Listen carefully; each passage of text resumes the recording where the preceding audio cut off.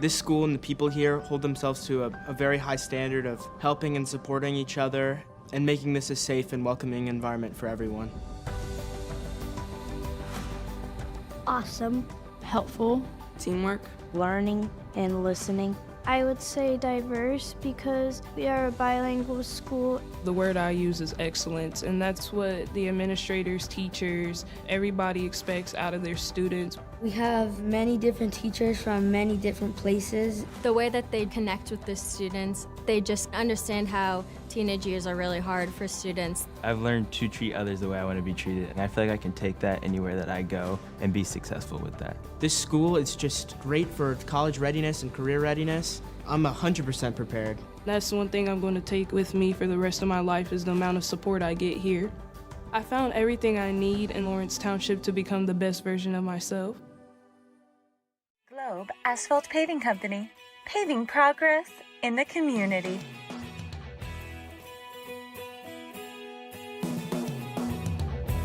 We've been paving the way for progress and growth in our Indiana community since 1931. We're honored to support our high school track and field athletes, coaches, teachers, and all of the community schools throughout Indiana. Congratulations to all the championship competitors that have paved their way through the local and regional qualifiers to become participants in the 2024 Indoor Hoosier State Relays. This athletic contest showcases the very best in Indiana high school track and field competition, sportsmanship, and excellence found in every community and school throughout our state. We are proud to be gold sponsors of the 2024 Hoosier State Relays. The Hoosier State Relays are more than just a statewide high school track and field championship. It's a winning event for all of Indiana. Globe Asphalt Paving Company has paved the way throughout Indiana since 1931. Congratulations to the 2023 Mr. and Miss Track and Field Award winners.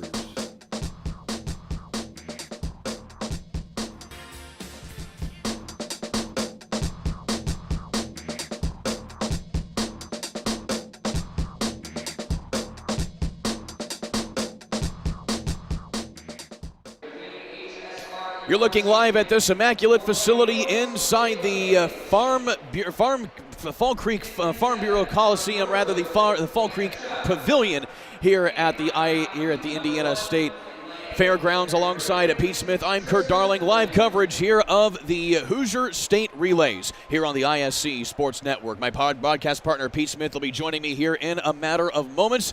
Meanwhile, we get right to the competition. A long day of competition, to say the least, as we get going with the state finals of the indoor season here throughout the sport of high school track and field. And with that, let's get right to it here with the first event on the running side of things. Of course, the field events getting underway as well. The girls' 60-meter hurdle prelims. Of course, the top 8 times from the coming 3 prelims will qualify for a final, which will come up later here this afternoon. So right at it here with the girls' 60-meter high hurdles. The first prelim of the day will feature Alyssa Davis of Carroll, along with Sophia Ngabasso of Brownsburg, Kate Kubiaki of Cathedral, Leah Lapri Ratney of Gary Westside, Lucy Hauser of Westfield, and then Hannah Chupp of Northwood, and Trissa Nguyen of Perry Meridian. And right out of the gate here, an easy start here for Ratney so far, but also in lane number 2 is Mbasso, and that makes it a really good race here for her, but it's going to be Ratney at 8:94, qualifying for the prelims into the final here, followed by, of course, Mbasso of Brownsburg, coming in at 8:99. Leah Ratney, of course, won the Indian Open this indoor season, setting her qualifying mark, but she was also 5th at the IHSAA State Finals in the 100 hurdles last outdoor season.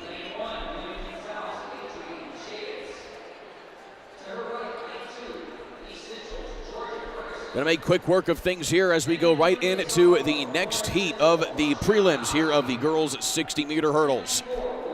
Adrian Shivitz of Bloomington South going to be in lane number 1, along with Georgia Ferguson of East Central in lane 2, Andreana Osby of Lawrence Central in lane 3, Lila Smith likely regarded as the favorite here amongst this squad.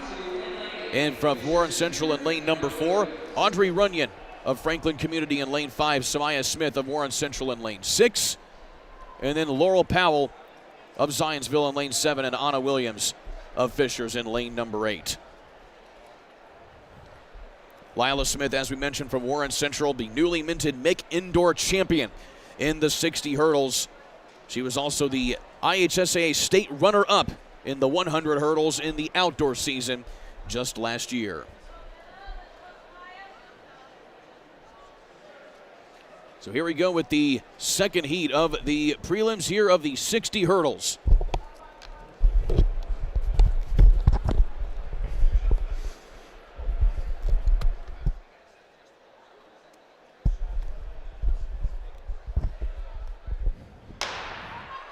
Another clean start and a good start there from Lila Smith of Warren Central. And she flies ahead almost a full couple strides, and she will make quick work of it.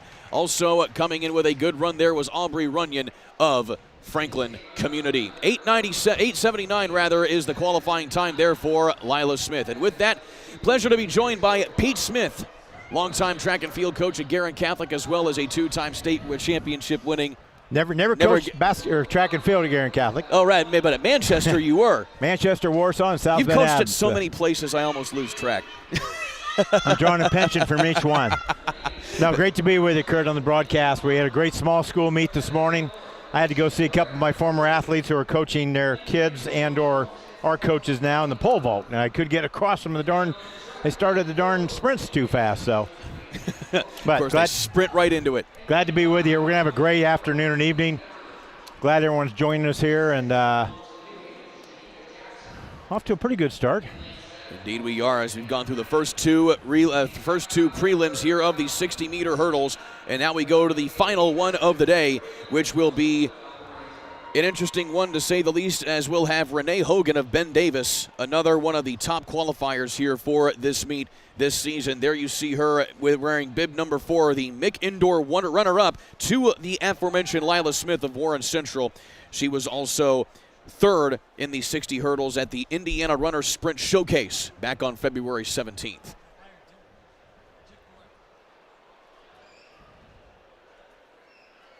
Things ran pretty quickly for the small school meet this morning. We expect more of the same here for this one here in the prelims of the hurdles and onward here as we will go well into the evening. And we will be on a rolling schedule if we get ahead. So just to remind everybody, you may think, okay, well, I've looked at the time schedule, I know what it is. If we get ahead, we will get on a rolling schedule.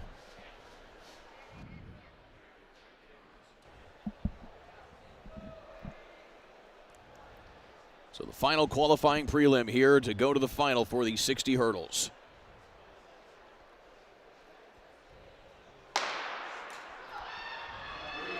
And Hogan is out well of Ben Davis. Right there with her, though, is Ellie Irwin.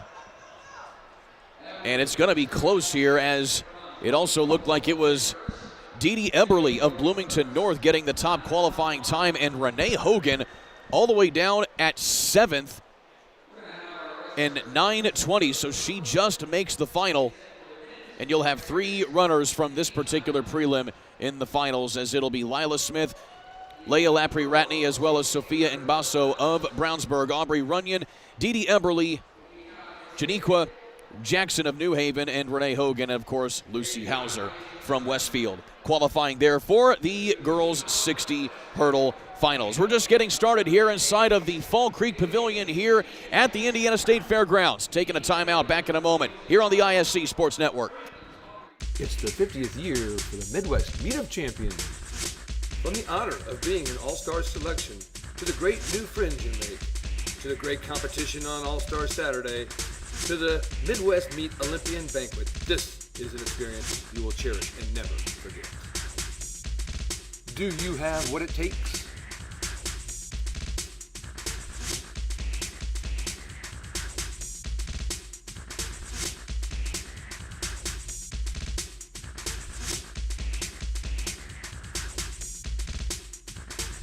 For more information, visit iatccc.org.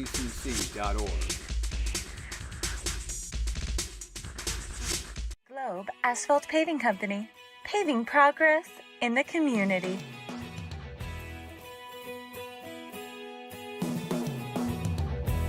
We've been paving the way for progress and growth in our Indiana community since 1931. We're honored to support our high school track and field athletes, coaches, teachers, and all of the community schools throughout Indiana. Congratulations to all the championship competitors that have paved their way through the local and regional qualifiers to become participants in the 2024 Indoor Hoosier State Relays. This athletic contest showcases the very best in Indiana high school track and field competition, sportsmanship, and excellence found in every community and school throughout our state. We are proud to be gold sponsors of the 2024 Hoosier State Relays. The Hoosier State Relays are more than just a statewide high school track and field championship. It's a winning event for all of Indiana. Globe Asphalt Paving Company has paved the way throughout Indiana since 1931. We are just getting started here inside the Fall Creek Pavilion here on the ISC Sports Network, continuing coverage of the Hoosier State Relays. Alongside Pete Smith, I'm Kurt Darling. Now on to the boys section of the 60 hurdle prelims. And Coach, we will have certainly one of the top qualifiers here this season today in this opening prelim. That is that of Tyler Tartar of Fishers. He is coming into this meet with a personal best of 791. This season, he will be going from lane number 4, and he is going to be certainly one of the best ones, not just throughout this regular season, but also going into the state to the postseason as well. He is the defending champion in this event from just a season ago. I call him the great Tyler Tartar. I've been able to watch him run the last 3 years at the Outdoor State Championships, the IHSA, and looking forward to watching him here again and having a great senior year. Hopefully he's going to have some really good competition. He does coming in today. John Peters of Merrillville came in with a qualifying time of 7.92, so just 1/100th of a second behind him. Some guys right around there. DeAndre Black from Bloomington High School South, Javion Westfield from Fort Wayne Northrop, all like close, so we'll see how they do here. Adam Quist going to be one to watch here in this particular heat as well. He was 5th in the IHSA state finals in the 110 high hurdles back in June. First of 3 time finals, or rather time prelims, excuse me. Yes. Will go to the final later on today. And an excellent start in the middle from Tartar. And he makes it look easy. But I mean this in the proper way too. He's gotten bigger. He has really gotten stronger, his upper body, you can tell. And that's going to help more arm pull as he drives over those hurdles. Big smile there from Tyler Tartar, who now has a new personal best at that performance there at 7:89. Mind you, the meet record set by John Colquitt of Brownsburg back in 2022 at 7:85. Yeah, I think he's got a chance in the finals. He wasn't pushed on that one per se. So anytime you have someone pushing, it always gives you a little bit more adrenaline to even go faster. And we'll get ready for the next heat here of the boys' 60 hurdles. Another one to watch here in this particular one will be David Carnell of Ben Davis, seated at 8-13 this season at 60 high hurdles. He's coming off of a win at the MIC Indoor Conference Championships, where he was the best of those particular athletes as well. Also, John Peters of Merrillville, as you mentioned, Coach, he's going to be the one to watch here in this one as well. Yep, you just hope to get through the trials. Again, you mentioned it already, but the top 2 times in each race, it's all a time thing. It's not like you're top placing. Times overall. Top times overall, yes, overall, yeah. They balance the races out from the standpoint of, okay, you've got your quicker qualifiers in the middle, but then at the same time, if you run a great race from lane 9, you're going to make it. You just got to run a great time. And in a straightaway situation, it doesn't really matter that much. You're running against the clock. Now, when you're running against in a regular race, Kurt, then you want your 2 fast guys or outside of you there. You can see both. But right now, just qualify and get to the finals, and anything can happen. Robert Burns, the third, also in this prelim from Ben Davis. You have 2 Ben Davis Giants going to be squaring off with each other here in this prelim. Robert Burns, the MIC Indoor runner-up from earlier this indoor season. a budding star in late 8, Braylon Tisdale, the freshman. From Homestead. Has certainly been one to watch out of the Fort Wayne area.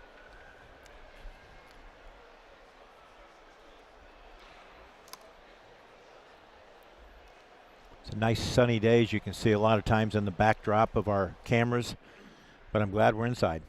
I'm glad we're inside. That's why we built this beautiful Farm Bureau Pavilion at the Farm Bureau Insurance Fall Creek Pavilion here at the Swine Barn. It's been a packed house. Oh, yeah. All day long here today. Had an excellent small school meet. Expecting the same here for the large school meet. Clean start in the second one and a good stride up ahead this time, as it's Peters of Merrillville making it look good. Never touched a hurdle. I specifically watched his race. He never touched a hurdle. Clean stepped him every one.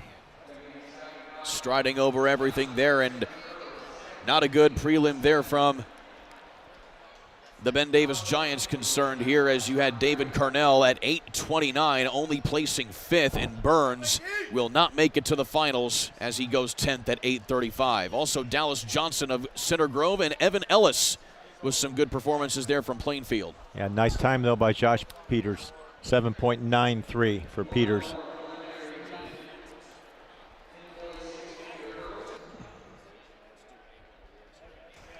So while we have a moment getting ready for the final prelim here of these 60 hurdles, today's coverage brought to you by A1 Awards, and we are more than just awards. For over 65 years, we have been a family-owned and operated business and take pride in our top customer service that sets us apart from other award companies. Our small but mighty team is ready to help you achieve your recognition and promotional goals. Call 800-444-9569 or email us at sales@a-1awards.com today, and we look forward to helping you with your next event. We are A1 Awards, creative recognition since 1958. It's Michael Starks from Lawrence Central there. You see on your screen. He's a senior. Going to have to run a really good time, a little bit better than what he's run before. He's seeded 9th if you go by times at 8.28. Yeah, seeded 9th. So he's got to have a good race.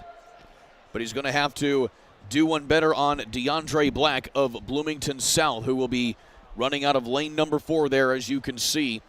He was 7th at the state finals in the 110 high hurdles last season, coming off of back-to-back wins at both of the Bloomington North Invites 1 and 2 to get to this juncture. Yeah, Javion Westfield is going to push him right next to him in lane 5 from Fort Wayne North up to Bruin.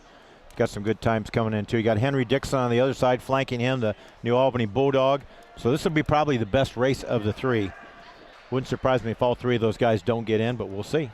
Westfield, the reigning Summit Athletic Conference champion in the 110 and 300 hurdles. Clean start here in this final prelim. Black looking good in the middle, but challenged there right next to him by Westfield, as you mentioned, Coach. And it will be Javion Westfield getting the win in this prelim.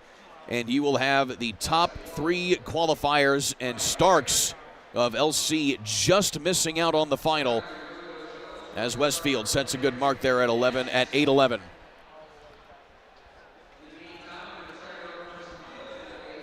Yeah, Carnell did make it barely. You made reference to him in that first one. He does eke it in, so he's got a chance to improve his time and so forth. But, yeah, thought that was the best race of the 3 we just saw. You can see all 3 of those in the middle. Westfield powering over. He leads with the left leg, pulls back with the right arm on the hurdles. Good race. We'll see those guys a little bit later.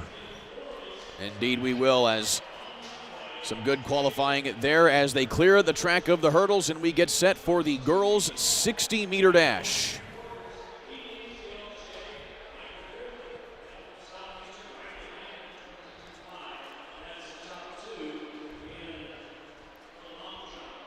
And this will be the first of 3 timed prelims, again, just like the hurdles. The top 8 times overall will advance to the final here, as we take a look at the shot put competition going on right now here amongst the girls competition. And already some good ones there from Gabrielle Nabisi of Penn, also Mackenzie Conklin of Harrison of West Lafayette. The top 2 here as they advance through the first few throws in this competition.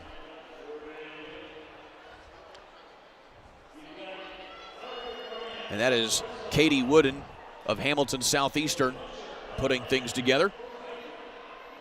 Just so you know, we should have unbelievable shot put competition between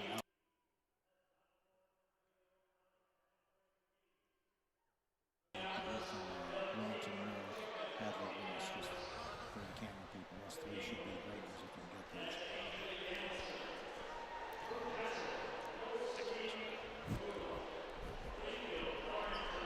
This now the first timed prelim of the event here today for the 60-meter dash. Maya Baker, Emily Norris, Savannah Lake, Laya Lapri-Ratney again from Gary Westside, who just qualified in the 60 hurdles. Will now try it without the hurdles here on this straightaway, along with Maya Taylor of Fishers, Asia Thurston of Brownsburg, and then Kilamisha Lindsay of Portage, and then rounding out will be Trishna Nguyen of Perry Meridian.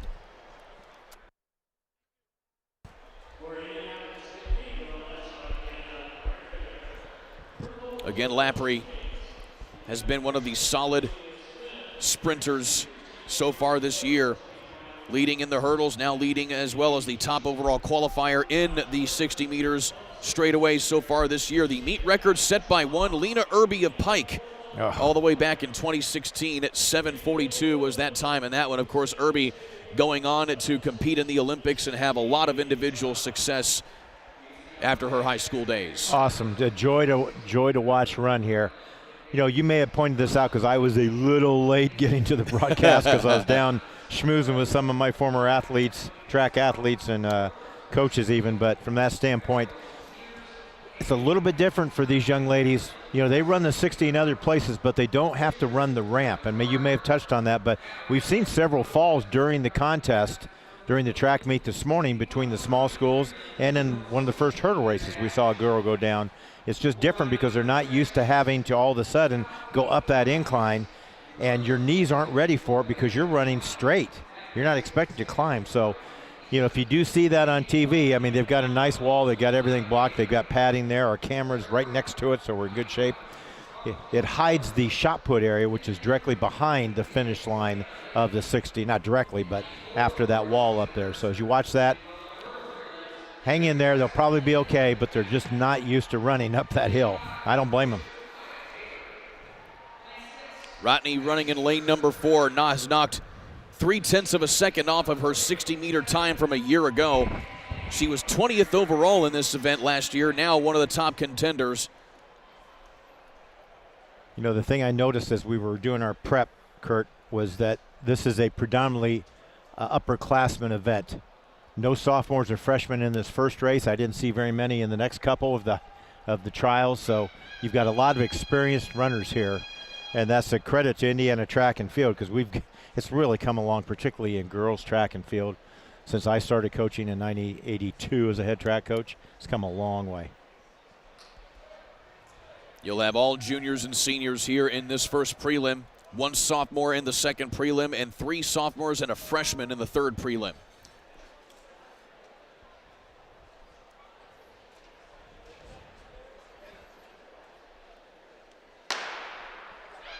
Another clean start. Ratney out well. And at the line, it looks like it's going to be Savannah Lake of Greenfield Central coming home with the victory in this one. Meanwhile, Ratney comes home 5th overall here at 7:79, so that might put her in a precarious spot qualifying for the final.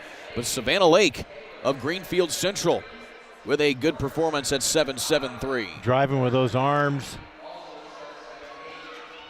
Yeah, good race there. Good race. Lake and Taylor actually at a dead heat tie per se, except when you go to the 1,000th, that's where she got beat. There you take a look at Savannah. She's certainly happy with that one. Savannah Lake won the Red Devil qualifier back on March the 2nd, has had a dominant outdoor season from last year, never finishing less than 4th in the 100 meters. But now we move quickly on to our next prelim, and here we have Anaya Bennett, who only a sophomore, is the second overall qualifier in this event coming into this meet. As a freshman, she was 5th in the state in the 100 meters at the IHSAA state finals. I remember calling that name, and as you mentioned probably earlier, her and Ratney both came in with 7.63 times, along with Lyric Steele, who we're going to see also in the third heat. But Ratney did not make it through. I don't think she's going to make it through on that trial. That was certainly, yeah. She's in at the moment, but there's still 2 more prelims to go, and you can certainly expect some of these competitors to outdo that performance. Also, Izzy Neal of Brownsburg has had a solid career so far, a junior. She was 7th in the 200 meters at the state finals. Yeah, Baden's very good also. I've called her meets before at Warren Central, so it's going to be another good one.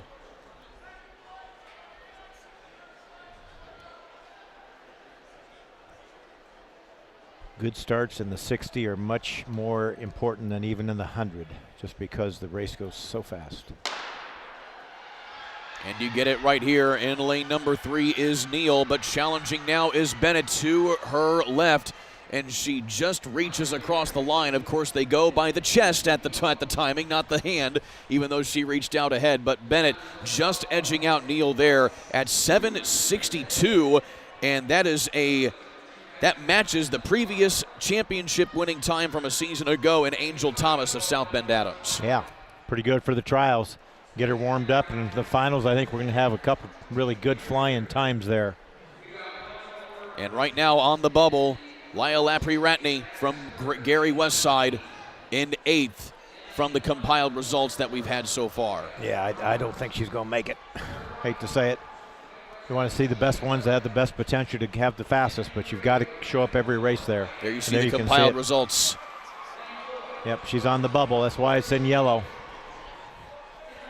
Little difference here in the state track meet. We have a 9-lane track. So on outside for the IHSAA, we'd be running on a 9, so there's 9 places. Here there's 8.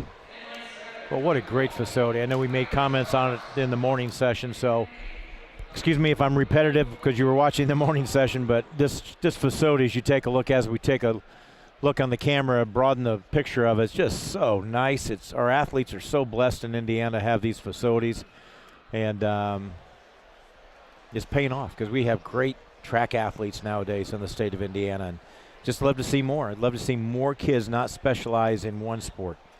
Run track, play football, find another sport, help your teammates out.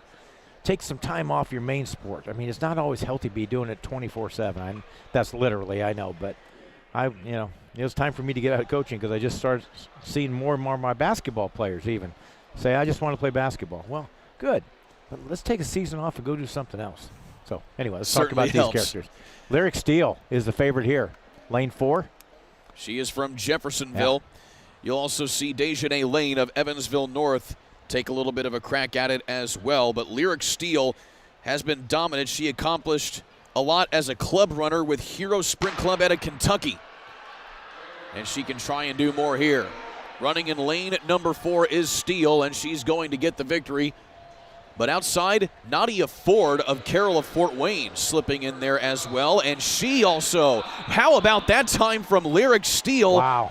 7:51 here in the prelims, and that is only a 10th off of the meet record set by Lena Irby of Pike in 2016. We're going to have a heck of a final here.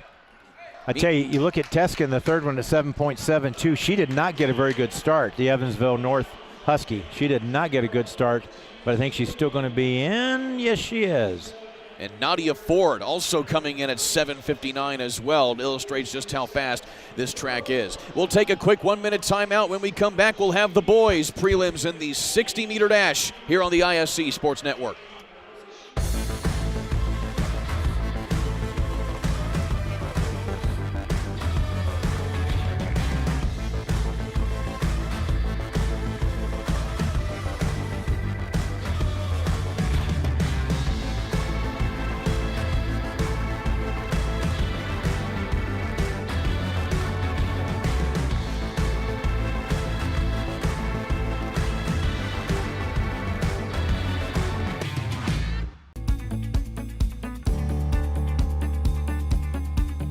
The reviews are in. Circle City Driving Academy is the preferred choice to help your loved one drive with confidence.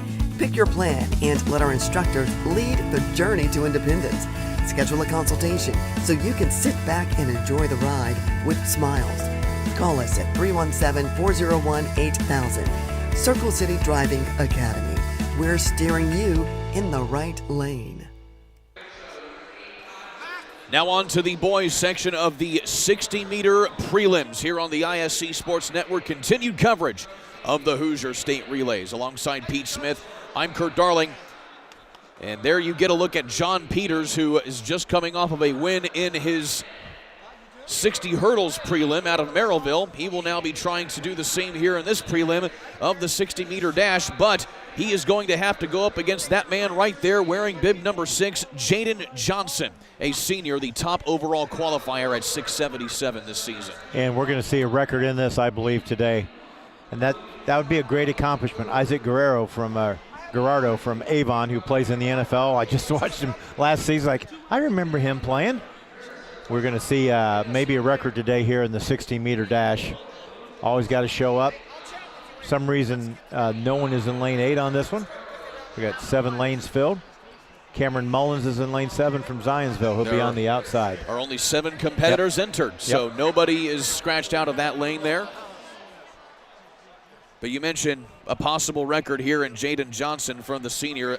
His personal best is 676 this season, which would put him on par with Isaac Guerrero's Avon 2018 record here in this meet. The previous champion, Jalen Reeves-Lyle of Warren Central, who went 683 last year. Yeah, Christian Woodson's going to be racing coming up here soon. He's a fast one. We'll talk about him, but sit back and enjoy this first heat of the 60-meter dash here at the Hoosier State Relays. Finley Huber also one to watch in lane number 3 from Harrison of West Lafayette.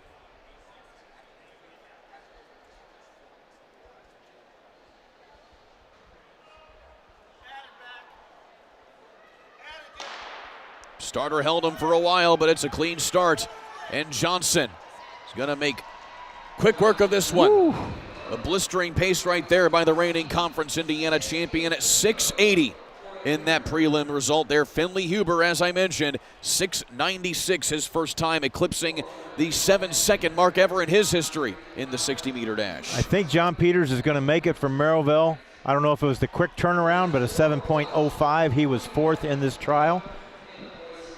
Good race. His teammate Ramsey, as you referred to, got 3rd, so there you can take a look at it. So you had Ramsey and Peters going 3 and 4 there for Merrillville, and as we look at it, they update to the next competitors in the next heat of the 60-meter dash. Marcus Townsend, Leo Boyd, Robert Nabu, as well as Christian Woodson, Davion Clark, Tayshawn Williams, and Bruce Johnson. And as you mentioned, Coach, Christian Woodson out of North Central here of Indianapolis, one of the ones to watch. He is the reigning MIC Indoor Conference champion. Do you want to mention Washington Township School Superintendent, Dr. Nikki Woodson? So correlation there. Going to have a few of them today as we're doing our prep as some athletes that have pretty good gene lines, both as athletes and as just quality people here. And now it's showing on the scoring monitor here that Christian Woodson is listed as a do not start. Possibly a scratch here. And his lane is open here, Coach, so there will not be Christian Woodson from North Central lining up to take the gun here, it seems. Well, must have an early season injury or an illness. Don't know. Don't want to speculate, but I'm sure he'll be back later on. I've called his name several years at the state track and field finals also down at Bloomington. So that may open up the door here yeah. for Davion Clark in particular here from Fort Wayne, who is to the right on your screen. He knocked a full second off of his 100-meter time last outdoor season. He was a regional champion and 18th in the prelims at the IHSA state finals, but didn't quite make it to the finals in the 100 meters.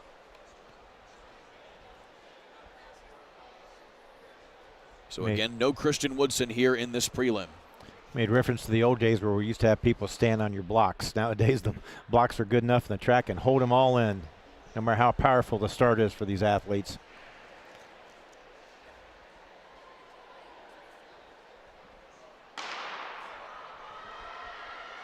Another clean start, a good start there as well from Tayshawn Williams of LaPorte.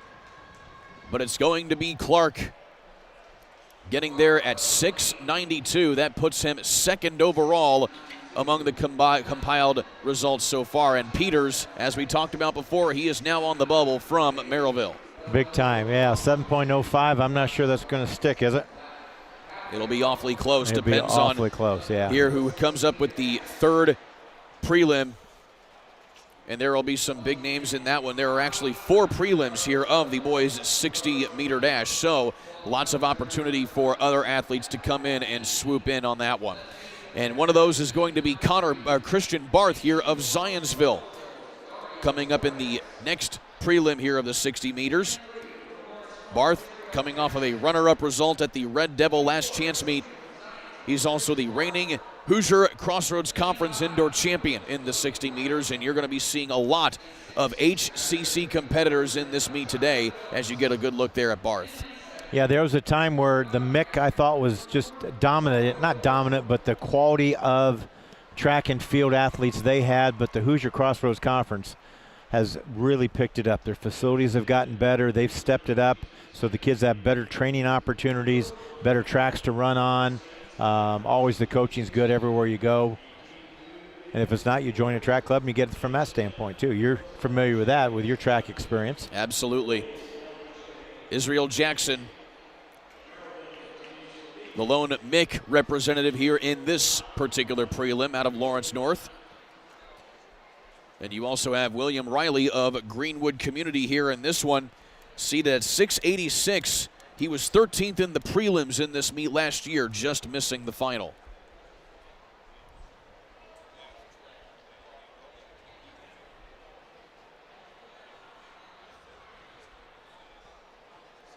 So Barth and Riley going to be the ones to look at here in this particular prelim. The third of 4 to try and get the qualifiers for the final.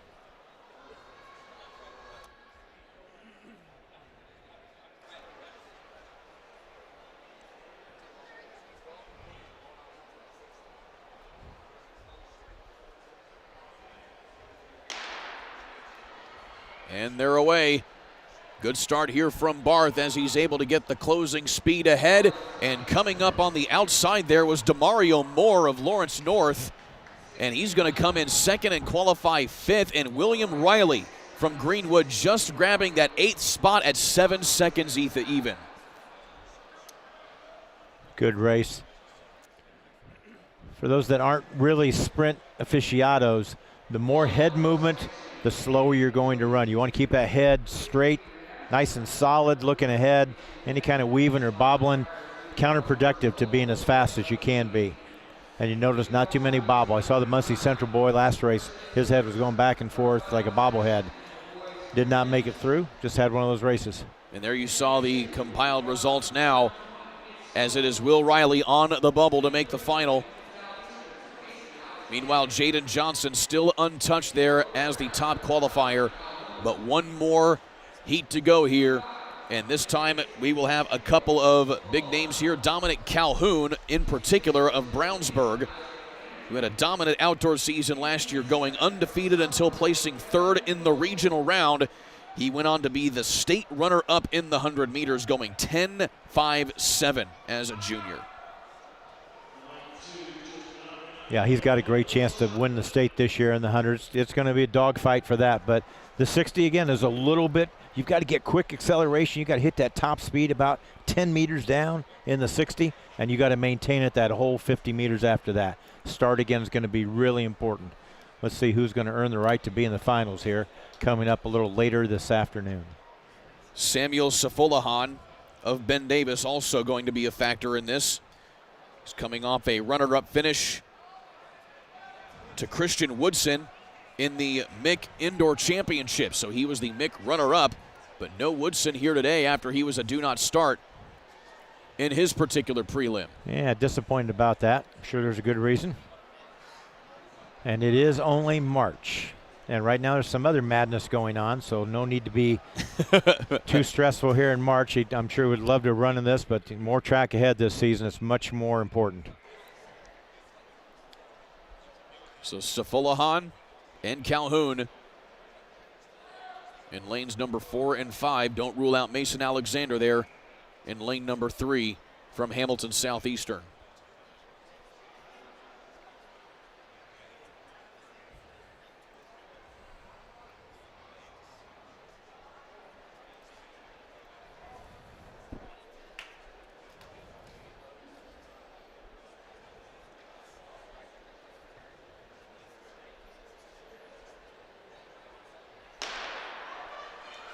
Really good start there from Safolahan of Ben Davis, but how about that closing speed of Calhoun? Woo.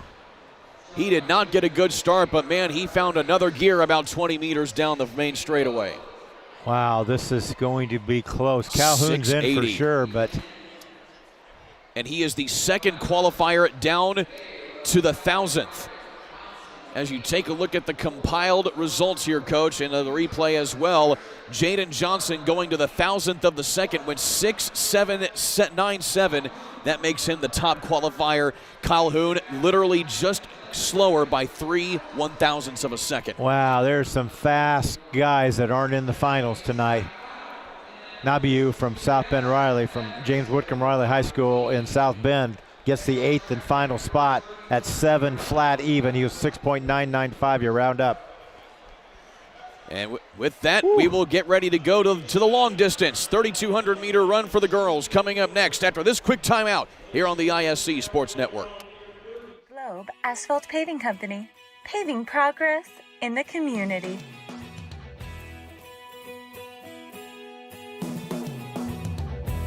We've been paving the way for progress and growth in our Indiana community since 1931. We're honored to support our high school track and field athletes, coaches, teachers, and all of the community schools throughout Indiana.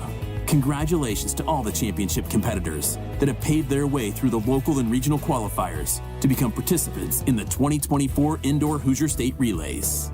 This athletic contest showcases the very best in Indiana high school track and field competition, sportsmanship, and excellence found in every community and school throughout our state. We are proud to be gold sponsors of the 2024 Hoosier State Relays. The Hoosier State Relays are more than just a statewide high school track and field championship. It's a winning event for all of Indiana. Globe Asphalt Paving Company has paved the way throughout Indiana since 1931. The legend, Harry L. Gill, athlete, record holder, champion. Began coaching in 1902, winning 18 national titles. Dissatisfied with the equipment available for his athletes, a world-renowned track and field coach becomes a pioneer. Setting up a small workshop in 1918, he launched the Harry Gill Company. By 1922, his endeavor thrived, offering the only full line of track and field equipment. And by 1954, the name Gill is ubiquitous in track and field, producing 90% of all U.S. track and field equipment. Innovators in the sport of track and field, Gill Athletics continue to lead the industry.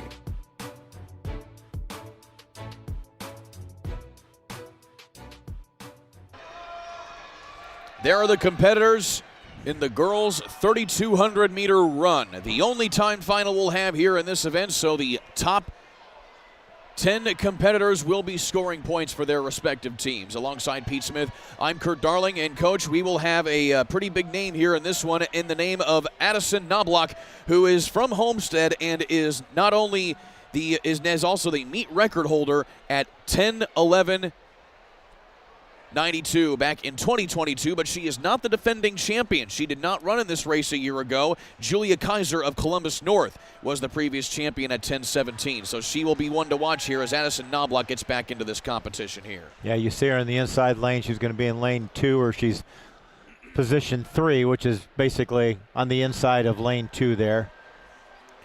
We've got Mary Eubank of Penn. She's a very good runner for the Kingsmen.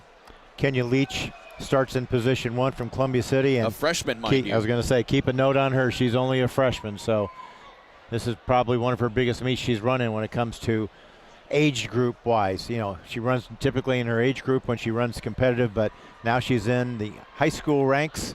She's running against some really good ones here, particularly the record holder of this meet. Kenya Leach wearing bib number 1 there just on the inside of your screen. That's Kurt Parrish, one of our 3 starters, talking to the runners right now. Our starters are Jay White, John Yandis, and the aforementioned Kurt Parrish, all veteran starters. Jay did a really nice job in that first meet today. He's on the stand today. Ava Gerald can certainly give it a run for their money as well from Pendleton Heights. She's only just begun running the 3,200 meters. Was runner-up at the OWL Hoosier State Relay Qualifier earlier this month, but has been primarily a miler. She was 12th in the 1,600 meters at the IHSAA State Finals last season. Always a tough start when you're inside on a small track like this. Got your staggered start there for the runners up in the higher positions to start. They're going to stay all the way around. They're going to go about 150 meters before they cut in. They will cut in at the beginning of the straightaway. Yep. The beauty of the waterfall start. They have to stay to the outside of the top group, and now they will filter back in and join the main peloton. Here's where you got to be careful. Here's where you got to be careful. It's not the best place to make maneuvers, but you also don't want to get boxed in if you want to get out with the leaders. And at the outset, it is Addison Knobloch from Homestead. Shocking. Taking control of this race, Ava Gerald and Kenya Leach filtering in right behind her. You were talking about Kenya Leach, the freshman. She ran her personal best at the New Balance Indoor Nats just 2 weeks ago, but she has a lot of experience competing in big meets already, so much so that she competed in the 1,500 and the 3,000 meters at the USATF National Youth Indoor Championships as a middle schooler. So even though she is a freshman, she is experienced, to say the least. Yes, yes. Just stepping it up, running against a little bit older girls in this category here. Looks like we got Gerald staying right with Knobloch at the start here.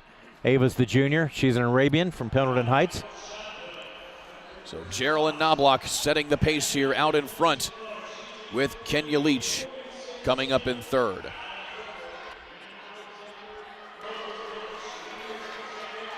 Well, life is certainly a race just like this one, and Insurance Management Group is here to champion your dreams on and off the track. Just like those lightning-fast track stars, we've got the speed and agility to tailor insurance bet plans to fit your needs. We understand life's twists and turns so you can focus on breaking records and chasing dreams. From health to home, we've got your back. Insurance Management Group, your journey, our commitment. Get ready to race with confidence.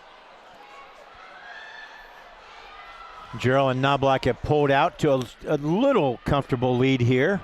They're setting the pace. It is still Knobloch, though, pulling Gerald along, lapping at about 38 seconds per lap. Leach a little bit slower than that, as that is indicative of the gap that they've put on the young freshman so far.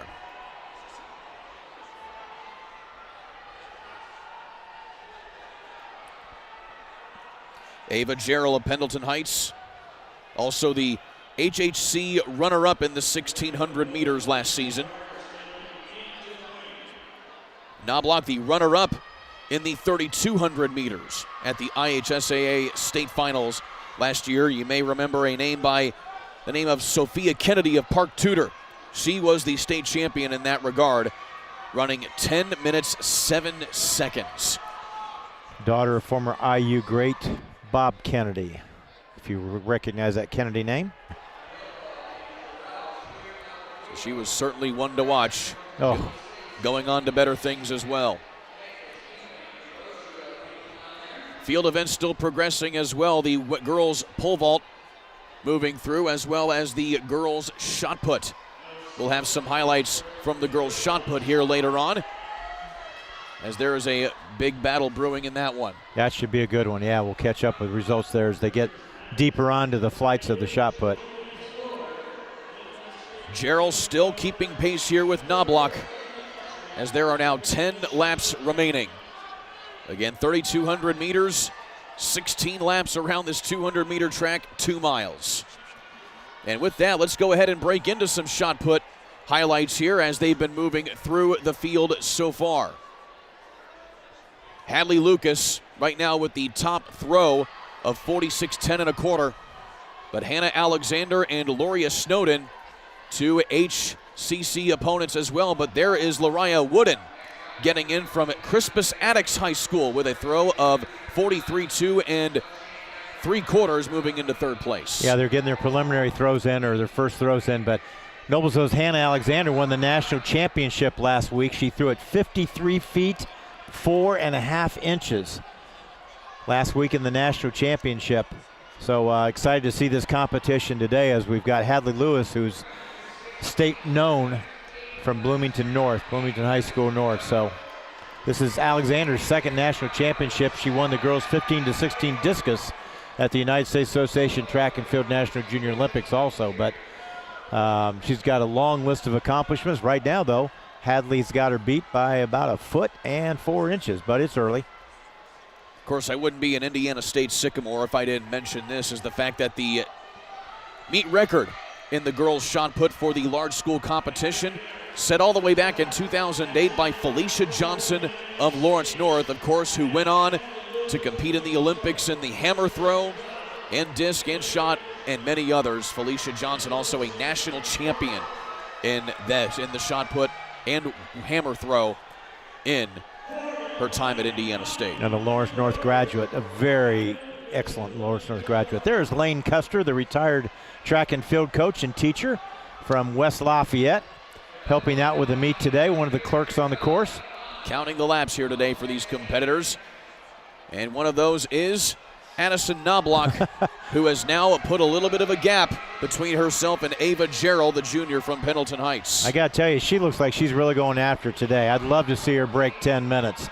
I know that's like, are you kidding me? But she's on a pace that's going to be close to it right now. She's capable of it. Yeah, I think the good start she had, she was pushed by Ava at the start, but now she's gaining some little bit of wiggle room there, and she's passing the competitors. Addison Knobloch with a personal best all-time of 10 minutes 12:69, which is again just over a second off of her previous meet record of 10:11.92.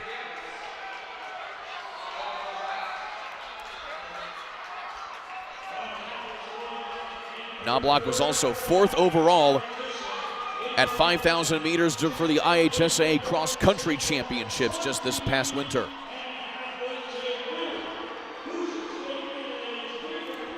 Yeah, the amazing thing, you look at these girls that she's passing, they're all stars of their own high school team, and they're probably thinking, oh my gosh, am I going that slow? No, she's going that fast. Well, and it's a smaller track. I mean, so when you say that, you can pass. It's just a different kind of dynamic when you're running on an indoor track like this. There is the rest of the field working through their paces. Meanwhile, Addison Knobloch has not gone slower than 39 seconds. And there is a 39-second lap for her as she crosses with 4 laps to go. 800 meters left to go here in this 3,200-meter run.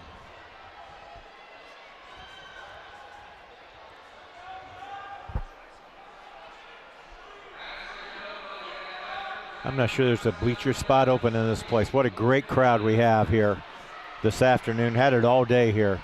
Certainly been fun to watch here as Knobloch now just crosses the start-finish line, receiving 3 laps to go. 8 minutes, 23 seconds and counting. Her record, I know you mentioned it, her record 10:11.92 that she's previously set back in 2022. She did not run in this last year, trying to eclipse her record, and she's looking really smooth. I can't see much of a hitch in that gitch right now. Bouncing well, she's staying on her toes.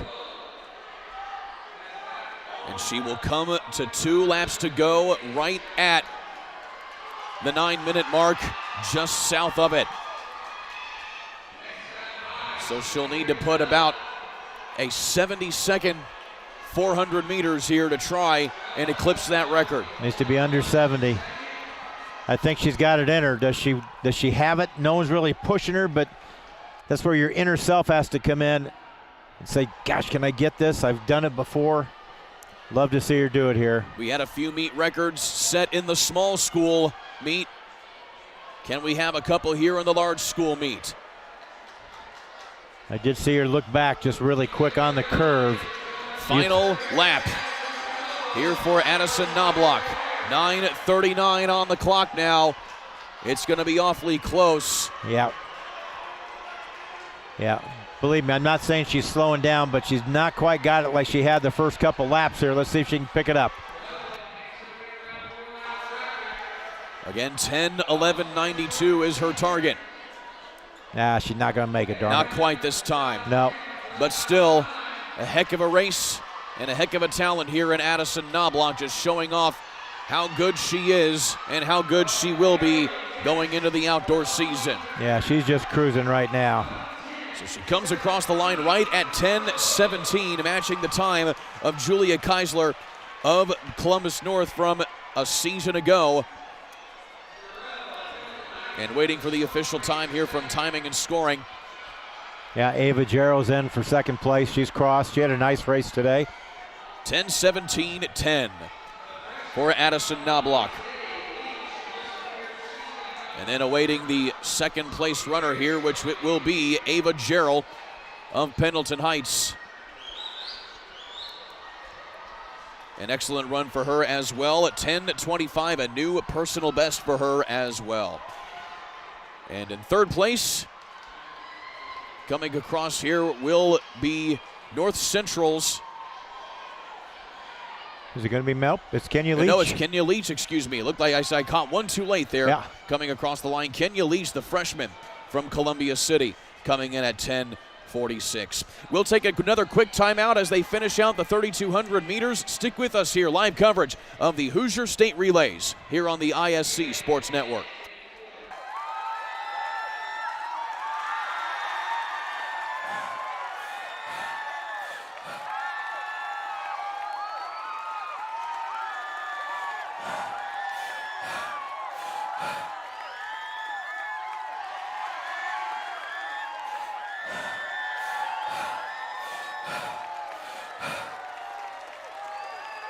Globe Asphalt Paving Company, paving progress in the community.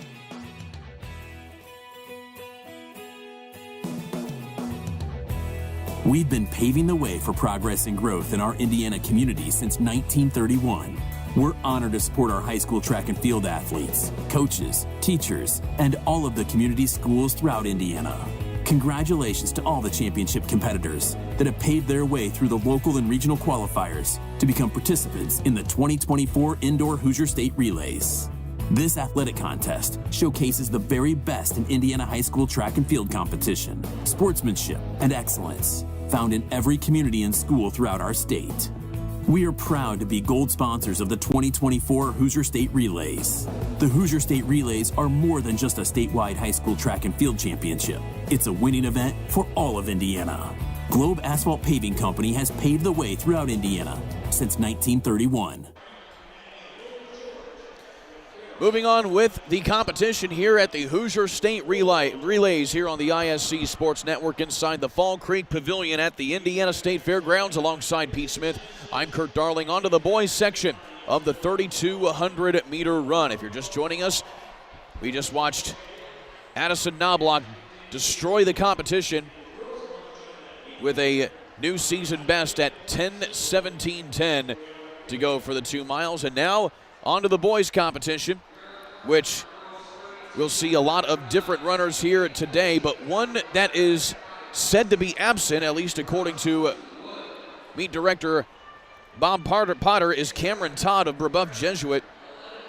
Said to not be here today, but it looks like we'll get a confirmation on whether or not he is here or not. He was scheduled to come up in lane in bib number 3, and from what I can see, he is not lined up here today. So no Cameron Todd, who is one of the top runners in the state, but we also likely will not see Will Conway either. So 2 of the top runners in the state will not be taking part here in today's competition. Instead, the field is opened up now, as it looks like we will have Sam Quagliori from Fishers, the top-seeded runner, coming into this one wearing a bib number 4. Well, he comes in with a 8:51.4 time. Our meet record is 8:52.94 by the great Rudy Chapa from Hammond. The question is, will he get pushed, Kurt, enough to go after it? That's the question. So again, Will Conway and Cameron Todd not present here today. So Sam Quagliori, as well as Jackson Nolan of Evansville Rights, will be some ones to look out for. Quagliori in particular, the newly minted Hoosier Crossroads Conference indoor champion in the 3,200 meters. And then Nolan of Rights.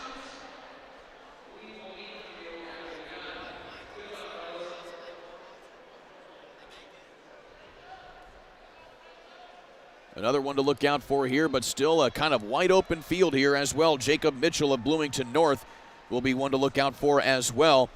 He was third in the 3,200 meters at the Indiana Runner Distance Showcase back on February 17th.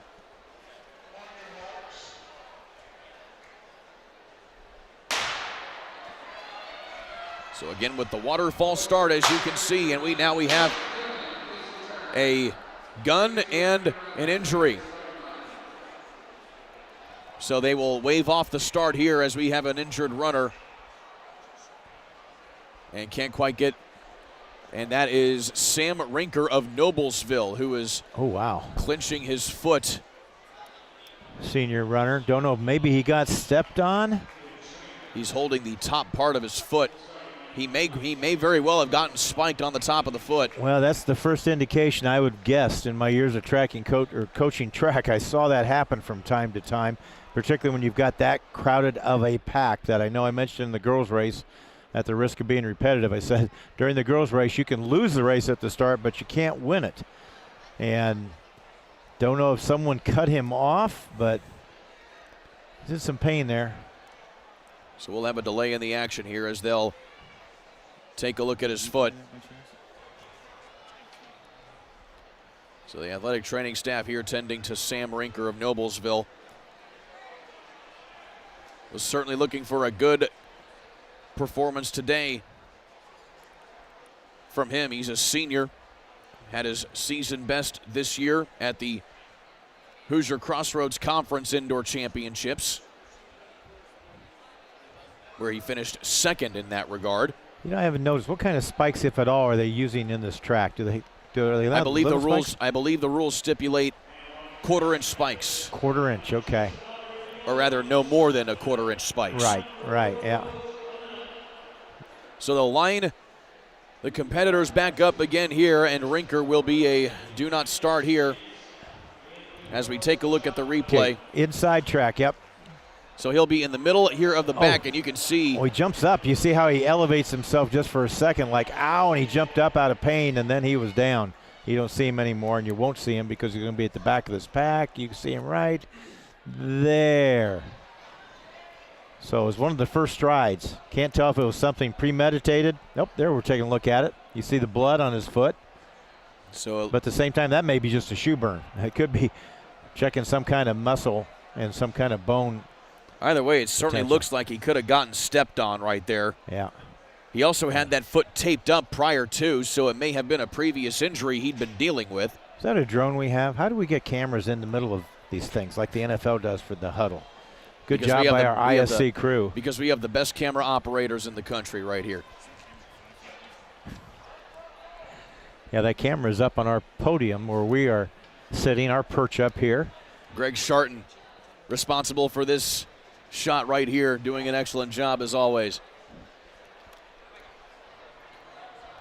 So we'll have a restart here, our first one of the day after a meet and a half or a meet and a third of a day. And so we get right back after it. So trying again, looks like it's a clean start this time as they make it around the opening curve.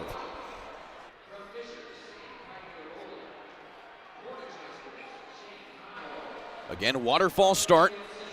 So competitors on the top will have to stay on the top until they filter back out of the top of the front straightaway.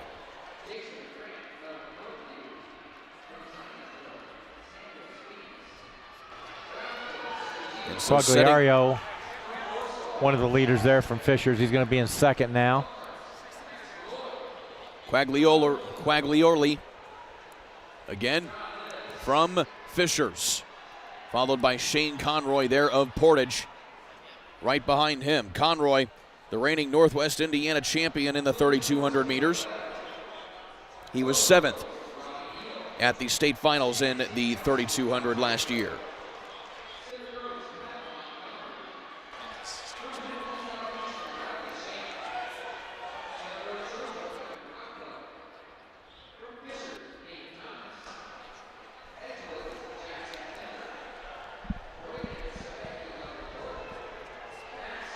So Quagliaroli here of Fishers, the de facto favorite now with the absence of Will Conway and Cameron Todd. Will Conway of Floyd Central not making the trip today. He was the defending champion in this event from a season ago. Cameron Todd also not here. He's the reigning IHSAA state champion in the cross country. So Quagliaroli now taking up the reins here and setting the pace here in the boys' 3,200 meter run.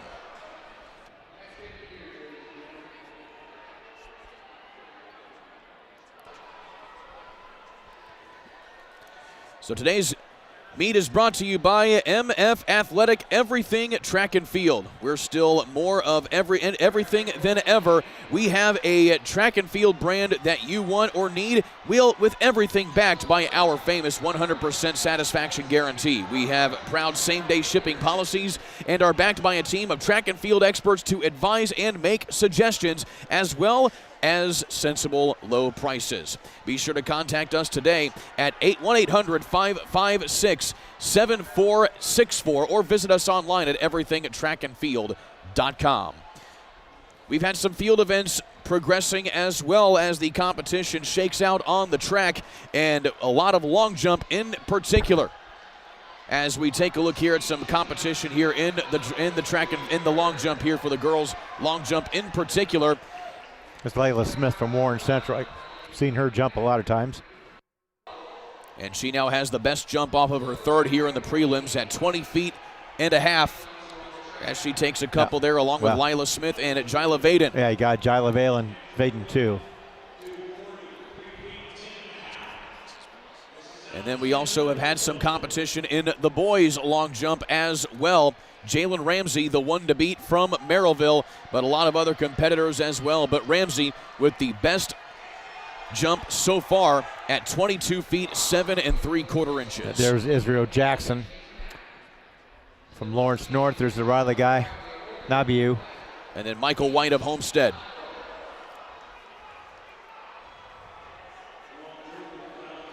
And that's Jacob Jones of Crown Point putting things together. White flag means good, red means it is a scratch. And a lot of white flags in that little segment there we've been watching. Jacob Jones with a couple jumps right there. His best 21 feet 9 inches, good for 6th. But Jalen Ramsey of Merrillville right now the early leader in the boys long jump. Back on the track though. Things continuing to shake out here,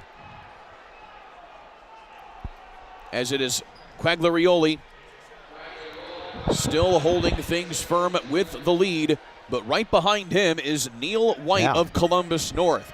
And if anybody watching, of course, is an aficionado of distance running in the state of Indiana, Columbus North, one of the preeminent cross-country programs in the state. They have won several state championships, and Neil White is no stranger to that, as he currently sits in second place. Yeah, I think Conroy's still in third, the junior from Portage. So there's your top three. They're all juniors. Again, disappointing. I thought maybe the oldest record in this meet, which is Rudy Chappa's 8:52.94, maybe broke. That was set in 1974. But it's going to stand most likely. Sam's on a good pace here, but I'm not sure 8:52.94 is in his sights. So I'd love for it to be. Maybe in the sights, but it may not be. It may attainable. Attainable. There you go. Sam Quagliaroli still holding things on here as the splits continue to tick down.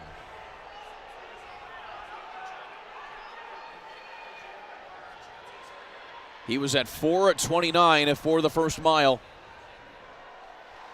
And now coming to 6 laps to go. Neil White coming across in second. He just flashes across your screen there. He was third at the Conference Indiana Outdoor Championships last year. Just missed qualifying for the state finals in the IHSA in the 3200. It's like Max Malloy of Elkhart High School has moved into 4th. The Lions junior.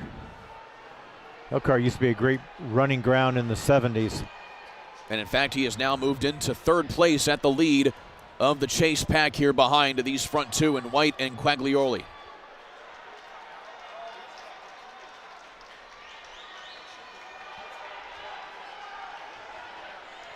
So Max Malloy leading that front pack. He came across at the mile at 4:35 a couple laps ago.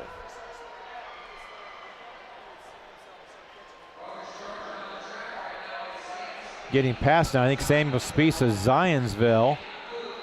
Looks like he just made the move and moved into 3rd place. There is Quaglioli again, the reigning Hamilton County champion in the 3200 meter. He was the runner-up at the Hoosier Crossroads Conference meet last year in this event.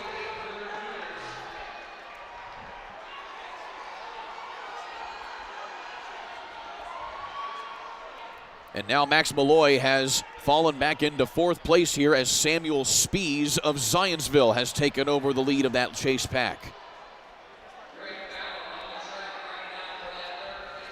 Samuel Spies from Zionsville. He was 8th at the IHSAA State Cross Country Championships in the late fall. Back out in front, though, now comes Shane Conroy in that chase pack.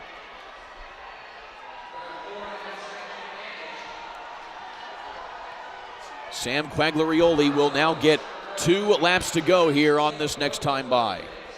Boy, he looks just solid and steady. Not being pushed, so he's got into his comfort zone there. At the same time, he's got everything moving in the right direction, that's for sure. Sam Quaglioli, followed by Neil White, and then in the front of that chase pack again here is Samuel Spies. So the race right now here back in the field is for 3rd place as they keep changing positions here.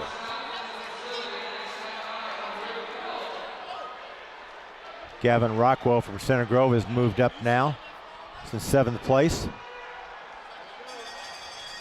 Bell lap here now for Quaglioli. And Neil White coming now back into the fold here. He is going to try and chase down Quaglioli, but he's running out of real estate to do it into the final 100 meters.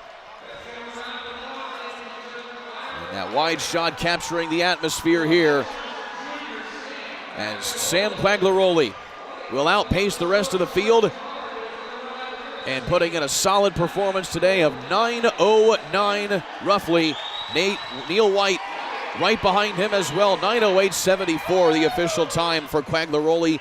That is 2 seconds off his personal best, but he has an 8-second increase on his season best here with that victory. Yep, Neil White with a 17-second increase on his. Good race. Again, the two we were really hoping to watch, Will Conway and Cameron Todd, will have to wait probably till the end of March, or I'm sorry, the end of May in the boys outdoors if they can get healthy and stay healthy. Congratulations, though, to Sam, who will be in that mix also here in a couple months. And how about Kyle Montgomery of Center Grove really coming on strong in those last 2 laps. He comes up here for 3rd from Center Grove, and Jacob Mitchell of Bloomington North going to get the 4th place spot. We'll take a quick timeout. When we come back, we'll move right along as we'll go back to the center of the track for the finals of the girls 60 high hurdles. You're watching the Hoosier State Relays here on the ISC Sports Network.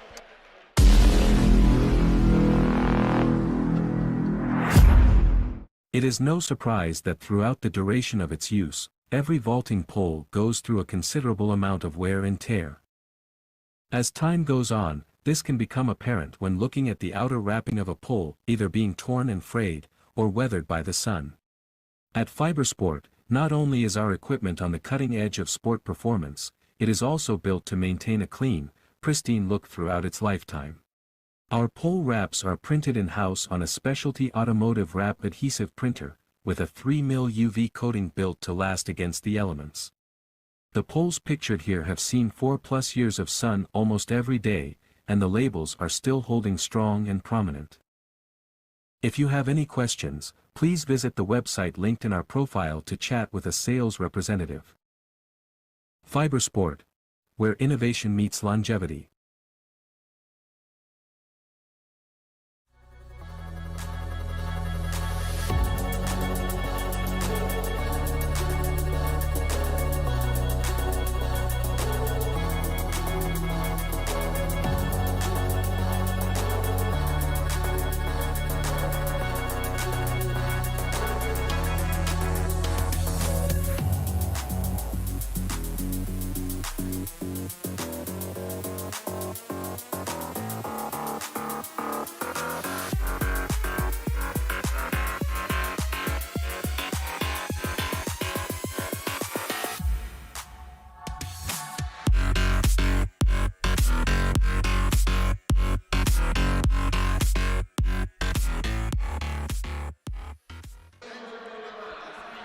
We now go back to center track as we get set for the finals of the girls' 60-meter hurdles. Alongside Pete Smith, I'm Kurt Darling. Live coverage continuing here of the Hoosier State Relays here at the Indiana State Fairgrounds.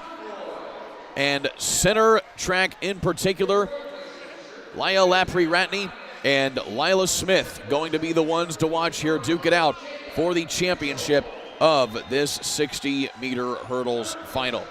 Encompassing the whole final here, we'll have Renee Hogan of Ben Davis in lane 1, Dee Dee Eberly of Bloomington North in lane 2, Sophia Mbasso of Brownsburg in lane 3, Lila Smith of Warren Central lane 4, Leah Lapri-Ratney of Gary Westside in lane 5, Audrey Runyon of Franklin Community in lane 6, Janique Jackson of New Haven in lane 7, and Lucy Hauser of Westfield in lane number 8.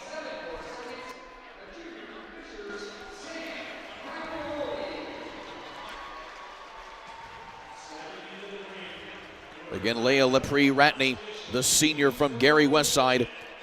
She was 5th in the 100 hurdles at the IHSA State Finals last outdoor season. Ratney was also 4th in the 60 hurdles at the HSR Large School last season.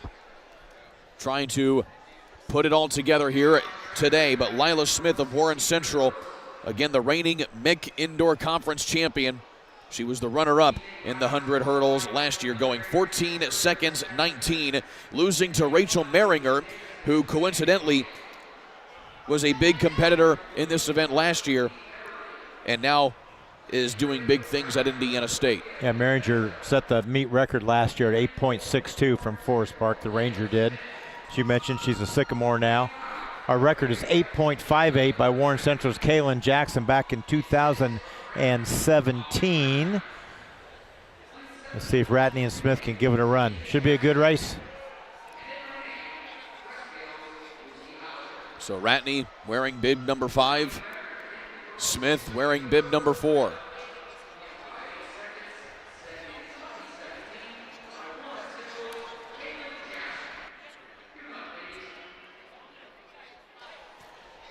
This race brought to you by Barnes & Thornburg, Indiana's largest law firm, and proud to support the Nike Hoosier State Relays. And Lucy Hauser out there in lane 8 from Westfield. Good to see her in the finals of this race. She'll be an HCC big-time competitor as the season gets there.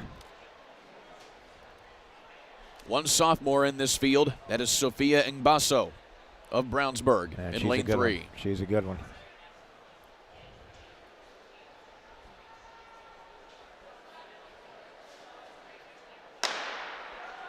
And they're away. Lila Smith out well from Warren Central. Yeah, she is. And Ratney too. Not very good closing speed elsewhere though, but Ratney going to be taking second to Lila Smith from Warren Central, who comes across at 8:74.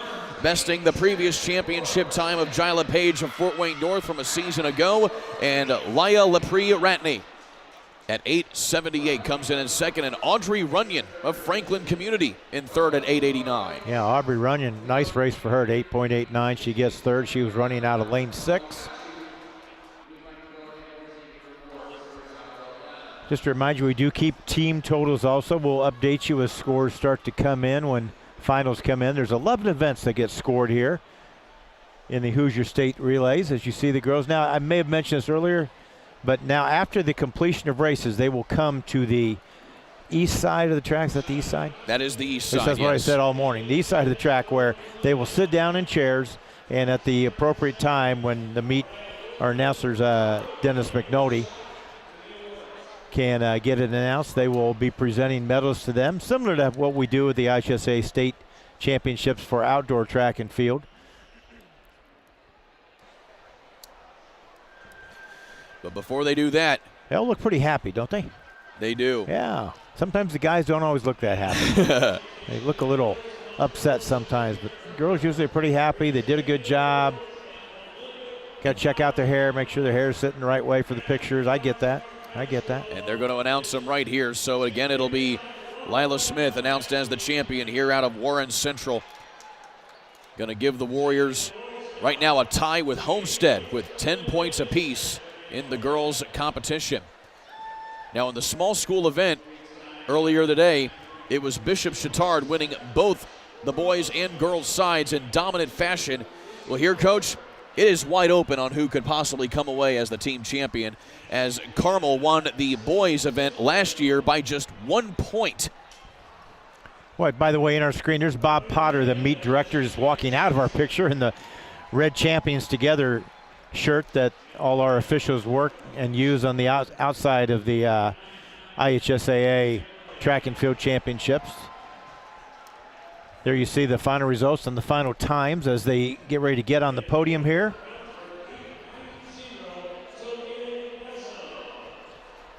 Yeah, I'm sorry to interrupt you there, but Bishop Chittard had a great meet, both in the girls' meet and the boys' meet. From the standpoint here, we've got a couple runners that aren't here today that if you would have pre-scored this out, I think you would have seen it be a lot different than what it's going to end up today. So it is wide open. A couple runners didn't get into the finals. That was going to help this Maryville team when we get to the 60-meter dash. Neither one of those guys got in, and both would have been, on paper, scoring points. So changes the complexity and the scoring dynamics here coming up this afternoon and this evening. One of those competitors you referred to was Josh Peters of Maryville, who was able to get into the final for the 60 hurdles on the boys' side, but unable to really get there in the 60-meter dash.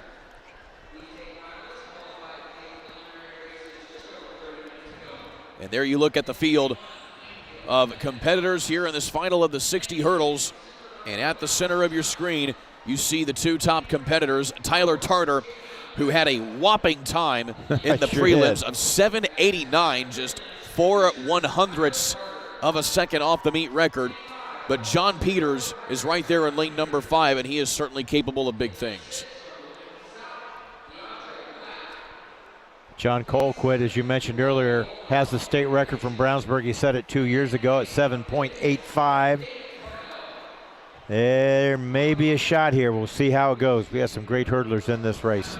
Put it in perspective here, Pete, is the fact that Tyler Tarter, the defending champion in this event, back in the field here again. He won this event last year in a time of 8:05. He smashed that time in the prelims. You know, I mentioned earlier, he's stronger this year. His upper body is really filled out.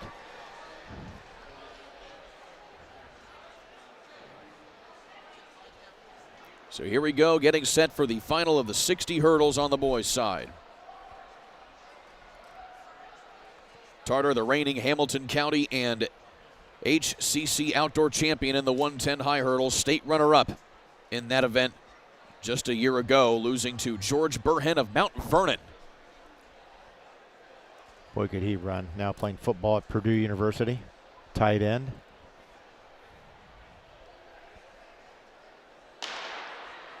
And a clean start. Oh, boy, he's going. He's flying. And Tarter, Bess Peters in this one, And we'll get the final time here. It looks like it's 7:82 on the board. 7:81 the official time, and that is a new meet record for Tyler Tarter, besting the previous record from John Colquitt of Brownsburg by 4/100ths of a second. Great leg kick over the hurdles, not touching the hurdles. He felt good about himself, you could tell, and then watch the reaction. When he sees the time, knew he broke the record. Congratulations. And again, I live in Hamilton County, so I read about his great successes during the season. I call him the great one, Tyler Tarter. Sets the meet record here. Congratulations. John Peters also matching his season best at 7:92 with second place, and Javion Westfield of Fort Wayne Northrop coming up to steal third place at 8:01. So a heck of an event right there as they'll clear the track of hurdles. With that, we'll take a quick timeout, coming back for the 60-meter finals here on the ISC Sports Network.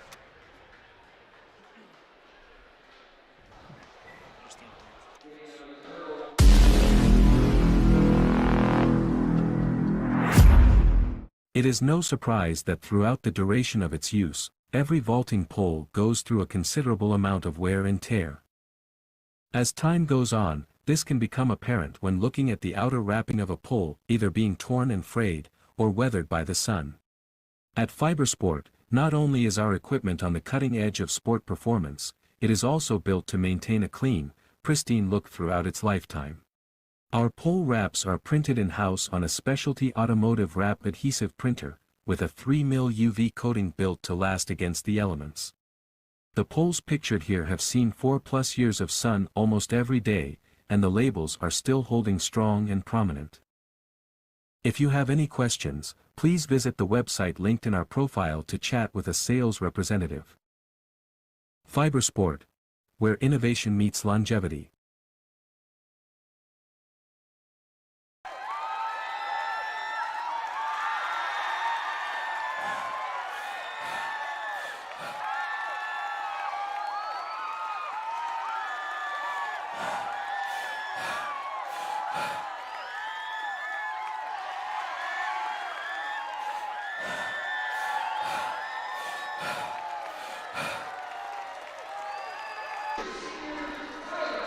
Field events progressing on the infield right now here on the ISC Sports Network alongside Pete Smith. I'm Kurt Darling. You see the pole vault pit right there as the girls' pole vault competition continues to progress. We also have the girls' shot put that just concluded the prelims.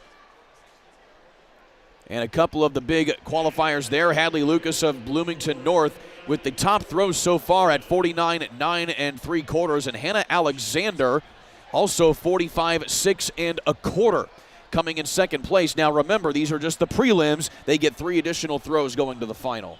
I think they've already done the finals, Kurt, because there's your 3 throws in the final. Well, then there you go. So yeah. Yeah, so as we take a look at some clips of the action there, Hadley Lucas, 49 9 3/4, I think is your winner. We'll get confirmation on that as well, as the boys are now going through some warm-ups as that due to get rolling here in just a matter of moments. You'll have a lot of big competitors there as well.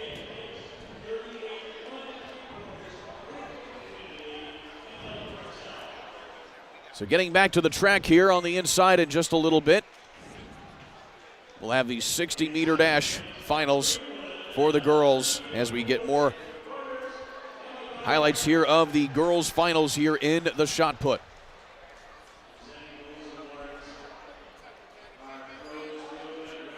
And again, we'll get official confirmation on that, because it looks like, yeah, indeed it is. There is the confirmation indeed, as we'll have Hadley Lucas being declared the winner here with a best throw of 49 9 3/4. Hannah Alexander, surprisingly, only coming in second here from Noblesville. Well, she just had thrown so well the weekend before. You always got to go out and prove yourself, but we knew those 3 were probably going to be the top 3. Lariah Wooden from Attucks, another seasoned veteran in the shot. So Hadley Lucas just coming up a few inches shy of the meet record from Felicia Johnson back in 2008. Meanwhile, there's the field of competitors in the girls' 60-meter dash finals. And Lyric Steele was the one to beat here coming into this one. She had a blistering time in the prelims. She was third at the USATF National Youth Outdoor Championships in both the 100 and 200 this past July with her sprinting club, Hero Sprint Club in Kentucky. But she will also be joined by very other ample competitors in this one. Nadia Ford from Carroll of Fort Wayne really had a good time in the finals as well at 7.59. And she's only a freshman, mind you. Yeah, this is going to be a good race. Savannah Lake won the first trials, but her time didn't get her in the middle of the lane. She's going to run from lane 7, the senior from Greenfield Central. Emily Norris in lane 8 next to her from Carmel. And Izzy Neal of Brownsburg in on this as well. She's been on the podium in each of her last 4 races this indoor season, and coming off a runner-up performance in the Hoosier Crossroads Conference Championships.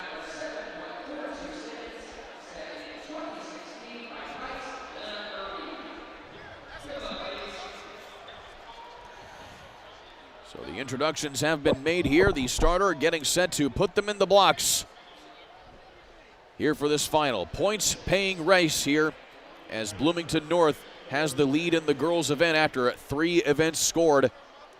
Fishers has the lead in the boys' event after 2 events scored.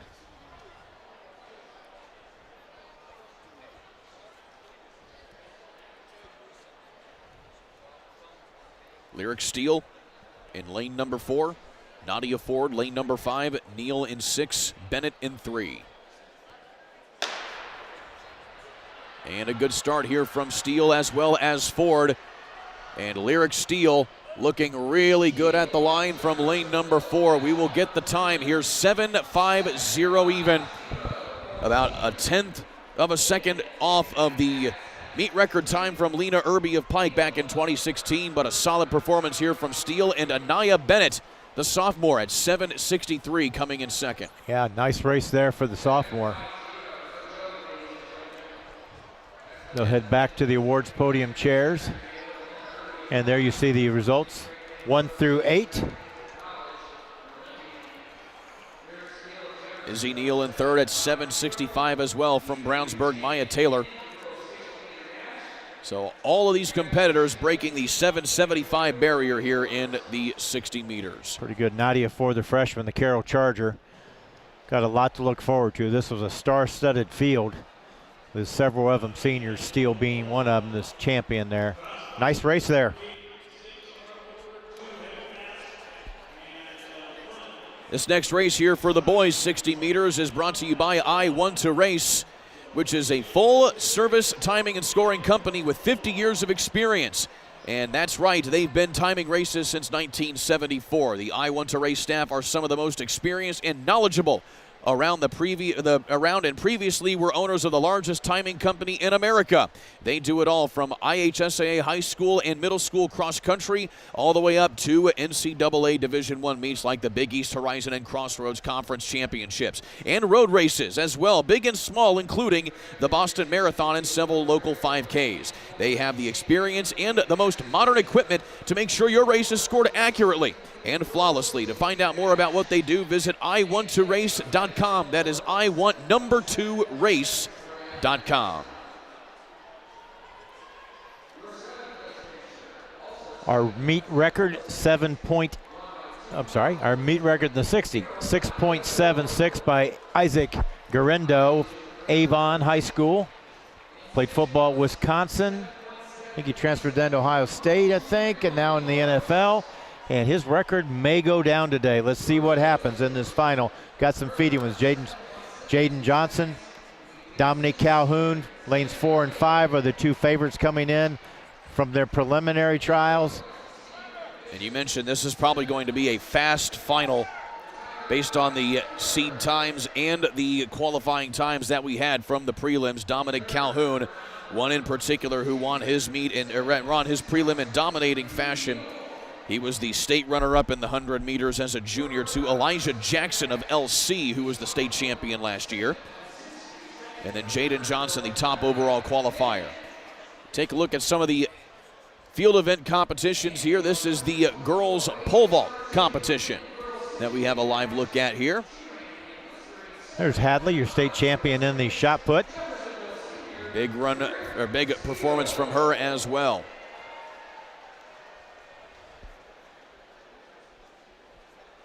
We're going to have a lot of different competitors in the girls pole vault to talk about, as well as the bar now at 11 feet 6 inches. And we'll keep you apprised of that as well. Had a 12-footer in the small state championship this morning, the girls state championship, girl from Evansville Central. Anna Elise Sloan. There you go. 12 feet even. Made it look easy. Then the boys competition, Peyton McQuinn coming away with a victory going at 15 feet, winning on misses over Ethan Smith of Churubusco.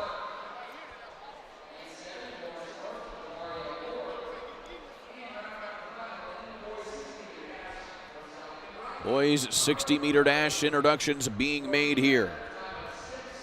The previous champion, Jalen Reeves-Lyle of Warren Central, put up a time last season at 6:83.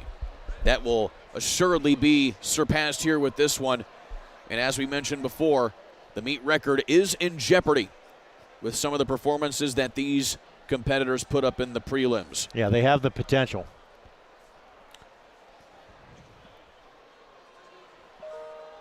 Jalen Johnson, again, the undefeated runner this season in the 60 meters with 4 victories in a row coming into this meet. The reigning Conference Indiana champion in the 100 meters.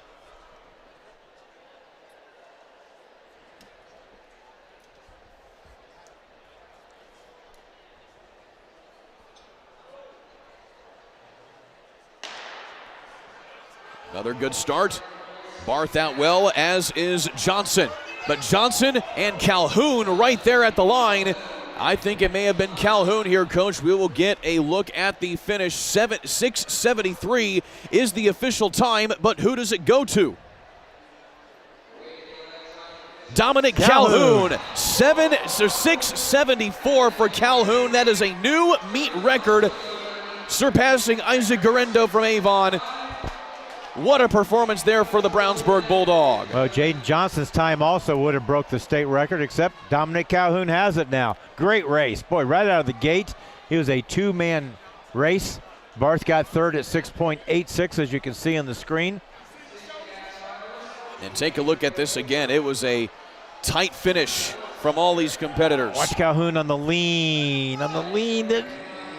I almost think maybe Jaden Johnson leaned too early. I think he just leaned a little bit too early. Calhoun with a longer stride, and then the lean was at the perfect time. Cameras don't lie. Congratulations, Calhoun. Congratulations, Jaden Johnson. That's a great time, too. Some great competitors right there. We'll take another 1-minute timeout. When we come back, we will have the start of the girls 4x800 meter relay coming at you next here on the ISC Sports Network. Globe Asphalt Paving Company. Paving Just trying to progress cross my in the community. time off here.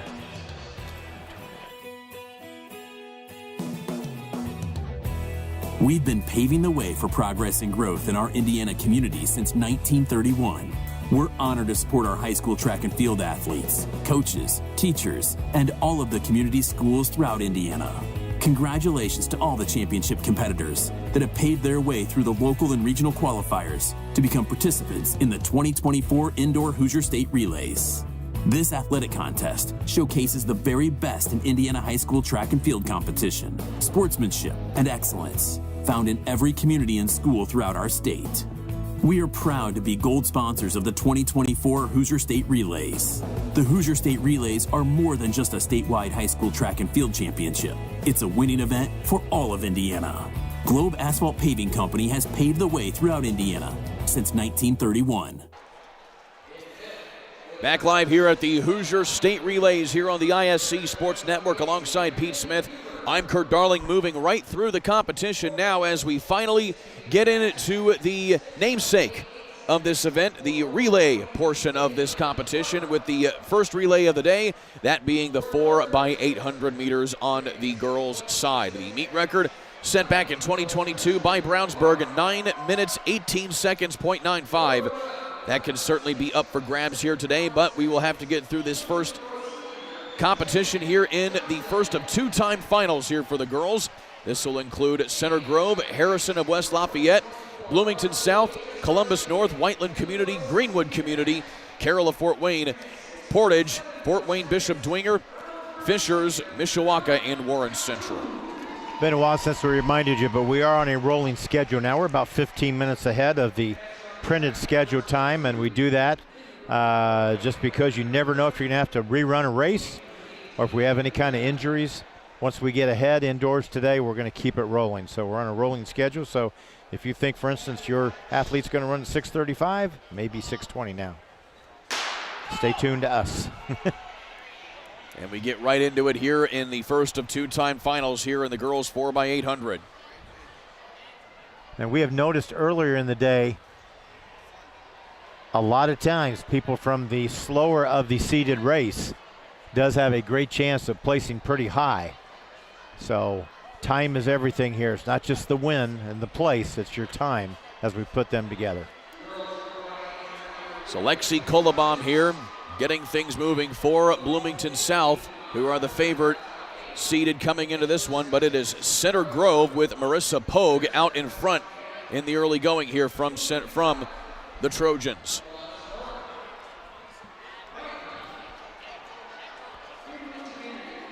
West Lafayette Harrison in third there in the orange jersey.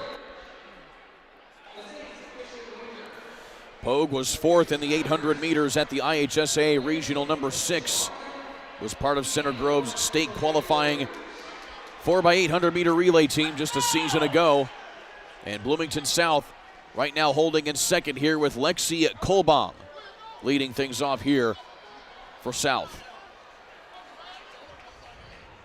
Just a disclaimer, we have the runners' names. If they've changed off their lineup card, we may sometimes say we believe a runner is running at this time, but if the coach changed the lineup, and particularly in a longer distance race, they do that sometimes because they don't have to have too sharp a handoffs when you go distance races compared to sprints. Sprints that can really make a big difference. Warren Central has really moved up. Starting position 12, they're in third right now. And that is Madeline Nowell of Warren Central leading things off here for the Warriors. And now Bloomington South taking control here as Kolbaum will put a little bit of distance between she and Pogue of Center Grove coming to the first exchange. Again, 800 meters, 4 laps around this 200-meter track. This Bloomington South squad came in with a time posted of 9:54.81.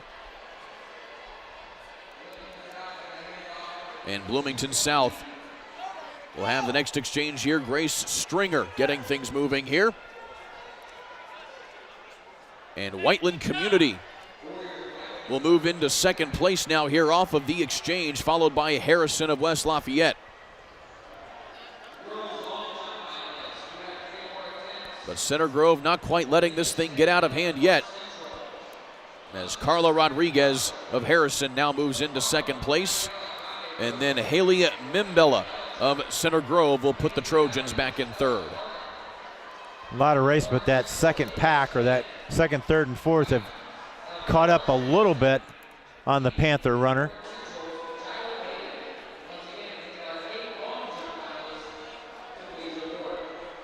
Bloomington South still holding firm here in the lead, but Whiteland Community here with Lena Ship starting to reel South back in here as they'll come to 2 laps to go here on this leg.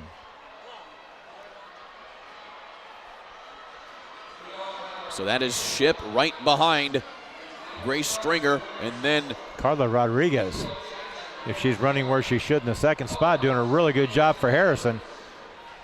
She's going to take the lead here, I think, in the straightaway. So there is Carla Rodriguez. She's going to get held off. Nope, she's going to take the lead. And Stringer going to let her go by here at the moment. And you also have Center Grove here with Haley Mimbella right there behind now, tucking in behind Stringer. Well, it's got to be a great split for Rodriguez. Not breathing real hard. Super job. Bloomington South with a seed time of 9:54 coming into this meet, but now they are in a little bit of a tough spot.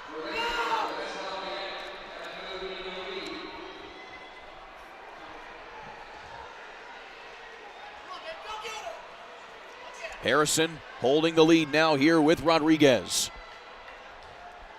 Center Grove starting to reel in now for the lead, going now to the next exchange. Mimbella closing on her.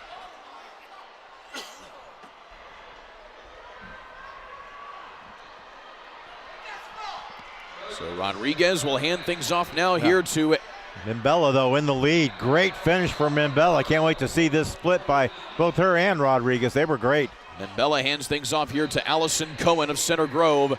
And now the Trojans scored as the leaders, 2:24. That split there from Mimbella. Those are good times for your number 2 runner, really good times. But don't count out Harrison here. Whiteland has moved up to third, by the way, in that exchange. The Warriors. Madison Fleury here for Whiteland, taking control of things. And she will try and reel in Harrison, who now has Peterson.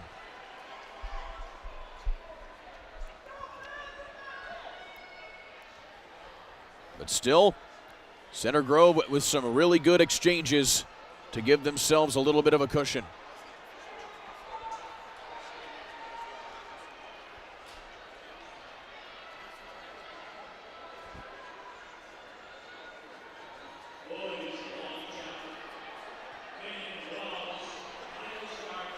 Halfway finished here with this one.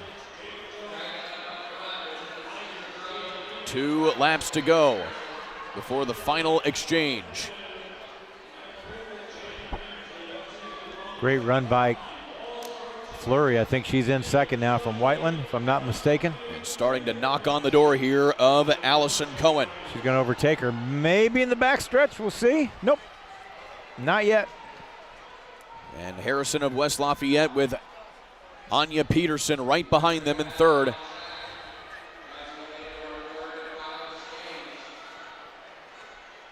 One more lap here for this group.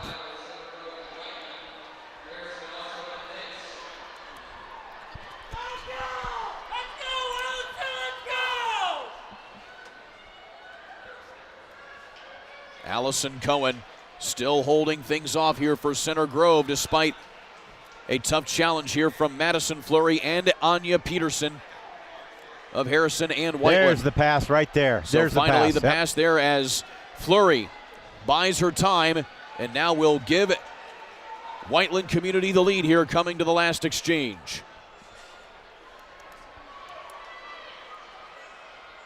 But here comes the Trojans again. So this will be Cohen.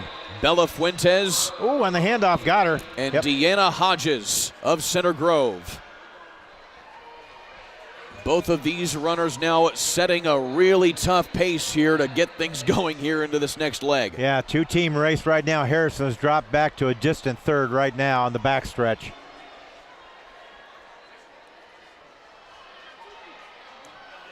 Fuentes known more for her miling and 2-miling capabilities. This is the tough part again, maneuvering through traffic, particularly around the exchange zone. You just saw Center Grove's runner Hodges kind of bumped out a little bit and just tapped Fuentes and said, I need out. I don't want to get boxed in, and I don't want to put my foot on that inside railing and sprain my ankle like we saw earlier today. Hodges, a member of Center Grove's state qualifying 4x800 meter relay team from the outdoor season last year.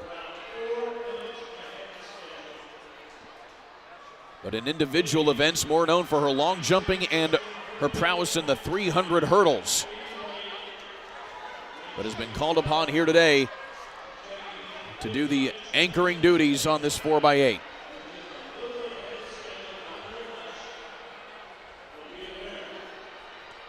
These two competitors, Fuentes and Hodges, have been hip to hip this entire leg.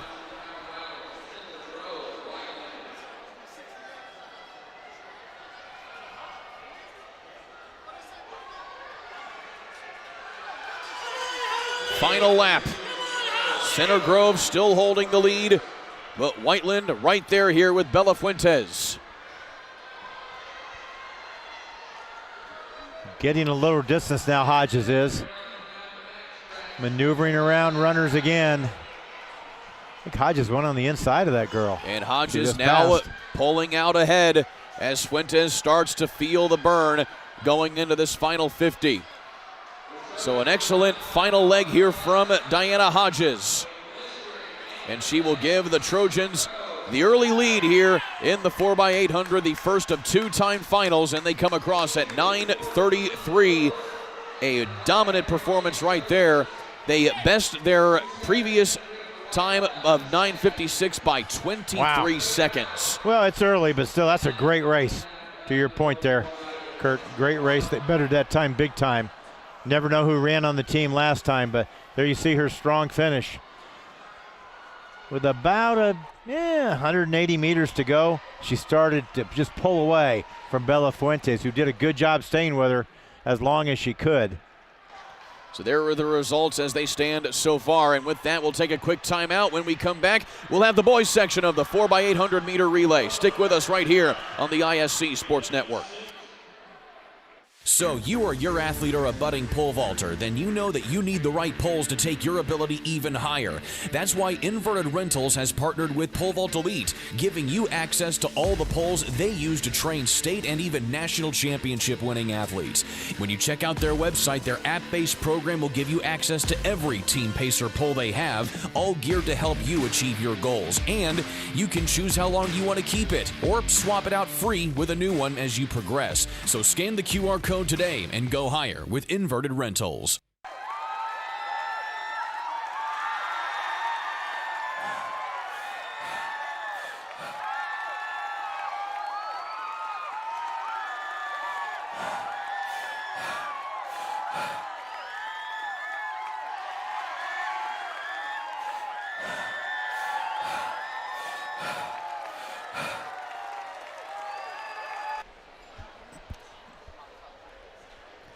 Sticking with us here, getting set for the next section of the girls 4x800 meter relay.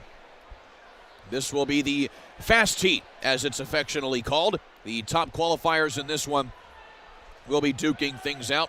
Zionsville, North Central, Hamilton Southeastern, Noblesville, Franklin Central, Carmel, Westfield, Warsaw, Bloomington North, Homestead, Floyd Central, and Brownsburg, all taking part here in this second section of the 4x8. Well, the winner of that first heat, Center Grove, 9:33.53. The meet record here, 9:18.95 by the Brownsburg Bulldogs, set in 2018. That was Lauren Cover, Reinhardt, Brooke Dixon, Gabrielle Bish, and Abby Lynch. Let's see if that one gets challenged by the fast teams here. We've got some good ones, led off by Hamilton Southeastern. They come in with a nice seed time, coached by Julia Lano, longtime veteran coach of the Royals. Hamilton Southeastern with the likes of Sierra Kepner in particular, who was a state qualifier last season in the 800 where she finished 9th. This is an HSC team that finished 7th overall in the 4x8 at the IHSAAs last year. Yeah, and she will run anchor, Kepner will, I would expect. She's joined by Elizabeth Butler, Addison Smith, and Maggie Powers. Pretty good field here. Outside, you got Brownsburg, whose school set this record 6 years ago. Got Floyd Central on the outside. You got the Spartans of Homestead. Cougars of Bloomington North. Warsaw Tigers are in this. Here we go. Waterfall start again here for a few runners on the outside. And don't count out Noblesville either. 9:31, their season best. The Millers are the reigning Hoosier Crossroad Conference champions in this event. In spite of the fact that HSC, their fellow Hoosier Crossroads Conference competitor, the top overall qualifying team from earlier this season.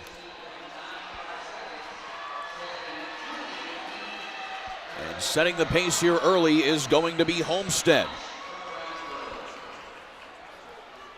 Kind of a surprise. That is Lucy Kramer leading things off here for Homestead. Seated at 9:51 this year, Lucy Kramer, a freshman. So just getting her indoor track and field legs under her.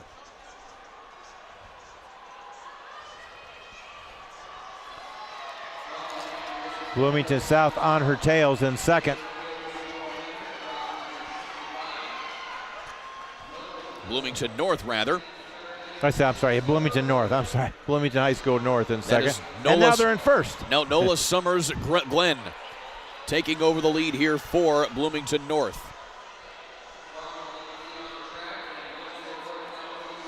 Bloomington North, one of the better seeded times, 9:46 that they set back at their own Bloomington North Invite number 2 back on March 6th.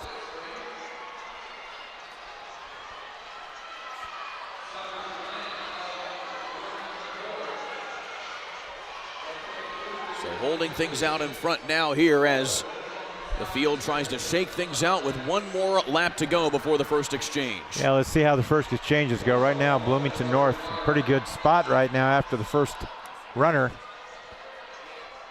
We'll see if North can hold this off here, but now coming in stride here in the final 50 meters or so. Can't quite get a feed on who's making the run. It looks like it might be Hamilton Southeastern. It is. So Elizabeth Butler closing things off here as the Royals will go now to Addison Smith for their second leg.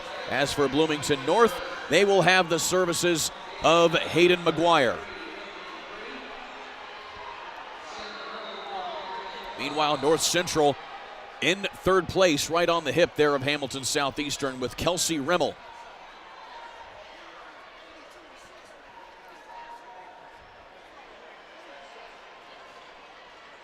Still Bloomington North in control of this race after taking the lead about 2 laps into it.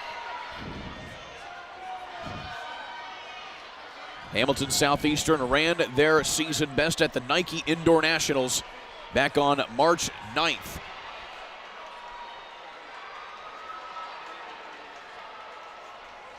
Homestead currently holding in fourth at the moment after getting the early lead. Ella Antibus is on the track at the moment for them. Still, Bloomington North holding on to about a 20-meter lead.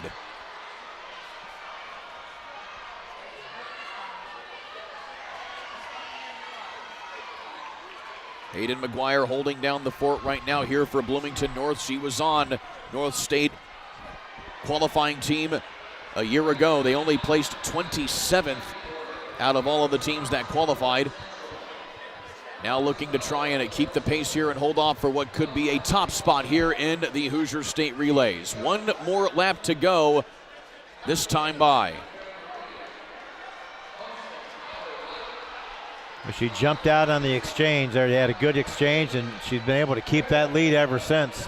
Homestead has now moved into third, and Noblesville has now squeaked into the fourth spot after getting off to a rough start. Here comes Addison Smith, slowly reaching in here on Hayden McGuire.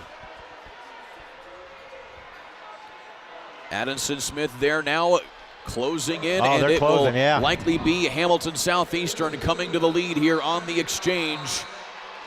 But Homestead right behind them as well with Noblesville. Oh, keep your eye on this exchange. All four together. Hopefully no one runs into anybody. And Hamilton they made it Southeastern going to go now to Maggie Powers as the Royals have the lead for the first time here in this race. And Homestead now funneling in here, as well as now it's actually Carmel coming in here now in second place here. This is Larkin Taylor on the field now for the Greyhounds. Well, Noblesville in third. You got your top 3 schools in Hamilton County in this race, and they're going to come up and lap some. Well, we're not going to lap some runners this early yet. So here is Larkin Taylor holding it now here for Carmel.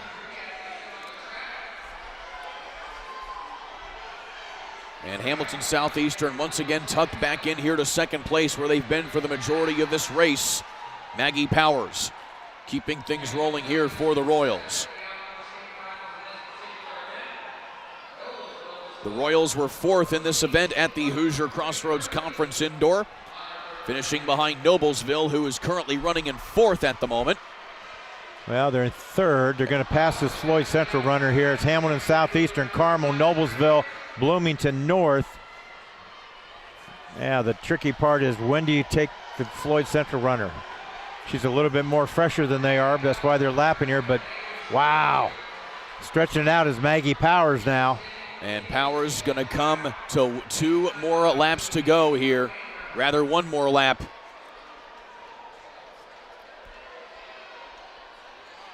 Looking pretty strong. She's really stretched this lead out in her leg. She's got 200 more meters to go once she gets to that finish line. To Coach Lane Custer says 1 more lap. Carmel in second, Noblesville in third, and South still in fourth. Or North, I'm sorry, North. I keep saying South. North in fourth. Katie Kent on the track right now here for Bloomington North. Gretchen Graham out there for Noblesville. But right now it has been all Maggie Powers here of Hamilton Southeastern. They were the favorite coming into this event at the top seeded time of 9:28 that they set back at the Nike Indoor. And now they will make their final exchange as we'll see Sierra Kepner, the aforementioned Sierra Kepner, to bring it home here for the Royals. Carmel going to be anchored here by Sadie Foley. Boy, I just can't believe that third leg just stretched it out. Great race. Great race by Maggie Powers. So it is Carmel in second place. Ran a 2:17, about 2:16.8 split for Maggie Powers. Wow. Hamilton Southeastern in first, Noblesville in third. It is a 1-2-3 Hoosier Crossroads Conference field, followed by Bloomington North out of Conference Indiana, and then North Central out of the MIC.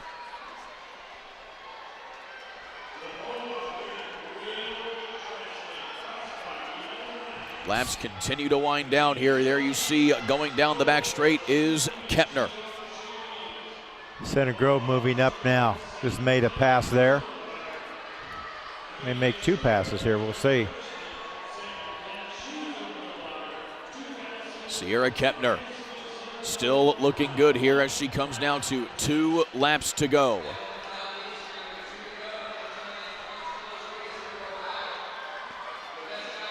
I think the most exciting part of this race is who's going to get second, third, and fourth.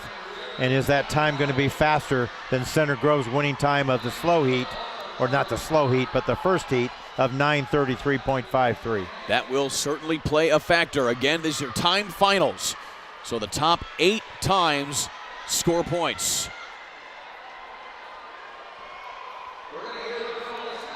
Kepner coming to the final lap as she has extended the lead here for Hamilton Southeastern. Carmel still holding on to second here with Sadie Foley and Brinkley Cooper of Noblesville tucking in here in third place. 4 and 5 both are running well, though. Center Grove and Zionsville has moved up. They're in fourth right now. And so with that, you have Zionsville occupying the 4th spot. That is the Hoosier Crossroads Conference occupying 4 of the top 5 spots. Then you have Center Grove, which is an independent. Nice race. Carmel getting overtaken here by Noblesville for second place, but the Hamilton Southeastern Royals come home at 9:18.64. That should be a new meet record. Wow. Great job. Just by a few tenths of a second. What a race there by Hamilton Southeastern. 9:18.95 was the record they broke. Congratulations to Coach Julie Alano's group there, the Royals. So Hamilton Southeastern first, Noblesville second, Carmel holding on for third, and Zionsville coming back from as low as 5th, getting 4th right there. Thrill of victory. 9:28. Yeah, the thrill of victory. You saw our camera crew get the big smile on Kepner's face when she crossed the line, blowing kisses to her many fans here, her teammates. Great job. And so as the rest of the competitors finish, we'll take another timeout. Hamilton Southeastern, your HSR champions in the 4x800 meter relay. Back in a moment here on the ISC Sports Network.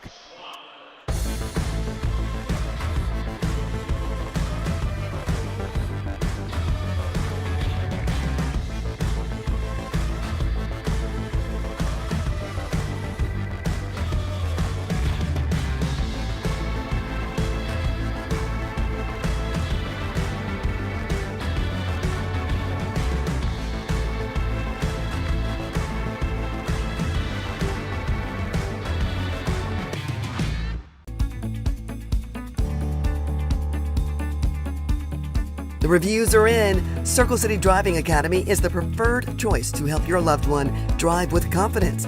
Pick your plan and let our instructor lead the journey to independence. Schedule a consultation so you can sit back and enjoy the ride with smiles. Call us at 317-401-8000. Circle City Driving Academy. We're steering you in the right lane.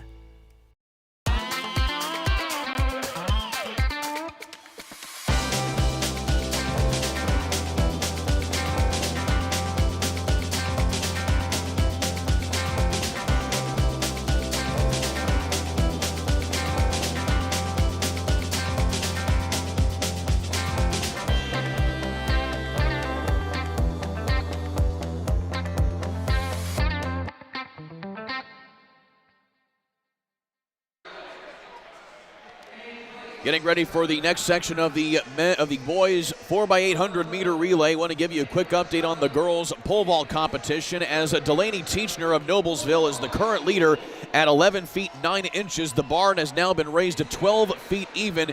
We have 5 competitors remaining in that competition, as Amelia Smith actually has just gotten a big clearance at 12 feet.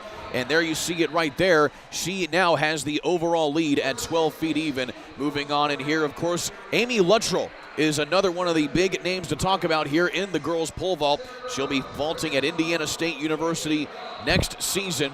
She hails from Greenwood, and her mom also played some softball at the University of Indianapolis back in her day. So we will keep you apprised of that as that continues to unfold.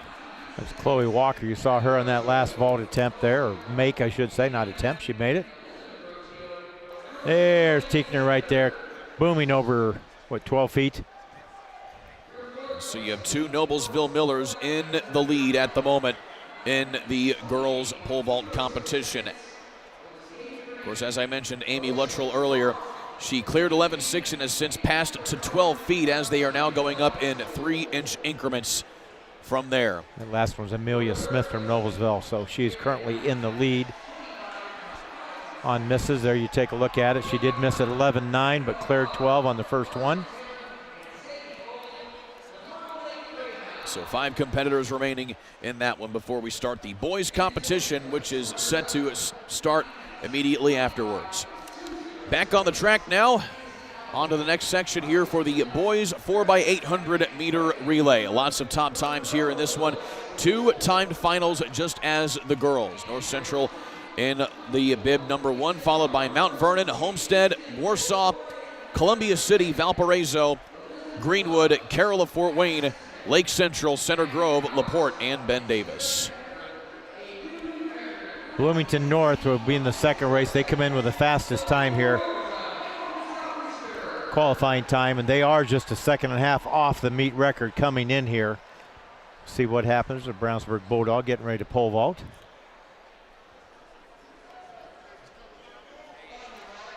And that is Ashlyn Schwab, who just had a clearance at 12 feet. Meanwhile, on the track, we're underway here in the opening section of the boys 4x8. Boy, Homestead jumps out to a fast lead there, but can't sustain it. Trying to sustain it, looks like.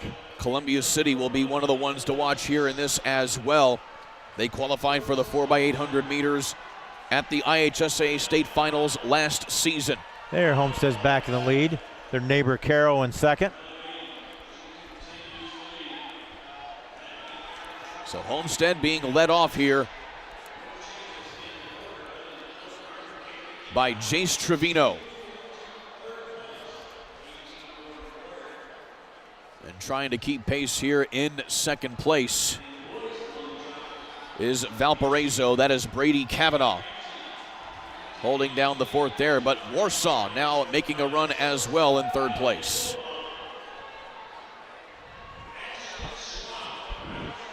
This is Rick Orr leading things off here for Warsaw. Seated at 8 minutes, 16 seconds coming into this one. They'll move now into second place along the outside there of Valpo.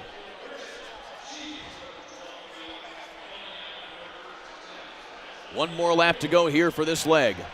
And Trevino's in the lead. No, I'm sorry, not Trevino, but Warsaw. Rick Orr in the lead, but Trevino holds him off. Very brief lead there. Trevino still keeping things in control here for Homestead.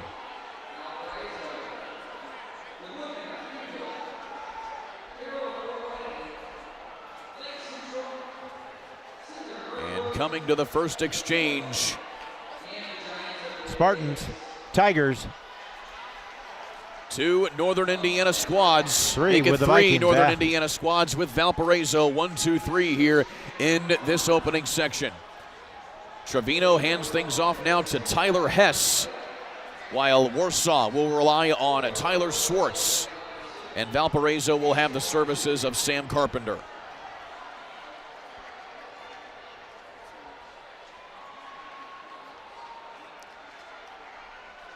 Tyler Hess, just north of 2 minutes, his personal best in the 800 meters. He is an all-around runner. He runs in the 200 and the 400 as well when called upon.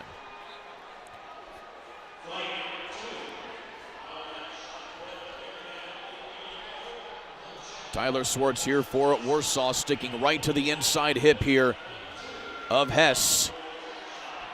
And that can certainly be a bit of a thorn in your side, to say the least, when you have your competitor running to the inside hip as opposed to the outside. Beat me to it, partner. I was going to say that. You'd think that Hess would want to get inside and establish the lead lane there in lane 1, so he doesn't have to run quite as far.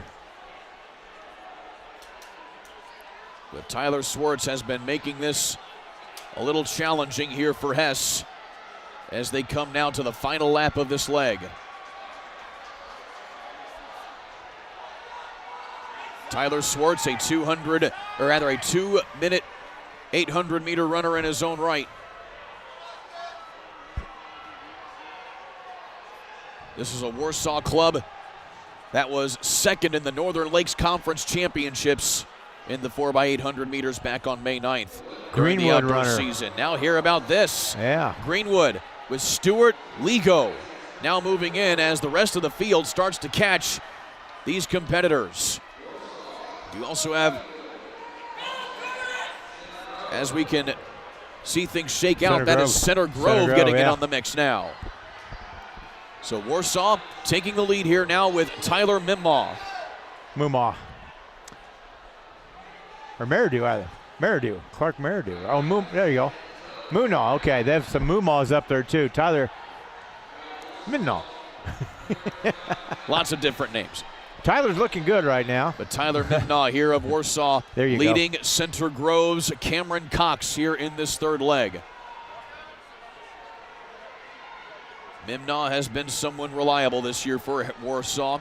Another 2-minute 800 runner when he's called upon. He was also third in the Northern Lakes Conference Championships in the 1,600-meter run.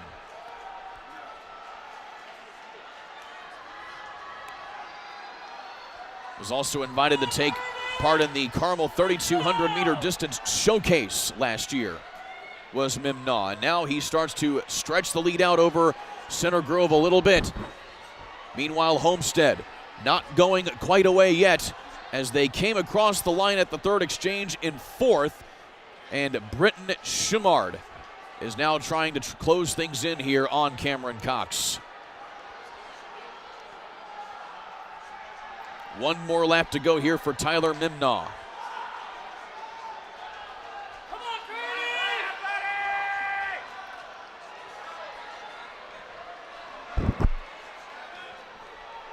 Mimmaw looking flying really right good now. Yeah, he is flying. Not letting up at all here is Mimmaw. The previous split from Swartz for Warsaw Community was at 2 minutes, 2 seconds. Well, I think he's built enough lead that he's going to be tough to catch. Clark Meridew gets the baton for the Tigers. So Meridew gives Warsaw and keeps Warsaw in the lead with Center Grove and Homestead taking second and third here through the final exchange. Got a 75-meter lead right now, Kurt. It's going to be better to follow the race for second and third and see if their times are going to be fast enough to beat the second heat's times, because Warsaw right now looking real strong with 3 laps to go. Jaden Salo the anchor leg here for Center Grove, and Aiden Waugh for Homestead on the track as well. But it is all Clark Meridew, as you can see here, as he got off to a blistering start. They're making up on him, and though. Now Salo is not letting up the pace here as they've closed it back to about 30 meters or so. By the way, that split from Tyler Mimnaugh of Warsaw, 2 minutes and a half. Clark Meridew a little bit more aware of his surroundings now here as he starts to pick up the pace again. Using the runner in front of him as a little bit of a pacer. He's fresher. He's fresher because he's running his second leg instead of his third leg like Meridew is. Meridew will have 1 lap to go.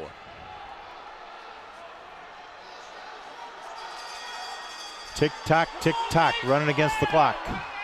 7:35. Again, the time to beat from the first heat will be this one. We have another heat coming up after this, in which points can be awarded depending on how things shake out. But here is Clark Meridew coming to the finish here. Mimnaugh was the key. Meridew did a great job holding the lead, running a really nice split. And Clark Meridew gets things done here for Warsaw Community. And then coming to the finish is Center Grove and Homestead will occupy the top 3 spots here in this one. 8:05:31, the official time here from Warsaw. Should be good enough to get in the top 5 or 6 after this fast race. You never know how it's going to be. But a great race by the Tigers.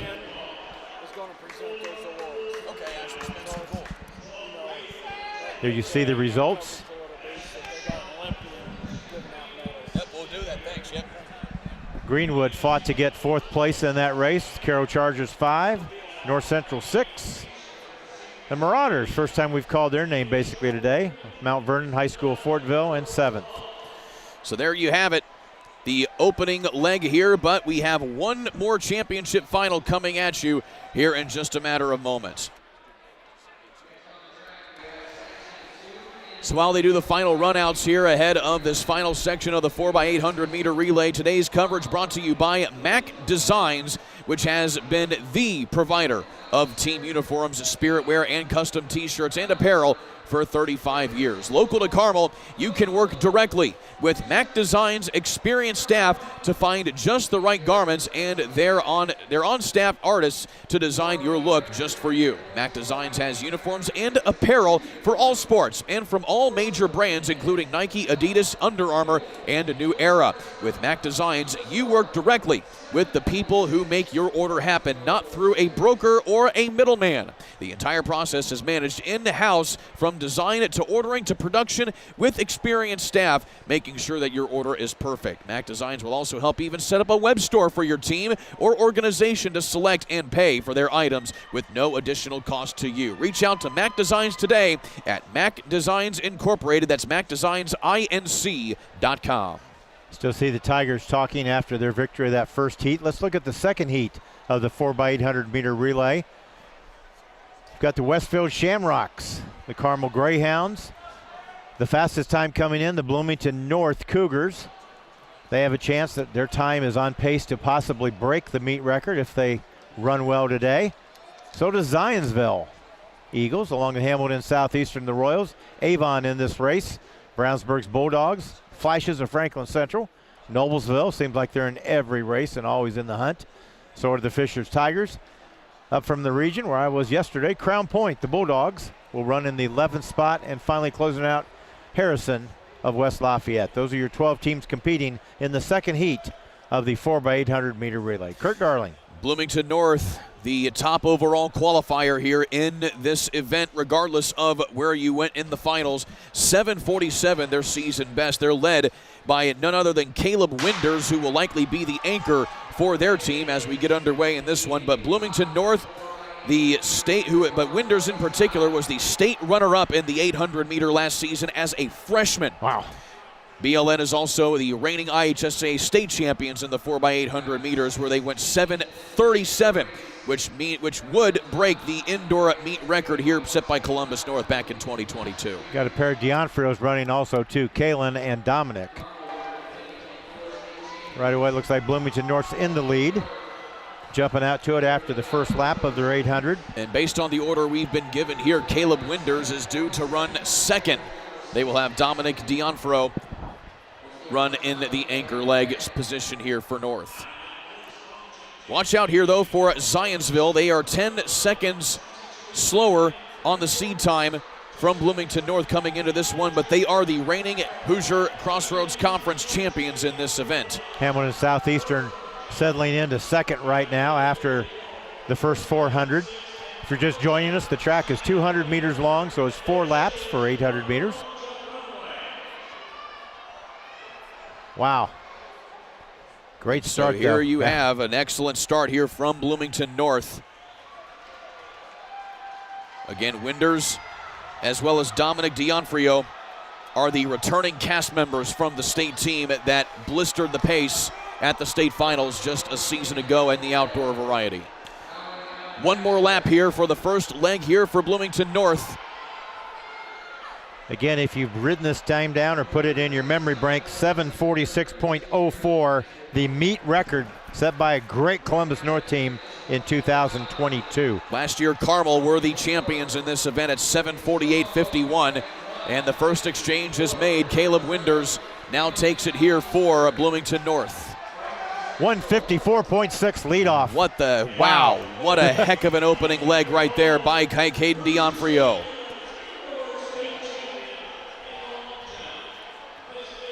So now Bloomington North going to try and just pour it on here as Caleb Winders, again, the state runner-up in the 800 meters as a freshman last year, now a sophomore, going to just add it to his prowess here. It's going to be a tall task here for Franklin Central to try and reel them back in as they take up the second spot here back in the main peloton. Well, there's still a lot of race left. They got to maneuver through traffic when you get to that third, and particularly that fourth runner. I think at least one team may get lapped in this race at the current pace they're going. Just to give you some perspective here, Coach, the top 5 splits in this race were all sub 2 minutes. Lots of great competitors here in this large school competition. Yeah, you can attribute to the track a little bit, but you can also attribute to just the programs, the distance runners and the programs these schools that are in this race have built. Good coaching, good discipline. And I'll tell you, this Bloomington North team is on pace to break this meet record. Justin Reedus has opened things up in second place for Franklin Central, but it is all Bloomington North coming to the final lap here of this leg. And now Reedus being reeled back in immediately here by Zionsville. That's Dominic Dell out there at the moment here for the Eagles. Moving in a second, it could be the Fighting Bumblebees of Avon. Just kidding about the Fighting Bumblebees, but that is Zach Reisner for Avon. That uniform does stick out, but he got pinned inside, so he couldn't get outside, and he's dropped back to fourth now. Lots of shuffling back in the main peloton for second place, but still right there you see the next exchange, as that is going to be Jack Holden of Bloomington North moving things right along. A good running exchange too, very smooth there. Bloomington North dominated in the 4x8 last year at the outdoor meet, dominating so far here in the indoor variety. We will have the previous split from Caleb Winders here in just a matter of moments. Meanwhile, Zionsville has settled in here to second place.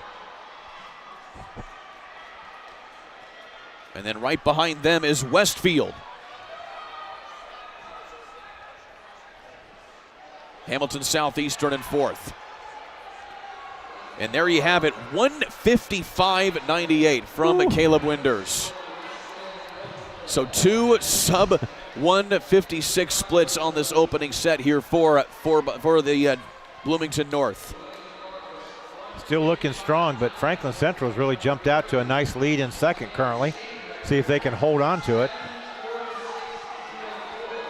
Or is that Zionsville? Zionsville. Oh, I apologize. Evan Zionsville. Mayo holding it on right there. The previous split by Dominic Dell of Zionsville, 159.46.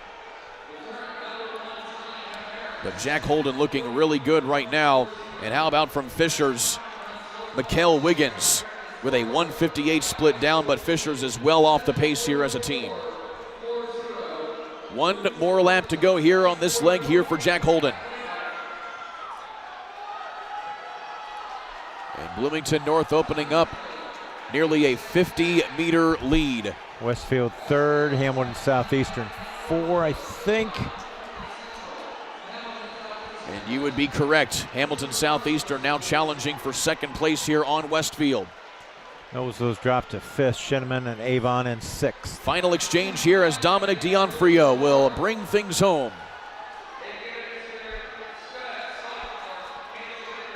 Can they break the meet record? They're on pace, no doubt about it. And excuse me, I had the legs mixed up here. Of course, we're given on the event that on the order that we have on our timing and scoring, but Dominic Dionfrio was actually the second leg. This is Caleb Winders now here for Bloomington North. Well, that makes more sense. You were explaining Winders' prowess in the event. He was the anchor leg for the state championship winning team at the IHSAAs. Again, the runner-up individually in the event.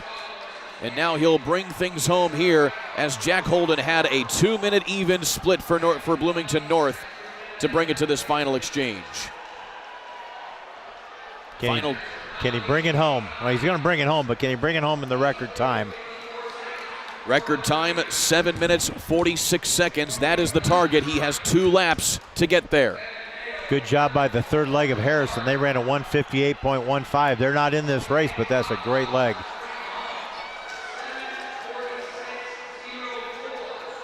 Caleb Winders gonna bring it here now back to 1 lap to go for Bloomington North. They have a full straightaway lead and then some on Zionsville with John Bailey anchoring things here for the Eagles. You know, he's got a Fisher's Tiger in front of him. He can almost use him to pace him and say, I've got someone to chase down, which he is doing on that backstretch. He has 20 seconds to get to that meet record here from outside. It is gonna be awfully close. Gotta go, pump the arms. Into the final 50 meters, Caleb Winders gonna bring it in, and it will be a new meet record time, 7 minutes, 43 seconds. What a final split from Caleb Winders, 151.71 on a final split. What an effort there by Caleb Winders to bring it home for Bloomington North, 7:43.08 the official time. Eclipsing the meet record by a full 3 seconds. Wow. Caleb Winders showing how good he is, showing how he can vie for the state championship in the individual event here coming in June. And look at this finish here from the sophomore. You know, I kind of like this Bloomington North's chances to win the distance medley coming up too. One of the most exciting relays there is. One of those most hard to follow sometimes too in a small track. Caleb Winders, oh wow, falling to the meet, exhausted after that effort. And just to reiterate, a 151 final split. There you see it from Caleb Winders of Bloomington North, a new meet record for them.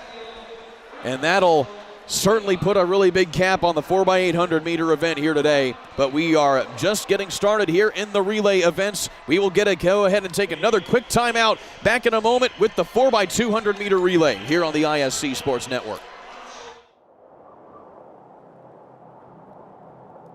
On the track, on the trails, on the roads. In the rain, in the wind, in the heat and cold. One more mile, one more hill, one more rep.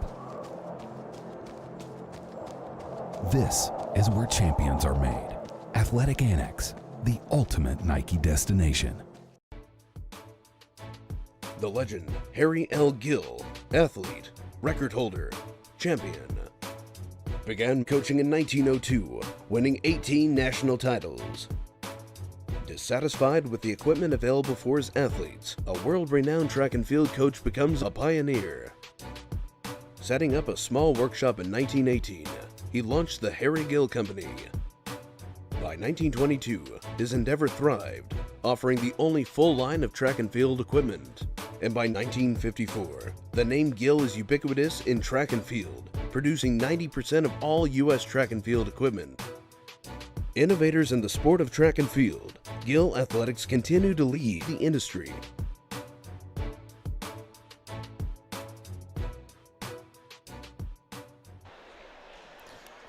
Moving right along here as we now get set for the girls 4x200 meter relay. Certainly want to keep you apprised of the girls pole vaulting competition now, which Delaney Tiekner, the current leader from Noblesville, at 12 feet 6 inches, her clearance there. That is where the bar is set at the moment. Ashley Schwab and Amy Luttrell still trying to make their clearances at that height as well. They have 2 misses so far. They each get 2 more attempts in that regard. Also, we have the boys long jump progressing. That'll be going final here in just a little bit. Already a new meet record from Michael Griffith from Hamilton Southeastern, 23 feet 7.5 inches. What a performance right there from the Royal. Yeah, he's a senior, a good one. As we take a quick look here, we're looking at the podium. You know, if you're just joining us, pretty much after the completion of a race, maybe like one race after, they're doing a great job presenting awards to the teams who are earning medals for their top 8 places in the meet. That being said, we haven't caught a lot of it just because we've been doing more meet commentary, but just wanted to point that out to you. Doing a great job, all the presenters of our medals. We got a special presenter coming up a little bit later we may even get a clip of. When you got an Olympic star here, we like to get her on the screen. So we'll give you a little teaser here and keep you watching our presentation here of the Hoosier State Relays here, Nike Hoosier State Relays here at the Farm Bureau Insurance Fall Creek Pavilion. This beautiful facility in its first year of use. Meanwhile, the competitors behind those getting presented awards here for the boys 4x8. Those are that of the 4x200 meter relay teams. For the girls, we will have one of 4 timed finals getting set to go here on the track.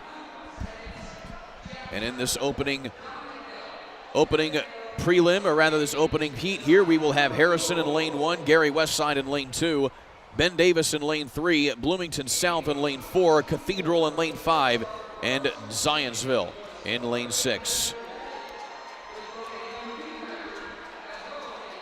Have some big qualifiers here, and there you see, that's the teaser right there. Ashley Spencer in the house, product of Lawrence North. Goes on to be an Olympic athlete as well. Lots of big-time athletes coming out of the Lawrence Township School District right there. Ashley Spencer, one of them.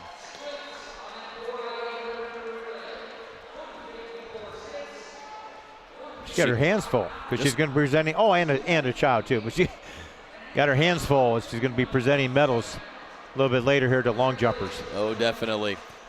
So she will be presenting the medals for the girls' long jump top competition, which will be presented here in a little bit later on. Those results have gone final.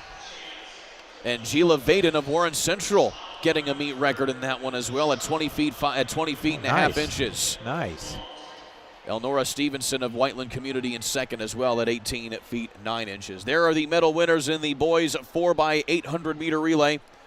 A record time by Bloomington North in the middle there in their gold singlets and their gold track tops. And the Fighting Bumblebees of Avon there on the right. Oracles. I do like those jerseys. I do, but boy, I think of a bumblebee every time. They seem like they like to find me in the summer. Usually because I hit my golf ball in the trees and they just happen to be living there. Almost looked like what Jordan Shue, our producer, just told us, Steelers throwback jerseys from way back in the day.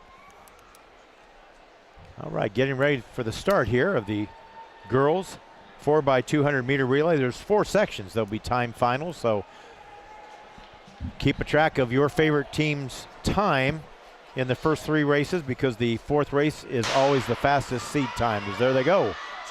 So the first of 4 time finals in the 4x2 here for the girls. That's Zionsville out in lane 6. Coming down off the big curve. That is Omina Enianu keeping things rolling here for the Eagles. And it will be Zionsville out to the early lead here in lane number 6. She hands off here to Mariah Henry. Meanwhile, down closer to the middle of the track, You have Gary Westside and Ben Davis kind of holding things off here in lanes 3 and 4. Now they've cut in. And right behind Zionsville is Cathedral. And how about the Irish now getting things into the mix here? That is Maura McCormick handing things off here to Kate Kubiaki. And running to the outside here is Zionsville. Great leg by McCormick. Zionsville now with Lauren Thomas on the baton, but so far Kubiaki holding things out in front here for Cathedral. It's just a new experience for a lot of those runners to run on that curve, the two curves that are banked. And final exchange, Cathedral with Kubiaki going off to Brooklyn Boland. Meanwhile, for Zionsville, you had Elena Day running all the way out in lane number 2 on that bank. Here she comes, though. She's running her down. Can she get her? She's staying in lane number 2. She's going to take the long way around here is Boland. Yeah. And Alana Day going to do a little bit of extra distance as well and get the win. She literally ran a longer distance around the entire length of the track than the rest of the pack, and she comes away with the win here for Zionsville. That was the old Supertramp move. Take the long way home. She did a great job. Stayed on the outside shoulder. Decided to go. That was the path instead of. She didn't want to be slowed down. So she just got caught on the curve when that happened. And boy, she is determined here. She's got her eye on the prize, that finish line, and she gets there first in this first heat of the 4 timed finals of the 4x200 meter relay. 1:45.14 is the time there for Zionsville. That is the benchmark to beat. Meanwhile, Ben Davis last there in that one at 1:50, and you see the changing to the next heat with Chesterton, Plainfield, Munster, Warsaw, Whiteland, and Floyd Central. Wow, this going to is be making up this one. This is not your traditional track powers here. Chesterton Trojans, Plainfield Quakers, Munster Mustangs out of the region. Nice to see them involved today, qualifying for this meet. There's Warsaw's the Tigers. State championship winning Bloomington North 4x8 team being interviewed there by one David Woods, who's here for the Indianapolis Star, covering track and field and everything Olympic sports all around throughout the state of Indiana. What a great beat writer he is for track and field. Former Butler guy, also did Butler basketball when my guy Brad Stevens was coaching here. Whiteland also in this race, and finally Floyd Central, the Highlanders. They'll be out starting in lane 6 and always in that Kelly green and gold, the Highlanders.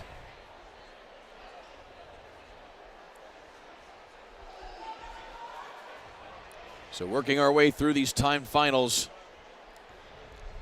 Whiteland going to be leading things off here with Annabelle Gilbert. Meanwhile, Warsaw will have Annabelle Parker. So 2 Annabelles warning things off here for these first 2 legs of this one. First names of girls have changed since I grew up. I don't have any Annabelles in my class in Rochester High School. we had a lot of Marys, Sues, Kathy, Jane. No Annabelles though. 2 in 1 race right here. We didn't have an Ava Contos in lane 1 for Chesterton. Annabelle Parker for Warsaw, primarily a hurdler in the outdoor variety. During the Northern Lakes Conference Championships last year, she was 3rd in the 300 high hurdles. Another one of the schools I used to coach. I was a coach there for 4 years in the boys program, head coach of the track team.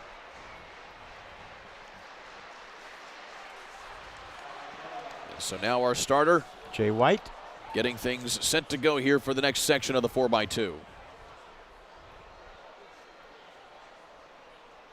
And again, this is a relay that is unique to the indoor meet. You don't see a 4x200 meter relay run all that often outside. No, but it used to be. They dropped it. They actually say dropped that format in about the early 1980s. I'm going to say off the top of my head, they went away with the 4x2. But not doing away with it here at the Hoosier State Relays. So we're off and running here in this next section. And the stagger pretty much held for a while, but Whiteland making it up quickly here with Annabelle Gilbert.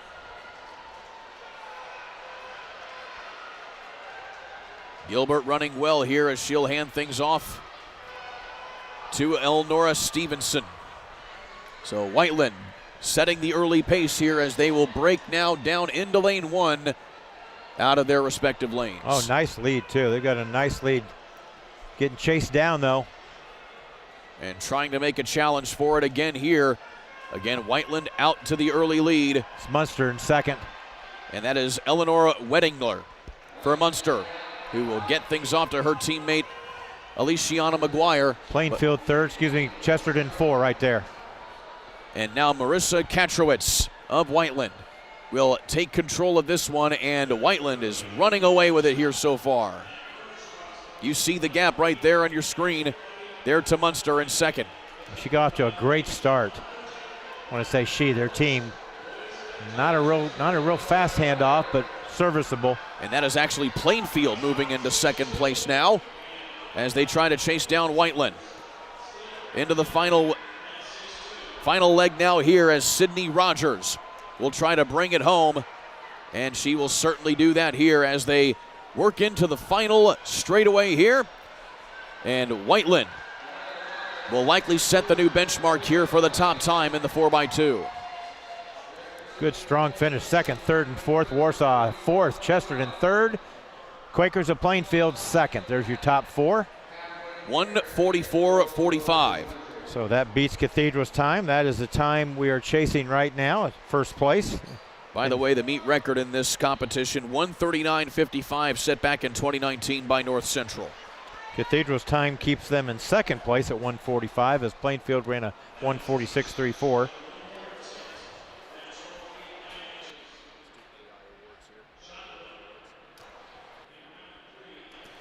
There you see the time finals here so far. Whiteland Community with the top benchmark in Zionsville in second, and then, of course, Cathedral, as we talked about, in third at the moment. Well, A1 Awards, we are more than just awards. For over 65 years, we have been a family-owned and operated business, and we take pride in our customer service that sets us apart from other award companies. Our small but mighty team is ready to help you achieve your recognition and promotional goals. Call 800-444-9569 or email us at sales@a-1awards.com today, and we look forward to helping you with your next event. We are A1 Awards, creative recognition since 1958. Kurt, let's take a look at the third race of our 4x200 meter relay teams. It's Evansville North. The Huskies will run in lane 1. Hamilton Southeastern's Royals in lane 2. The Vikings of Valparaiso will run in lane 3. Carroll's Chargers out of Fort Wayne in lane 4. Warren Central, the Warriors will run in position 5, lane 5. And led by Rebecca Bellinger, the Carmel Greyhounds will run in lane 6. That's the third timed final of our 4 time finals in the 4x200 meter relay. And they'll hold things off here as they get everybody ready to go and situated in the blocks. Valparaiso with a best time this season of 1:46.14. This meet's running so smoothly. Again, our meet director, Bob Potter, his son, Ryan Potter, one of the meet directors, Terry Lakes, Marion Community Schools, our 3 designated meet directors. And I got to tell you, also making a good meet run, because I do it for 20-some years in the HSA tournament, is our announcers, Dennis McNulty, Brandon Jones, our 2 track announcers. They're the ones that keep things running and coordinate things with our timers and our starters. Great job by them this afternoon. By the way, the girls' pole vault competition is still going on here. They have been going for about just north of about maybe 2.5 hours as they whittle down this long competition, and they still have the boys' competition to settle here as well.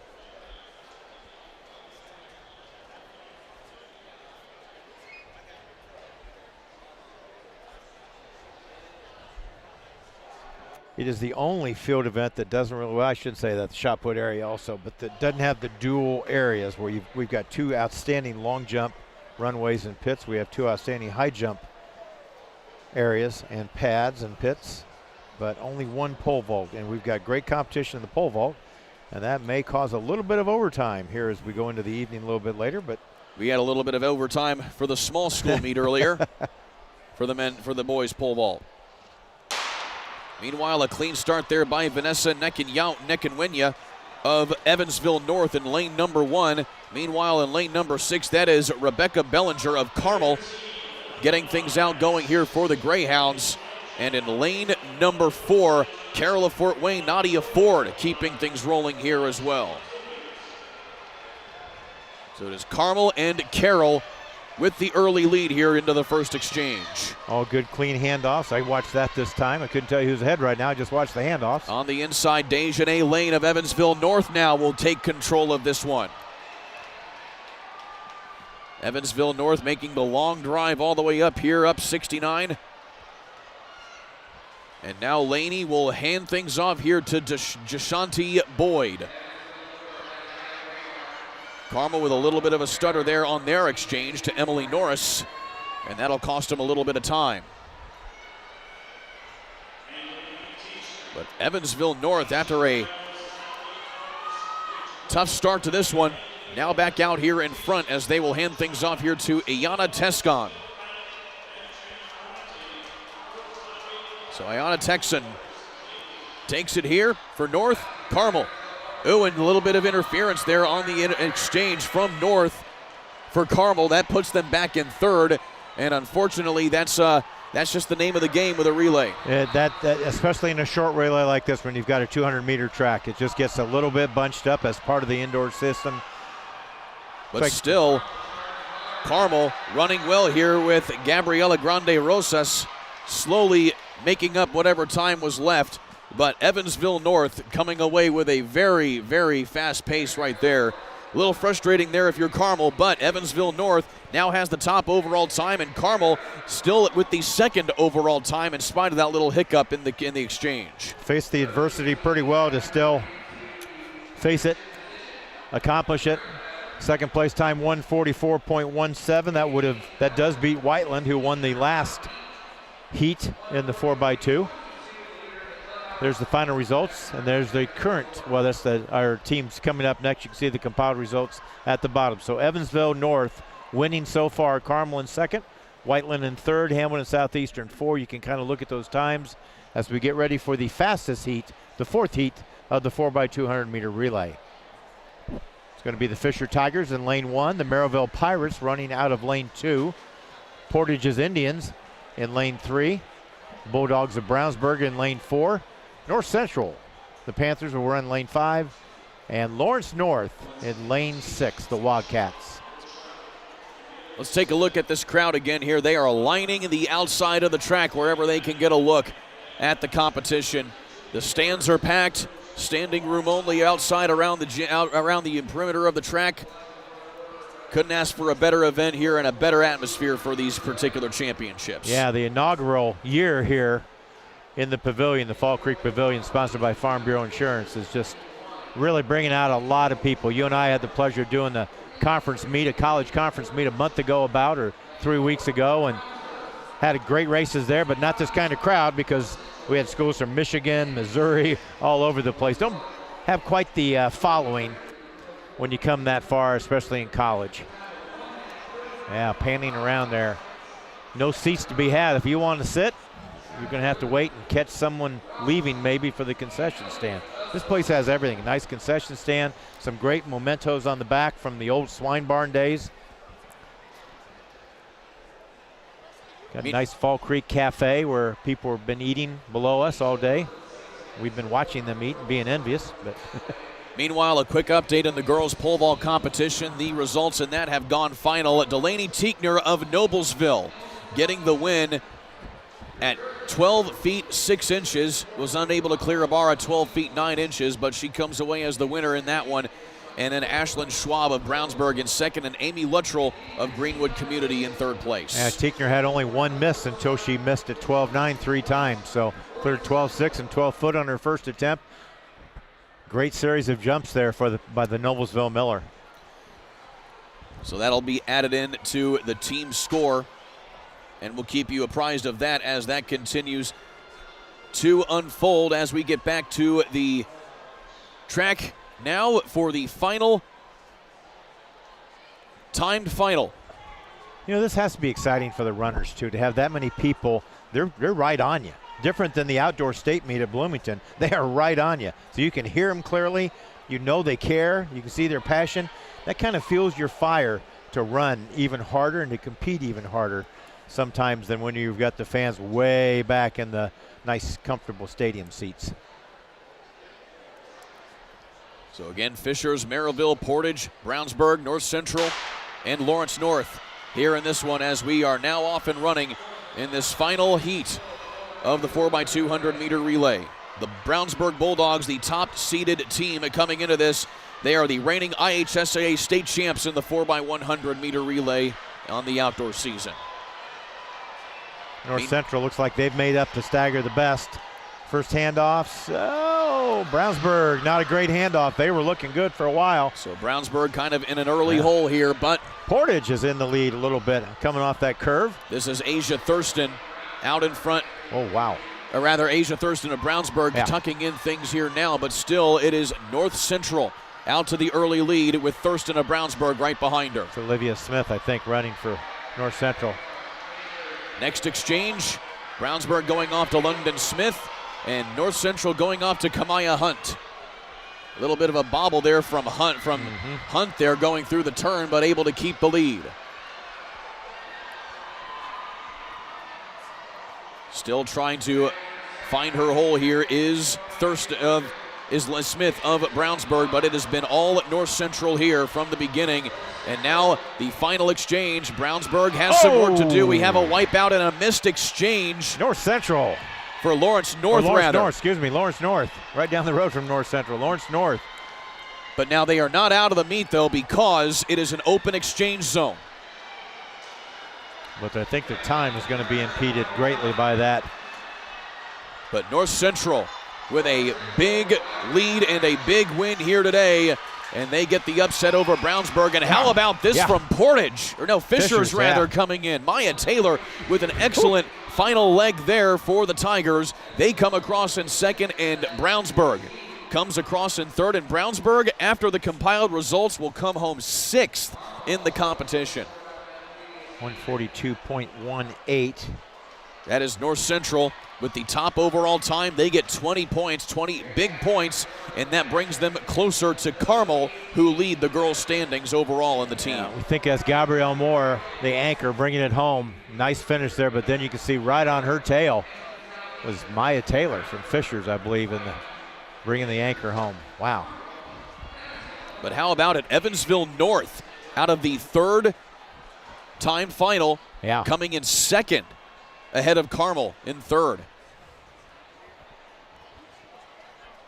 Yeah, Carmel coming out of one race. Where did Cathedral up? Nope, Cathedral ended up not placing. They won the first heat of that at 145.14. It took 144.74 to be on the podium for the medals. And now we'll roll right into coverage of the 4x200 meter relay on the boys' side of things. But before we go any further with that, today's match is brought to you by Insurance Management Group. Life is a race, and Insurance Management Group is here to champion your dreams on and off the track. Just like those lightning fast track stars, we've got the speed and agility to tailor insurance plans to fit your needs. We understand life's twists and turns so you can focus on breaking records and chasing dreams. From health to home, we've got your back. Insurance Management Group, your journey, our commitment. Get ready to race with confidence. Coming up next is the boys 4x200 meter relay. There'll be 4 sections, timed finals, just like we saw in the girls. We had a great combination of 3 finals. 3 of those 4 produced teams that were medal recipients that'll get their medals here in a little bit as we take a look at the boys starting to get lined up. Those are the second runners. First runners will start out of the blocks here. And again, if you're just joining us and your son or daughter, maybe you're far away and why run at so-and-so time? Well, we're a little ahead of time because we're on a rolling schedule. This is scheduled to start at 6:35. We're going to start at more like 6:25 at the latest. So about 10 to 12 minutes ahead of schedule. So in this first time final on the boys 4x200 meters, you'll have Greenfield Central, Elkhart, Chesterton, Noblesville, Merrillville, and Evansville North.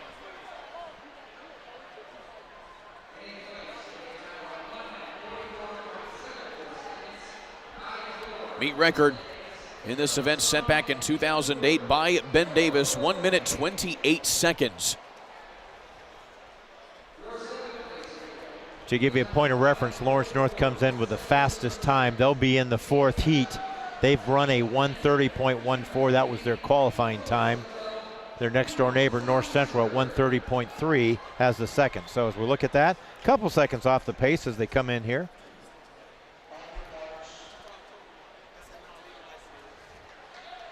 So all the competitors enter the blocks here, ready for the sprinting relay.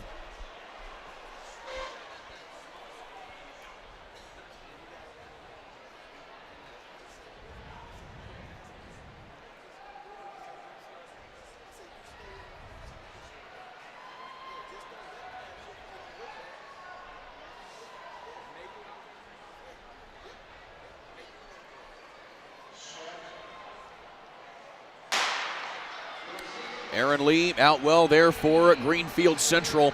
Meanwhile, for Merrillville, John Peters, who was one of the contenders in the 60-meter dash and hurdles, leading things off here for Merrillville. He's already made up the stagger. Yes, he has. Peters will hand things off here to Jalen Ramsey. Merrillville with the early lead, trying to outrun Evansville North on the outside as well as Noblesville to the inside. Yep. Meanwhile, Greenfield Central making a run here as well as Chesterton. So a lot of big teams making a run here. Elkhart in there as well. The Lions in second currently. So here is Merrillville still with the lead, challenged by Elkhart. Two Northern Indiana rivals going at it right now here at the front, but also working to the inside now here. That appears to be Noblesville. No, it's Chesterton. And it is Chesterton. So three Northern Indiana squads now up in front. Well, you got the two Duneland Conference members in Merrillville and Chesterton, followed by the NIC Power, not Power, it used to be Power Elkhart Central. Now it's Elkhart High School. Chesterton holding them off for second right now. We're in the final leg here. Kind of thought Merrillville may have the edge. We know they had sprinters. They were disappointed in the individual sprints earlier this afternoon. This is John Hill who will bring it home here for Merrillville. An excellent meet here from them so far. They come home easily with the win, 131.9. Make it 130.6, the official time from Merrillville, followed by Greenfield Central, who comes back from a big deficit. Garrett Jack with a 23-second closing split there to get them in for second at 131.9. There's Hill bringing the baton home for the Pirates. And that's a really nice time from that first heat, 130.6 you mentioned. So there are the compiled results at the bottom here. Again, Merrillville 130.6. They have the overall lead at the moment, but this is the first of four-time finals. As we will move now on to the next heat, which will feature Carroll, Fishers, Lawrence Central, Westfield, Floyd Central, and Franklin Central. Lawrence Central will be led off here by Michael Starks, who probably has a little bit of a sour taste in his mouth after being left off of the 60-meter finals. He was just on the outside looking in that regard. But you'll have a few other big runners as well here going through this second heat as you get another look at just this vast sea of humanity here inside of the Fall Creek Pavilion. You know, you come in here with the naked eye when no one's in here and you think, oh man, this is so huge and spacious. And it is. But holy cow, what a turnout of great fan support today for these schools and athletes. That's also as all the teams have their camps on the far side of the track and field facility behind the back straight grandstands. Yeah, sometimes when you see the jumbotrons or the scoreboards showing the results up there for the athletes, that's where the camps are set up. You're looking right now at the spectator side and where the Fall Creek Cafe is.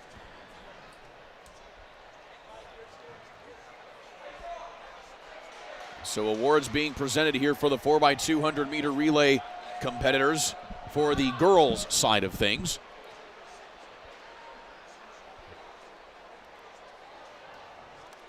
Haven't talked much about the field events, but my friend Mark Reef has been the head field events judge. We mentioned Lane Custer being the head track judge. Andy Dunn also involved very much. We've talked about the starters today. A lot of great people involved with it. We haven't talked about the clerks. Our head clerk is Kyle Goodwin. We've got Dan Cummins and Dan Clements. I see down there as clerks. There's Steve Kearney. Steve Sachs is down there. Sarah Reardon, Tammy Lucky. He's doing a great job of teaming here to make this. And the awards takes a lot of time, I can tell you that. Heading up the awards is Donnell Larson, along with Hallie and Kenzie Larson also, Molly Larson. Just a full family of awards, the Larsons. Many awards for the Larsons. They're in the blocks here for the next section of the 4x200 meters.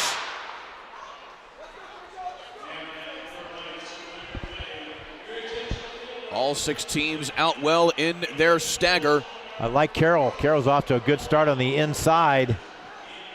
Got to run that bank, the bank curve there for the first handoffs. So Carroll will likely be the leader here, but still they are right there neck and neck with Franklin Central on the outside. We'll see how they come in here as they filter back in, going to the break point. So out in front now, it appears to be Fishers. I think that's Westfield. It is Westfield. Yeah. I couldn't quite get either red or green there. Either way, Westfield with Cato June. Not that one. Bringing it in here. And now Westfield trying to hold things off here going into the next exchange. Going around the outside here is Franklin Central. This is Ivan Weaver. Boy, he's running powerfully. Got the step inside on the Westfield runner, Seagrave. Well, here comes Seagrave fighting him off. He's going to be the first to make the exchange. He's on the outside. Westfield and Franklin Central, 2 Hoosier Crossroads Conference foes. This is Hudson Moritz for Franklin Central, the anchor here. Deacon King for Westfield. And it looks like it is going to be Moritz here for Franklin Central to bring things home. Nicely done nice there race, by the Flashes. Really nice race for the Flash. Let's see what their time is. Merrillville leads so far 1:30.6. Do we have a new leader or not? Let's see. Good finish. Ran through it. Watch the nice lean there. Boom. And we're still waiting on timing and scoring here, as seems to be a little slow on getting things racked up here. So again, those are still the compiled results from the first meet. We have yet to get the official results here from timing and scoring for this second time final.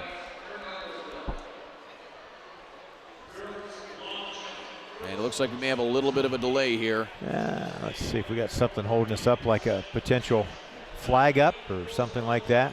I don't see any flags up. This appears to be maybe a technical issue here. The clock is stopped on the track here at 20.1 seconds. We may have to go to the hand timers here, depending on how this shakes out.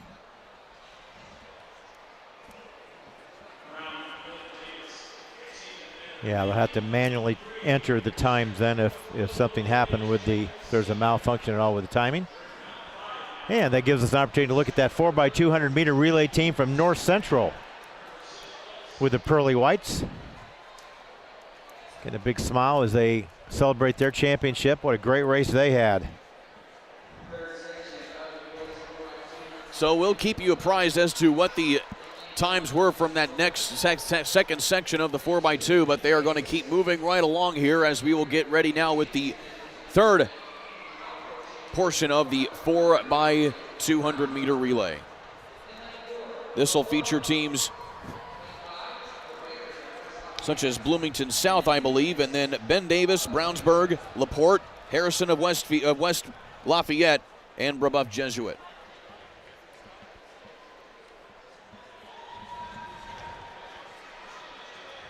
And Heat 3 will actually be Bloomington North in lane number 1. Nice to take a gander over across the track, caddy corner from us, and see that the pole vaulters are warming up. So that'll be the last event, my guess, that has finished. And there you have it. There is Ashley Spencer presenting the awards for the girls' long jump.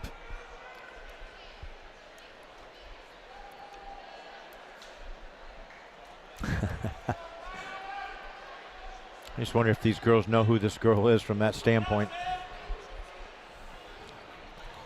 Right now, Dennis McNally. McNulty, McNulty, excuse me. He's kind of directing some traffic right now here as they're getting timing and scoring kind of figured out. It seems to be stuck. Froze? With the entries for the second time final of the 4x2 here right now, just kind of stuck on timing and scoring. We have yet to get things advanced to the next section.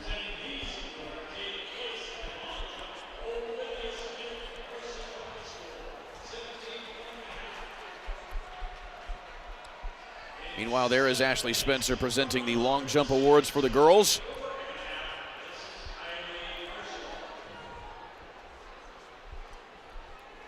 Had the opportunity to watch her run at Lawrence North years and years in the state track and field meet. Held at Bloomington at IU, and man, what a pleasure to watch her run. Then I watched her run on TV in the Olympics too. How cool was that? Nice that she's back here, giving back a little bit to the track athletes. Great role model for them. Again, Gila Vaden from Warren Central, the top competitor in the girls' long jump, 20 feet and a half inches. Elnora Stevenson in second place at 18 feet 9 inches, and then Lila Smith of Warren Central at 18 feet 7.5 inches. A good showing here from the Warriors, going 1-3. And a nice meet record by Gila, 20 feet 1/2 inch. There you see her teammate Layla Smith. She finished third, as you made reference to.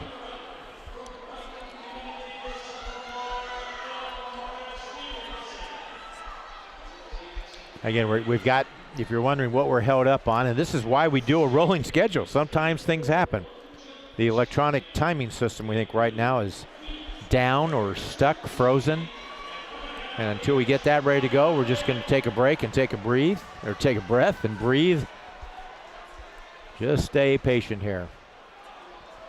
We've had a lot of practice during this NCAA basketball tournament with all the times they go to the clock and look at things. So had a lot of practice in sports lately, trying to be patient, because we've got so much technology that if it goofs up, we act like we don't know what's going on and we can't move on. So we still have officials here from timing and scoring holding things up here. Well, you can kind of see, Kurt, in the background, that 20.1 where the screen is just froze. So they're going to have to use the manual time, so they have to enter those into the system. There's always a backup. No worries, there's always a backup here, but until we get that scoreboard unfroze, we're froze. And it looks like they're going to go ahead and move along here with the next section of the boys 4x200 meter relay.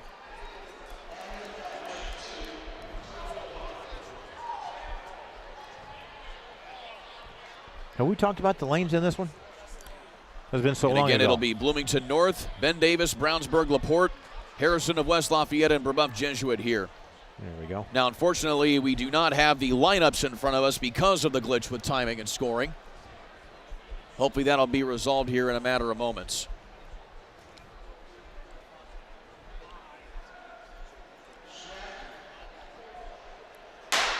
Yeah, they did get the clock reset, so we'll just have to be patient and hang in there.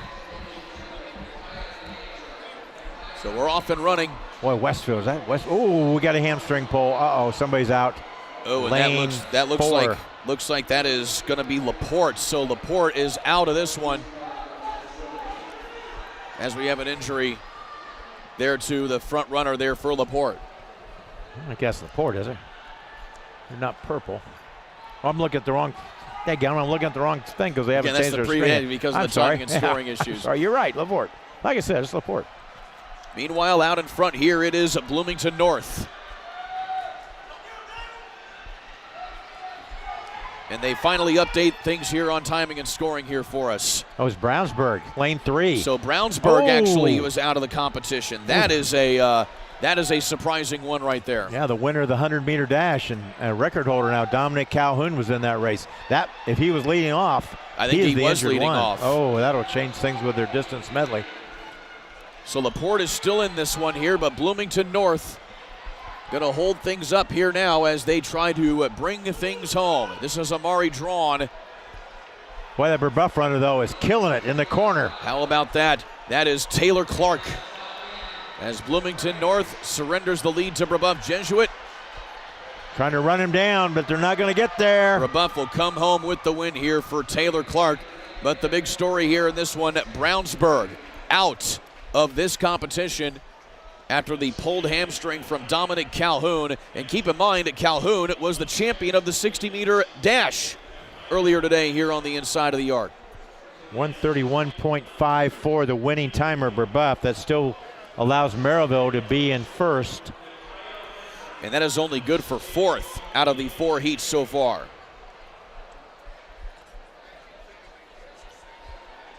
Nice race by the Braves. They were up there. Started out in lane 6. Don't always underestimate the lanes. As we go to the final 4x200 meter relay time trial, it's Avon in lane 1, the Orioles. Hamilton Southeastern Royals in second. Sorry to cut you off there, partner. As you see, there's Dominic Calhoun clearly favoring that hamstring. And you can see how disappointed he is. Well, and I don't know if we'd have to get a replay, but I had just said lane 3 or 4, Brownsburg, or whoever the purple team was, and I saw him pull up right at the top of that curve. The bank, I should say. Curve and the bank. And he's explaining it to someone associated with his team. And that's too bad. Teams in this race again, Avon in lane 1, Hamilton Southeastern in 2. Zionsville's Eagles will be running in lane 3 at the start. Wildcats of Lawrence North, where Bob Potter used to be the head coach until he retired, in lane 4. Their neighbors North Central in lane 5. Now, a little asterisk there, Christian Woodson did not run in the individual 60-meter dash. He is listed on this relay team, so their time to get into this was with him on that team that qualified. He did not run earlier. And in lane 6, the Cathedral Irish. So a lot of Indianapolis influence here with Avon, Southeastern, LN, NC, and Cathedral, along with Zionsville just across the county line of Marion County in Boone County. Lawrence North, the favorite. The top seeded time coming into this one at 1:30.14. They are the reigning champs in the MIC Indoor Conference Championships from a couple weeks ago in the 4x2. But they did not qualify for this event last season. And now they are the top ranked team in the state coming into this one. North Central, the next best one, again with Christian Woodson as the reigning MIC Indoor 60-meter champ. But we're not sure if he's actually in the lineup here today. But North Central were the runners-up to LN in the MIC Championships at the 4x2.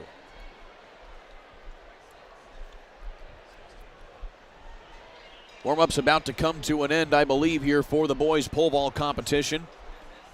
That should be getting going here probably close to the top of the hour. 1:30.6, the time to beat currently. Merrillville from the first race still has the lead time. No surprise with Peters, Ramsey, Woods, and Hill running that race for them. So we're away. Hamilton Southeastern not getting a really good start there with Chandler Weston. And it looks like it is Christian Woodson right there for North Central, leading things off for the Panthers. And so it's North Central and Lawrence North, neck and neck. But on the outside here, Cathedral keeping pace as well. LN in the lead. Big lead right now. Lawrence North now with Jerome Smith on the floor. He's going to bring it around now as he will hand it off to Monshon Sales. Trying to keep up with him here will be Caleb Reinstra Kirofke. But so far, LN absolutely dominating this race as they have about a 15-meter lead. Final handoff. This is Demario Moore for LN. And Isaac Kennedy of North Central. Flying. And watch out here for Zionsville coming up on North Central for second place. But it's going to be Lawrence North coming home with a championship time, 1:28 and some change, awfully close to that meet record, just off it, mind you. 1:28.30 the final time for LN. North Central comes across in second at 1:29.89. Yeah, 1:28.05 is the meet record. It still stands, but LN gave it a great try, almost got it. Maybe a handoff, just a little bit of a quirky handoff, cost him about 1/10 of a second, 2/10 of a second, but still a great race by the Wildcats. There you see the final results. So Merrillville ends up being fourth. So 3 of those teams in that race finished 1, 2, and 3, followed by Merrillville, the winner of the first race. So big results right there for Lawrence North. We'll take another timeout. When we come back, we will have the girls distance medley relay right here on the ISC Sports Network.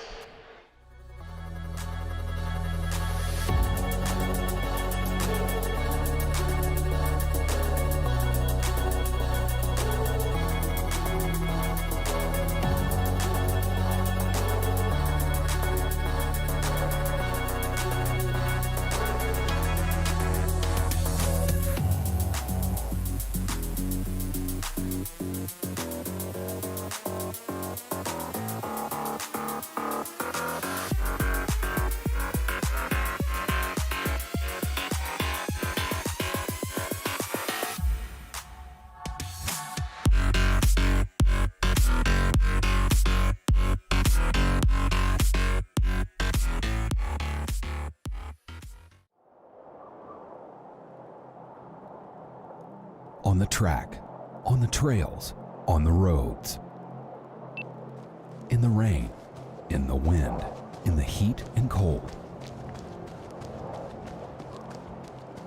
One more mile, one more hill, one more rep. This is where champions are made. Athletic Annex, the ultimate Nike destination. An exciting and beautiful day here inside of Fall Creek Pavilion here on the Indiana State Fairgrounds alongside Pete Smith. I'm Kurt Darling, moving right along here with the Hoosier State Relays. Moving now to the latter portion of the meet here, running-wise anyway, as the girls' distance medley relay about to get underway, as is the boys' pole vault going through final warm-ups there. We'll keep you up to date on how that event shakes out as well. We also have some competition going on for the girls and boys high jump in tandem as well. But the girls distance medley relay, first of what will be 2 timed finals here in this event. Brebeuf Jesuit, Westfield, Carroll, Columbia City, Northridge, Bloomington North, Greenwood Community, Fishers, Edgewood, Crown Point, LaPorte, and Goshen. First time we've called Goshen today.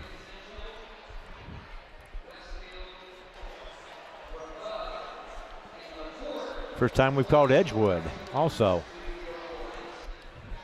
So a couple teams that you don't usually see. Also Northridge here on this as well. Haven't seen a whole lot of them today. No. Got a really good program. Normally don't run a lot indoor. And we're missing a lot of schools that will be, having quality athletes as we get to the outdoor season. Not every school has an indoor season. If you don't have gym facilities or space, then you don't have an outdoor season, or you don't have an indoor season. You got to wait till the weather gets better. So again, the distance medley relay comprised of 4,000 meters around this 200-meter track. The first leg will run 1,200. The next leg 400, then the next leg will run 800, and the final leg will do a 1,600 meter. And out to the early lead here in the girls' side of things here. Looks like it is Fishers of Isabella Murch taking control of things here for the Tigers in the early going.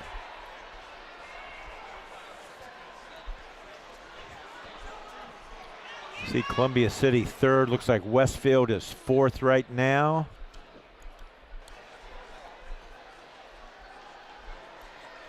So as the field kind of settles into their pace, Brebeuf Jesuit here in second place for the girls, followed by Columbia City, as you mentioned, partner, and Westfield.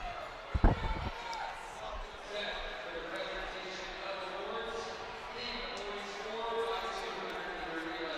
Isabella Murch here in control for the girls here in the Fishers in the 4x in the distance medley relay.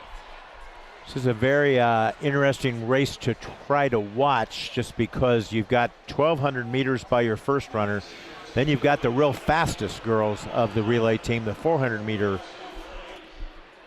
leg of the relay. Then you go to the 800-meter, and then you go to the 1,600 meters. So you finish with the milers. And sometimes things can get a little out of proportion because teams that are slow will get lapped, and it's sometimes easy to kind of lose track of who's in the lead because people are getting lapped, people are unlapping themselves.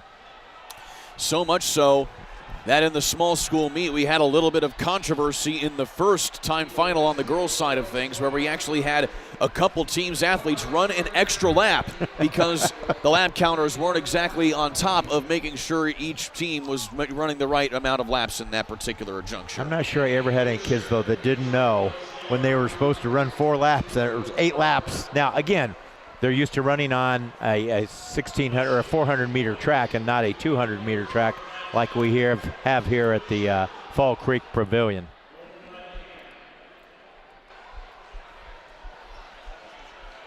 So running through this so far here,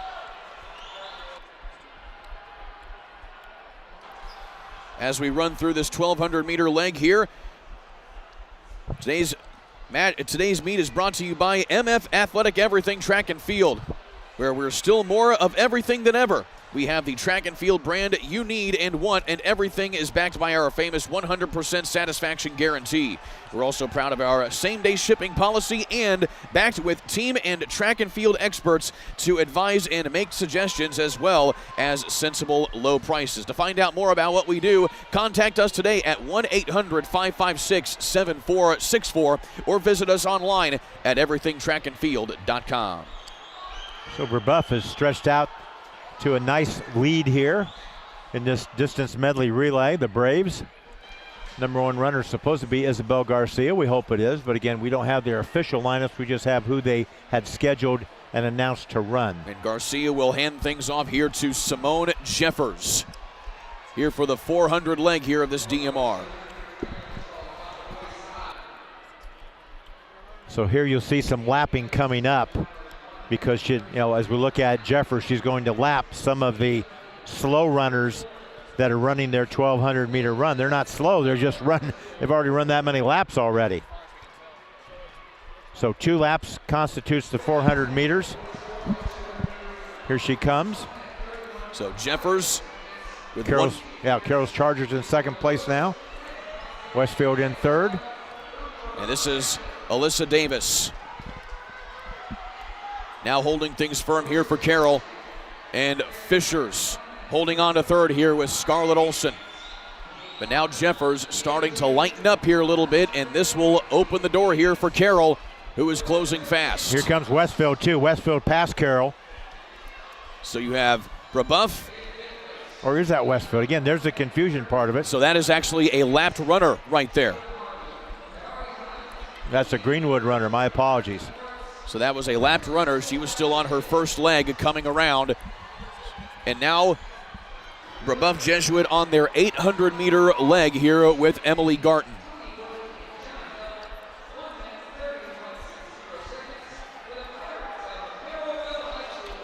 It just can be so confusing because the runner that we see first in our picture is actually a lapped runner. She's getting the baton and making the exchange there, that being the Greenwood runner. So that Greenwood runner not in the lead there. She is a lap down.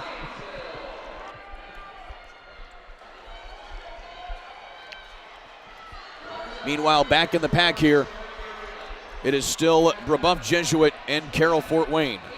And Carroll looks like they have taken the lead. We'll see them coming up at the top of the screen.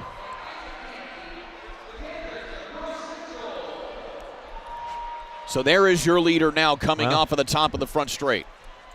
That is Carroll of Fort Wayne getting past Brebeuf Jesuit here. And it looks like as well,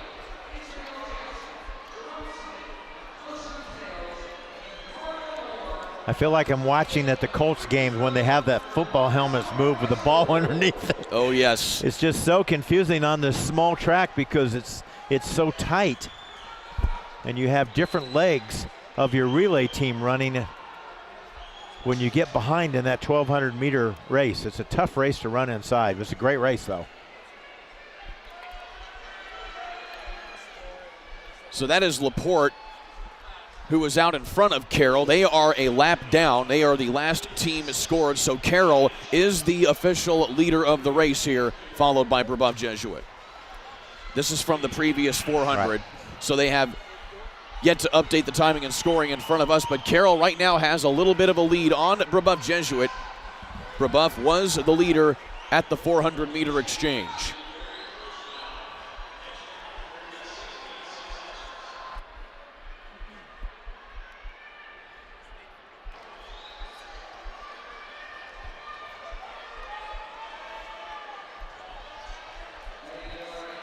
So going to the 1,600 meter leg at Carroll with Mary Beth Hall will take control of things.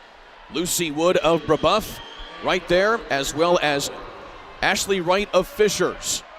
1, 2, 3 right there are your leaders.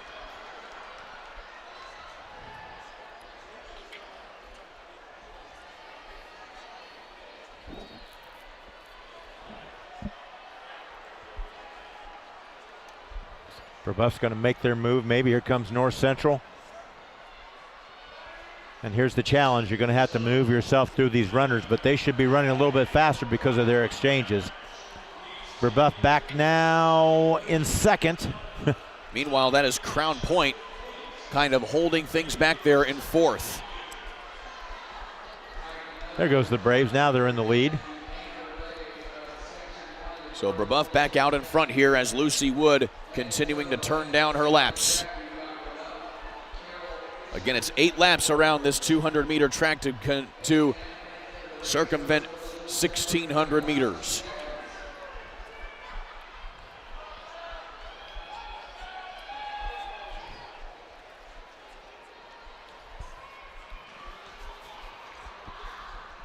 By the way, in the boys' high jump, I'd like to keep you updated on that. The bar is now at 6 feet 6 inches. Right now, the leading athlete in that regard at 6'5" is Adateo Adanumi from Avon. So we've got a lot of guys that are in it that have passed heights at that 6'5". They cleared an opening height and then have passed a couple times without any misses. Little strategy there in the high jump. There you see the top 3 teams in this distance medley relay. And they're sticking neck and neck with each other. That is Brebeuf, Carroll, Fishers, and then Crown Point. And then Columbia City right there as well, kind of not too far off in 5th. Well, that's going to be the freshman, Kenya Leach, who's an outstanding 3,200 meter runner. She ran 3rd, I believe, earlier today. And she is making it up. Here she comes. So there you have it. Kenya Leach of Columbia City now moving them into 3rd place. And as I mentioned before, Kenya Leach has a lot of experience running in national meets at the middle school level, running the 1,500 and the 3,000 meters at the USATF Outdoor Nationals. And she has the Eagles in the lead. And so there you have it. Columbia City going from well back in 5th to the lead here as they hit now 800 meters left to go here in this race. Again, this is the first of 2 time finals. We'll have another DMR, distance medley relay, after this. So it's a timed final. But all these 4 teams are all running very, very strong. Columbia City and Carroll of Fort Wayne, the 2 top-seeded teams in this particular time final. Both of them going 8:16 earlier this year. As Leach will work her way around some lap traffic. Carroll in second. Brebeuf now has dropped back to 4th, I believe. Slowly starting to slip away here from Brebeuf. Lucy Wood, that final leg. But so far it has been all Kenya Leach here in this 1,600 meters. Well, we've got Northridge kind of in this too. And then wasn't sure, but they've got them listed officially as 4th place right now, and that was at them. That was at the 800-meter exchange. 2 laps to go.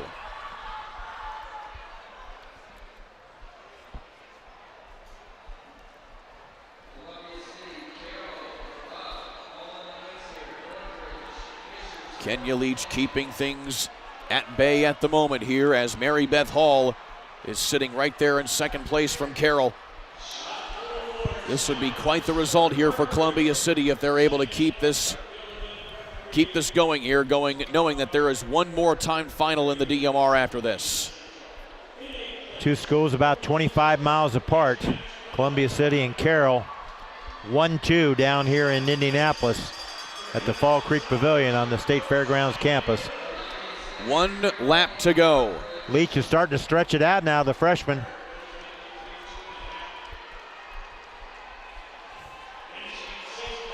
Oh, now she's using the arms. Yep, now she's concentrating. She's using the arms. She knows she's got 100 meters to go, but she's got to do it on a bank.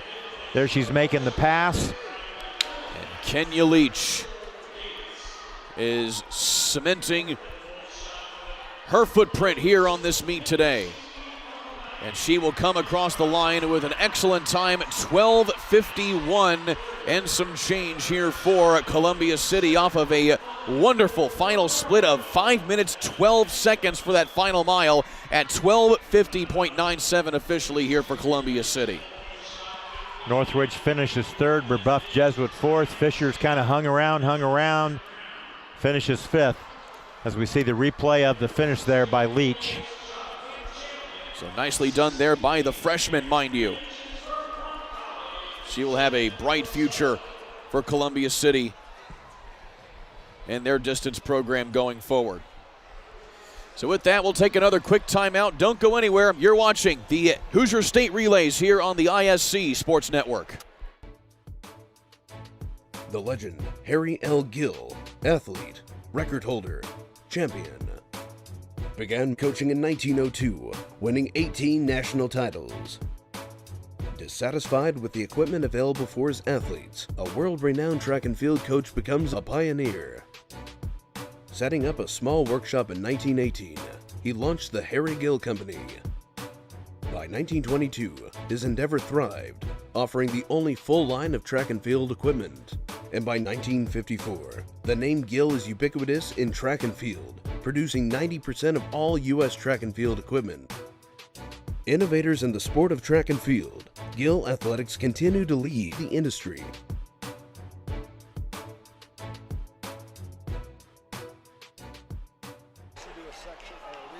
Welcome back here inside of the Fall Creek Pavilion here on the ISC Sports Network alongside Pete Smith.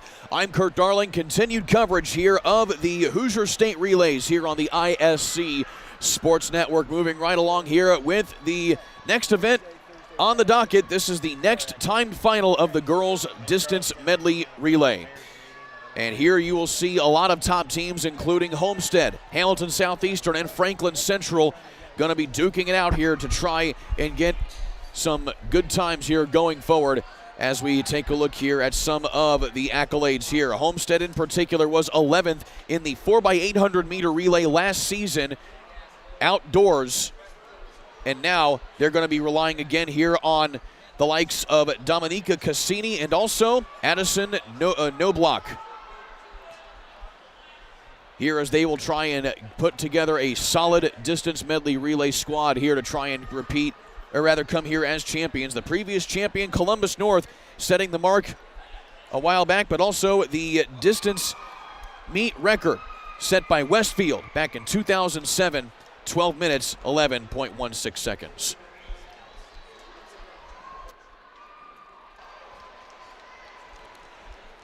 First time we've called Huntington North.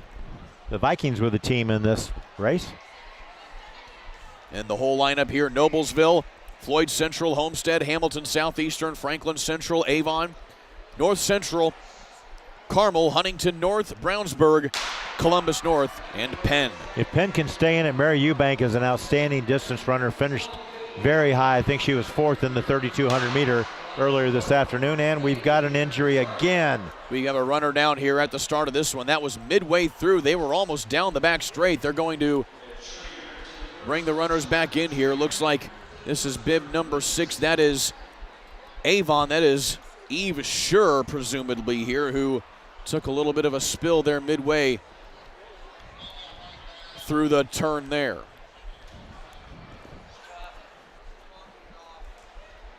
Yeah, she's walking off. She's checking herself there in her hip. Yeah, it looks like she's she looks fine now. Gonna be okay, so they'll just bring it back here and start things over again. But still, I'm taking a spill on a hard track racing surface, and it's not fun. I'm not sure guys would have the same attitude. You're like, oh, are you okay? Are you okay? Guys like, man, I was off to a great start, man. So they'll reset things here. This is the second called off start that we've had here today. Only the second, though. Only the second. Both in the large school meet. Of course, as we said before, no false starts yet, just 2 called off starts after they had to get everybody away. The legendary John Yantis talking to the injured runner from Avon. Knowing Johnny's probably got a Band-Aid in there. Give it to her and say, let's get going. John, a basketball official, a track and field official for, let's just say, a long time. And a really good one, obviously. You see Kurt Parrish there also talking to the girls at the start-finish line. So Avon girls still feels a little bit bad, but it happens. And we'll restart this second race of the distance medley relay. Meanwhile, the bar going higher in the boys' pole vault. Elliot Ryba, now the leader from Greenfield Central, clearing 6'6" on his first attempt. The bar moving to 6'7" here in just a little bit. And now we have a runner jumping the gun just a little bit here. That was not a false start, but they'll have everybody stand back up and reset again. So everybody a little antsy now after having the start waved off.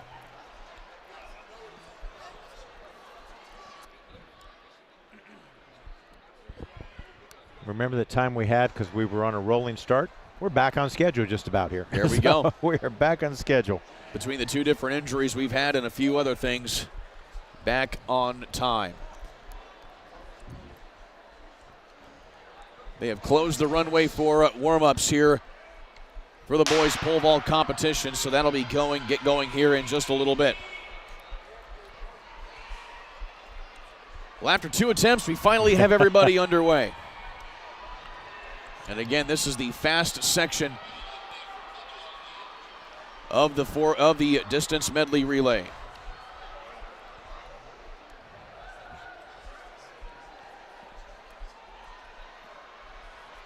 Everyone kind of settling into their role here as they hit the waterfall start. And out of the gate here, it is going to be Columbus North setting the early pace.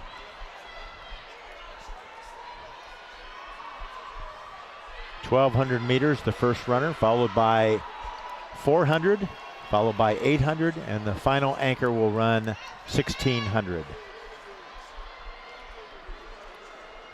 These are the teams that had the fastest qualifying times in here.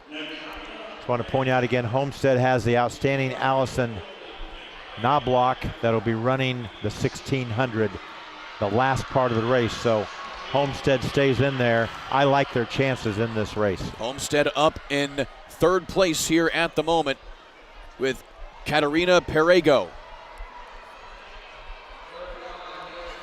And it almost seems to me here, Coach, like if you're in this particular event, you are running, if you're Homestead, to simply get Knobloch in the position to go out and try and run this one home. Don't drop the baton. Just look ahead. Don't get injured. Keep her in the race, and Knobloch's going to be in good shape. That's what you would think.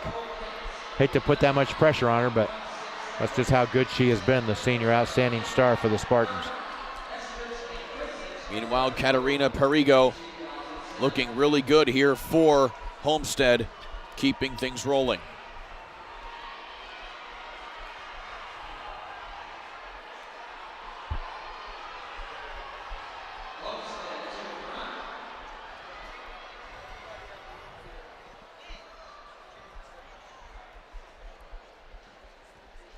3 laps to go, make it 2 laps to go, I believe, this time by.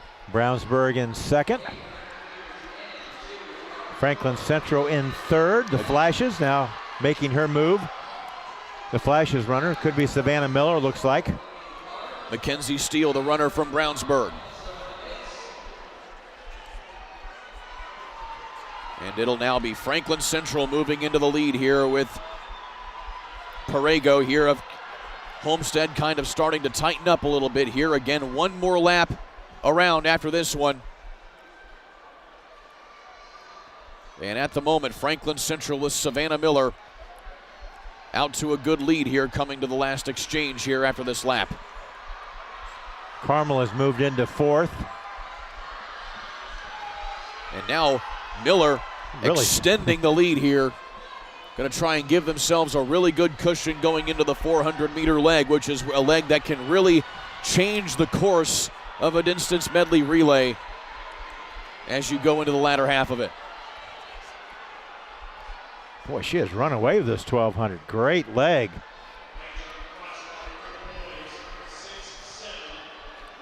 And she was the friendliest one to the injured Avon runner, so I kind of like that. Are you okay? So off to the first exchange, Franklin Central, the first there as Cameron Simmons will keep things moving here, but now the rest of the field will be in lockstep with it. We've got the fast runners, the 400-meter dash runners. Maintained a pretty nice lead, though, the Flashes have. That we think. Cameron Simons. Simons still holding on right now here. Meanwhile, North Central has moved into second place. Homestead as well as Carmel working here in third and fourth.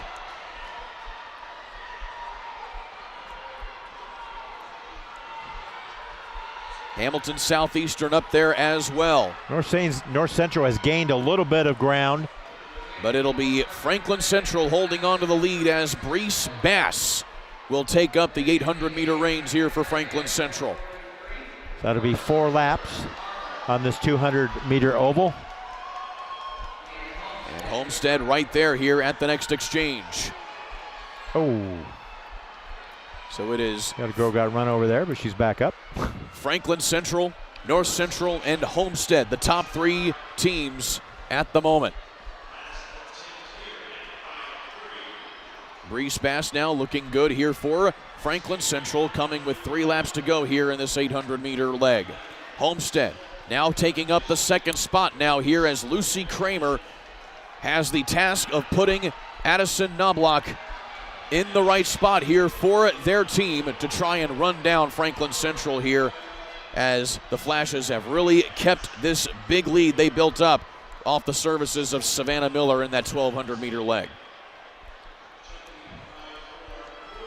Yeah, this is about the same distance Miller had established after the first race of this medley relay, the 1,200-meter race between the competitors.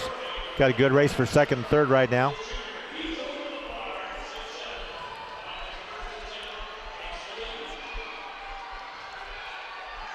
It'll be 1 more lap to go here next time by for Brees Bass. North Central now moving back into the second spot over Homestead. This is Maddie Rachicho.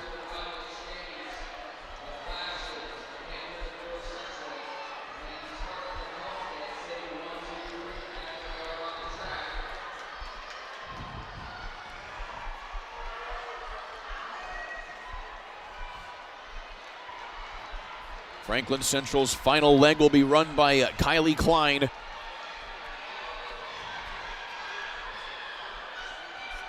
As Brees Bass starting to tighten up a little bit here on this 800-meter leg, but she has done her job, and that is keep this lead here for Franklin Central.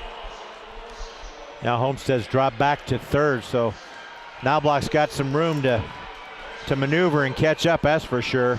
So here is Kylie Klein of Franklin Central, tasked with keeping the lead here, but North Central going now with Kelsey Rimmel for this mile leg, and here is Knobloch coming up in third place. She has a lot of ground to make up here for Homestead, but she is looking very quick here through this first 200 meters.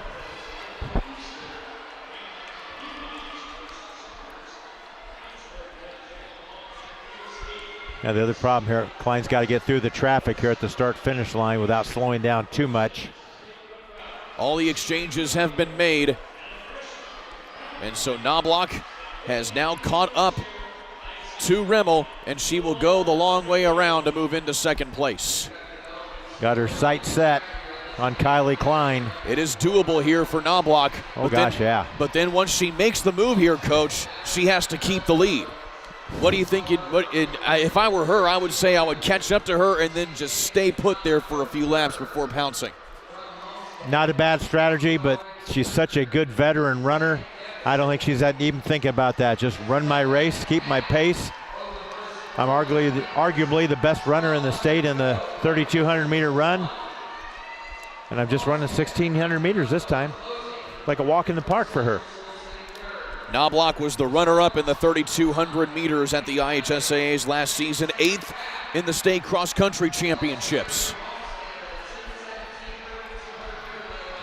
And now she is slowly but surely reeling in Kylie Klein here of Franklin Central. She is going to do it on this lap, I believe. So how about this performance from Knobloch? Still 5 laps to go.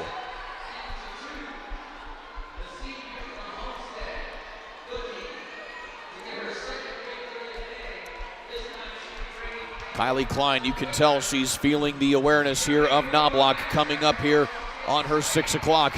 And now Knobloch going to go ahead and take control of this race as she now gives Homestead the lead.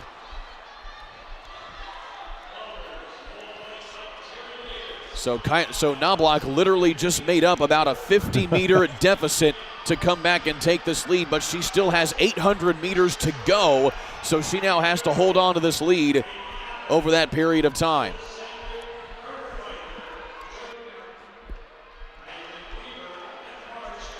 We thought earlier today when she won the 3,200 meter run, at least I thought earlier today, she had a great chance of breaking the record. And it seemed like about the last 400, she just kind of put it in cruise mode. Let's see if part of it was because she wanted to save it because she knew she had the distance medley coming up. But she is gone now, pulling away from Klein. She has about a half a straightaway lead here over Kylie Klein of Franklin Central. 3 laps to go here for Knobloch. Let's zoom on to Kylie Klein now. The next challenge for her is to keep that pace and not get taken over by North Central. Kelsey Rimmel starting to make a move a little bit on her. Klein still, though, has a nice lead. Klein's running a good race. She's just running against a great runner, a great runner in Addison Knobloch. Knobloch now approaching the back half of the field here. We may be dealing with some lap traffic here over the final 2 laps to go here for Knobloch. She will have to lap a couple, I believe. She may have to lap maybe 5 of them, I would say. Doesn't have to, as long as she stays ahead of Klein, but with her pace, I think she's going to do at least 3 of them maybe. Meanwhile, North Central appears to be reeling in Klein here a little bit now with Kelsey Rimmel. We'll keep an eye on the second run for second place here. That'll be the real race. Addison Knobloch, though, just keeping control and poise as she looks very comfortable here coming into the final 200 meters. Beautiful stride. Remember the meet record, 12 minutes, 11 seconds, 1:06. Set back in 2007, likely not going to hit that mark today. But Homestead, a best time of the season coming into this year at 12:15.41. It'll be close here as Knobloch has 10 seconds to make up this whole front straightaway, and she is going to do it. It is going to be a new meet record for Homestead by about 5 seconds or so. We will get the official time here in just a matter of moments. 12 minutes, 7.36 A new meet record for Homestead. What an effort right there by Addison Knobloch to make up that deficit and come away with the victory here for her squad. Just a shade under 500, and Kelsey Remmel with a great finish did catch Kylie Klein to get the Panthers second place points in the distance medley relay. Addison Knobloch, a final mile split at 4:55.70. Nice. Really nice. An excellent final mile there for Homestead. With that, we'll take another quick timeout. When we come back, we'll have the first of two-time finals for the boys distance medley relay. Stick with us for live coverage of the Hoosier State Relays here on the ISC Sports Network.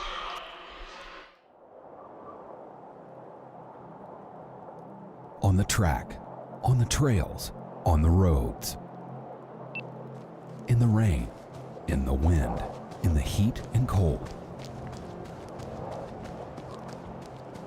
One more mile, one more hill, one more rep. This is where champions are made. Athletic Annex, the ultimate Nike destination.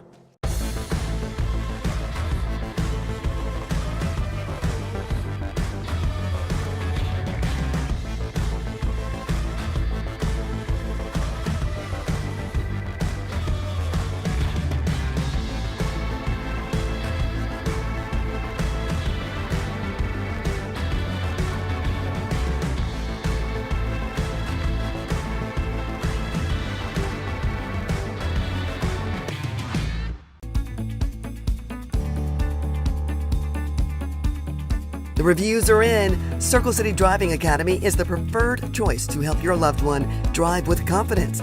Pick your plan and let our instructors lead the journey to independence. Schedule a consultation so you can sit back and enjoy the ride with smiles. Call us at 317-401-8000. Circle City Driving Academy. We're steering you in the right lane. Well, there's the plethora of poles that'll be used today in the boys pole vault competition. Just about to get underway here on the runway here on the boys' side. They're a little bit late getting rolling here as the girls' competition ran a little bit long. And we'll try and bring as much coverage of that as it comes to us here on the ISC Sports Network. Live coverage of the Hoosier State Relays here inside of the Fall Creek Pavilion here at the Indiana State Fairgrounds. Alongside Pete Smith, I'm Kurt Darling as we take a look now at the competitors in the first section of the boys for a DMR.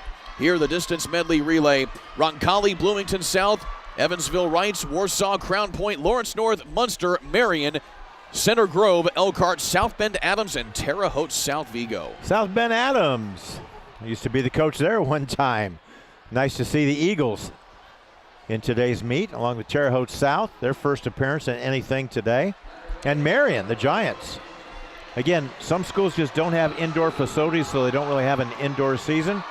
May have a few athletes that do train, and they say, Coach, I want to run this. Let's get our team and run this. So nice of them to make the trip. And Marion in the lead right now, early lead. Meanwhile, this section all tightly bunched here from first to last. This is the 1,200-meter run for these first runners in this relay. It'll be followed by a 400-meter run, which is the fastest. I call it the dash, 400-meter dash, 800-meter dash or run, and then they'll finish it up with the 1,600-meter. Just had an outstanding girls race where a new time was set by Homestead, 12:07.36. And we'll see how we do in the boys race. Again, two-time finals, so we'll have two of these races. This is the slower section time coming in, but that doesn't mean you can't score by any means. You can score in this, you just have to run against the clock, not necessarily against winning first or second. Meanwhile, Elkhart has gotten out to the early lead here. This is Max Malloy leading things off for the Lions. Adams Eagles in second, Roncalli in third. Roncalli, we haven't gotten to say them an awful lot here today, as that's Ezra Little keeping things going on here for the Royals.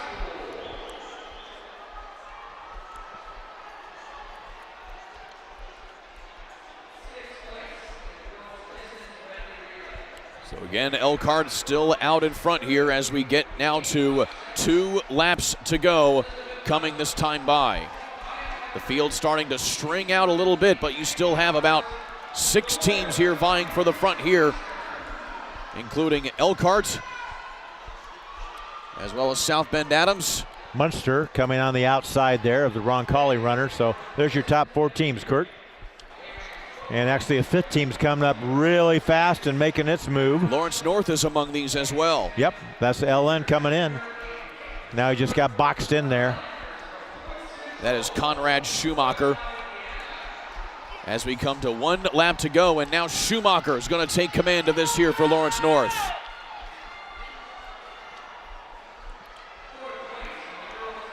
Schumacher rather built for a 1,200-meter leg here. He is running quite well here as he's going to try and keep the lead here for the Wildcats. Ian Smith of Munster trying to run him down. But usually when you hit that curve, the front of the curve and the bank, they usually get your runners out to get ready for the exchange zones. As LN 1, Munster 2, Adams 3, Roncalli 4, and the Lions are roaring from Elkhart there in 5th place. Lawrence North the lead at the first exchange. Tristan Powell will try to keep everybody at bay here in this 400-meter leg. But so far here for Munster, this is Gabriel Lobo who will try to run him down here. South Bend Adams rolling along now here with Timon Johnson.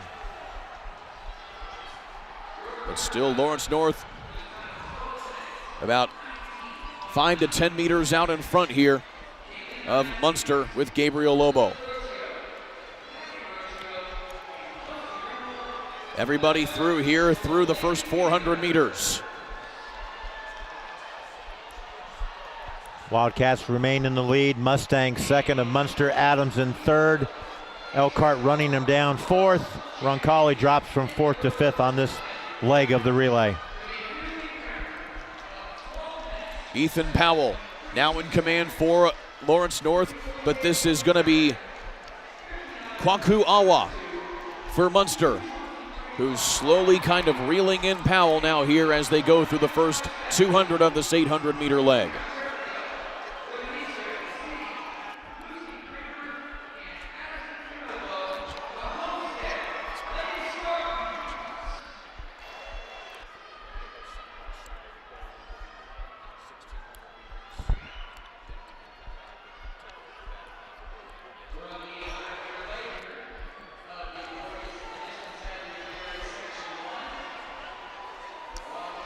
Still remains Lawrence North, Munster, John Adams High School out of South Bend. Roncalli is recaptured 4th, Elkhart in 5th. Elkhart used to have such a great track program in the 80s. Elkhart Central Blue Blazers, coached by Tom Kurth. Jim Eager coached the Elkhart Memorial team. When they split up into 2 high schools, boy, they were always, both of them are in the top 10 every year in the state track meet. Evansville Wrights now in the mix here as well with Sawyer Mossberger. But still, it is all Lawrence North as they have now extended their lead under the sure feet of Ethan Powell, who now has 1 lap to go before we hand off to the 1,600-meter leg.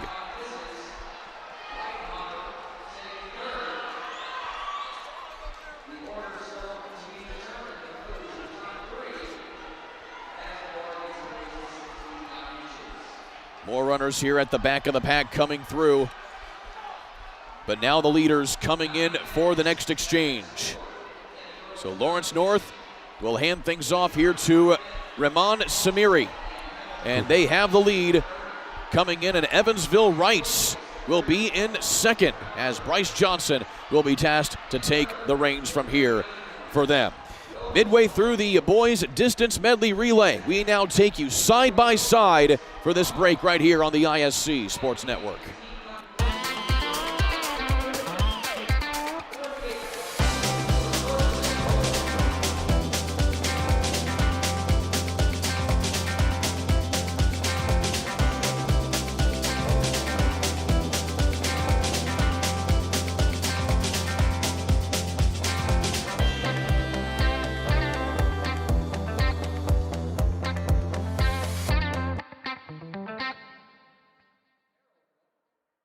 It's the 50th year for the Midwest Meet of Champions. From the honor of being an all-star selection, to the great new friends you make, to the great competition on All-Star Saturday, to the Midwest Meet Olympian Banquet, this is an experience you will cherish and never forget. Do you have what it takes?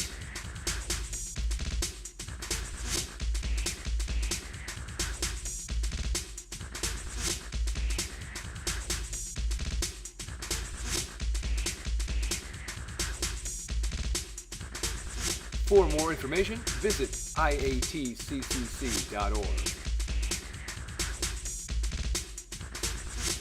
So you or your athlete are a budding pole vaulter, then you know that you need the right poles to take your ability even higher.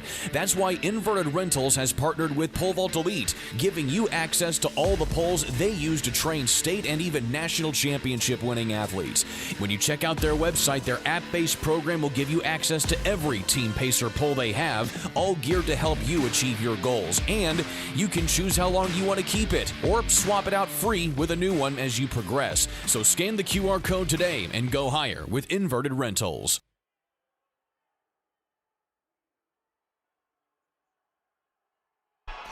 Well, you've been watching side by side the Elkhart Lions now overtaking into the lead, as not only they but also Roncalli and Munster have now retaken themselves ahead of Lawrence North, who now drops back into the 4th position. And now it is a brand new race here, Pete Smith. It is. I think it's going to have a really good final here in the first race of the 2-timed finals of the distance medley relay.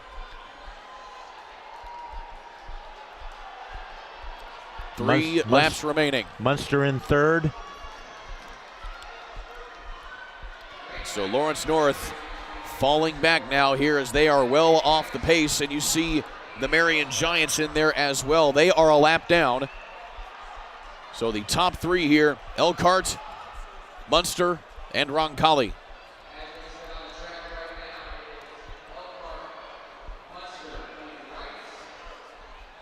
For Elkhart, this is Aaron Richter holding things out in front.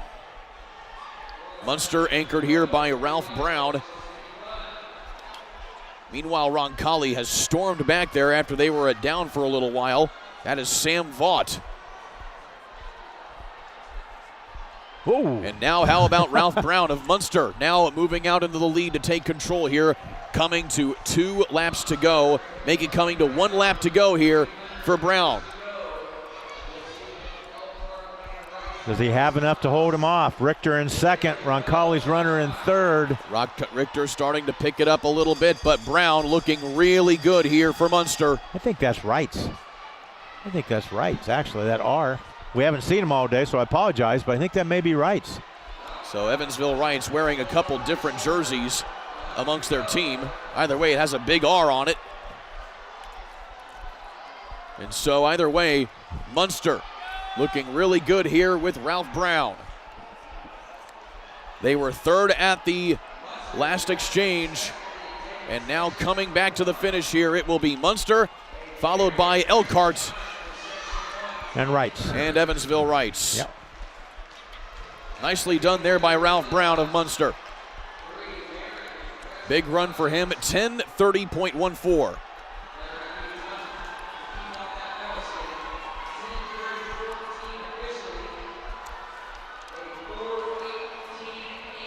Meanwhile, Elkhart in 2nd, and as we just got confirmed, Evansville Wrights coming home in 3rd place in 10:32. Brown ran a 4:18.84 1,600-meter run, the fastest so far of the anchors, any of the anchors so far. That's a fabulous mile right there. That is. Nice job by Aaron Richter, too. 4:19.18 for Richter. Bryce Johnson, 4:21.35 for Wrights.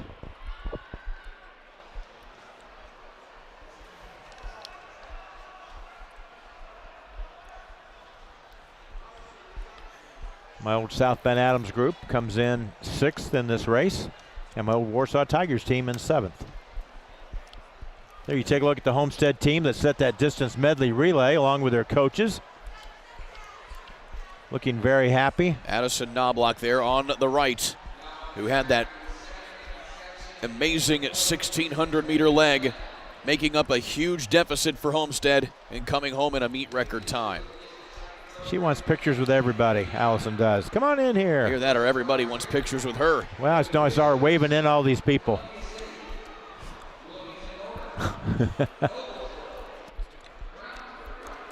So while we have a moment before the boys' distance medley relay moves on, we had some excellent competition in the boys' high jump to keep you apprised of. We are down to 2 competitors in this event as Elliot Ryba of Greenfield Central and Jordan Randall of Warsaw are both tied going into 6 feet 8, now competing at 6 feet 9 inches. And there you see a big jump right there from Center Grove competitors as well. But moving right along through this competition, Coach, we are deadlocked, and we could be going to a jump off here if they try to figure things out here at 6 feet 8 inches. Yeah, great competition this early in the season in the high jump. Usually it gets better as the weather warms up, but that is Chaz Corley there of Warren Central. Also, Ed Denumi of Avon getting in on the mix as well.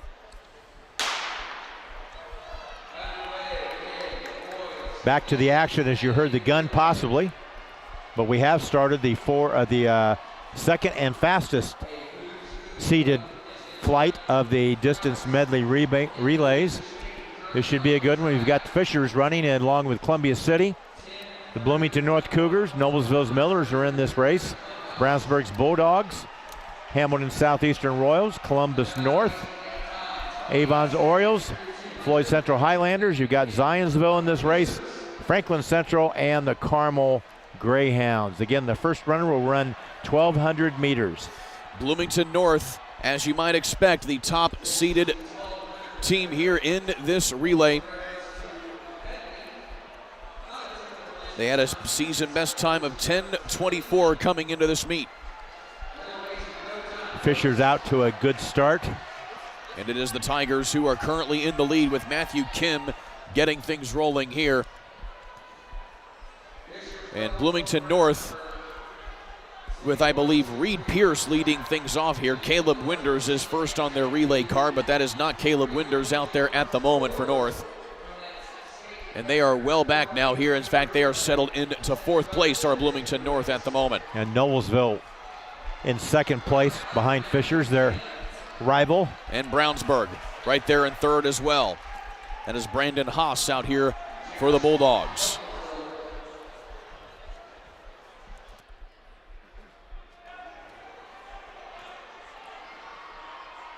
Noblesville, as you mentioned, coach in 2nd place at the moment with the likes of Luke Mumma in on this as well, and Jack Strong. They were part of the state qualifying 4x800 meter relay team just a season ago. You'll also see Caden Click and Alec Moore in on this team as well for the Millers. There's that Mumma name I called out earlier in the race, but they had other guys that had names very similar, and I apologize. I said, no, it's Mumma, and I looked and said, oh, no, that isn't Luke. That's another M name, and Mumma takes the lead here. So Noblesville back out in front. Again, Mumma, a veteran of the team last year. And now with 1 lap to go here in this 1,200 meter run, part of the DMR Distance Medley Relay.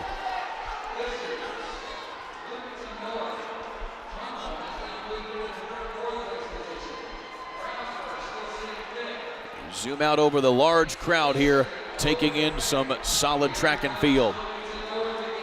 So Noblesville and now Bloomington North out of nowhere with Reed Pierce now coming into 2nd place. What a run there at the end of this 1,200 meters, and Bloomington North will have the lead as they hand things off here to Kalen D'Onofrio. Yeah, this was the expected team I thought would win this race. Luke Mumma here on for Noblesville. So Bloomington North, after not a very good start by all things considered, they are now back in the lead here. They were the dominant team in the 4x800 meters earlier today, and now Noblesville with Mumma starting to reel Bloomington North back in here, coming in to the next exchange. Back a little ways, Carmel's made their move. They're in third place in this relay. Now you got 800-meter runners coming up. There was your 400.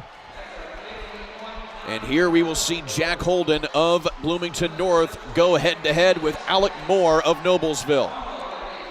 Alec Moore was 6th in the Hoosier Crossroads Conference Championships in the 800 meters a season ago. He is at the center of your screen with Holden right behind him. Holden was on that championship relay team earlier, the 4x800 meter relay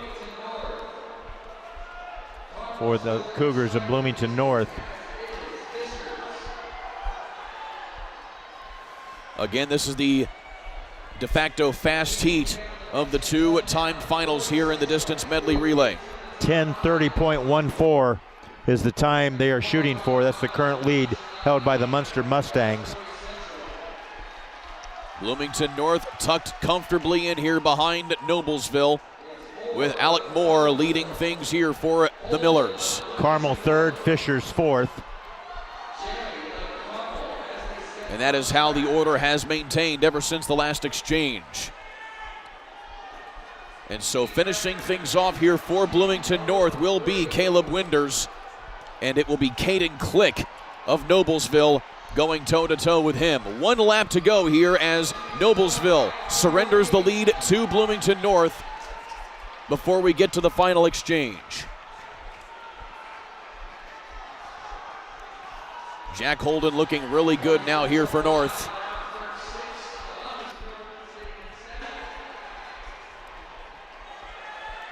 And now extending the lead here as Noblesville starting to fade, and Caleb Winders is in an excellent position from the rest of his teammates to put this one away here for Bloomington North.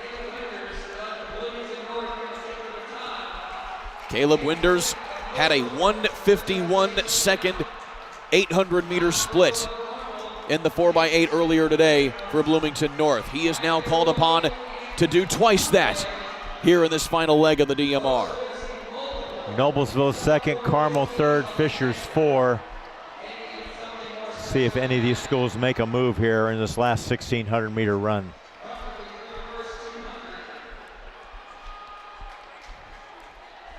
Winders already making quick work of it now.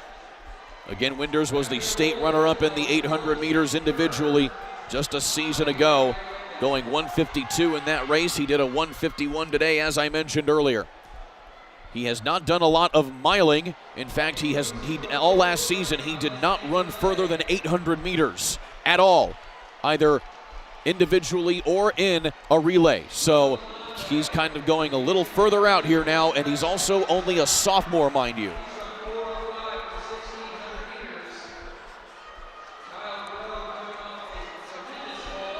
And right now, Noblesville not with a whole lot of answers here, as they currently still hold the second spot with Caden Click. But Caleb Winders right now just kind of letting the laps wind down here as he keeps biding his time, but also keeping this lead. Yeah, it looks real smooth as he laps Westfield, I think.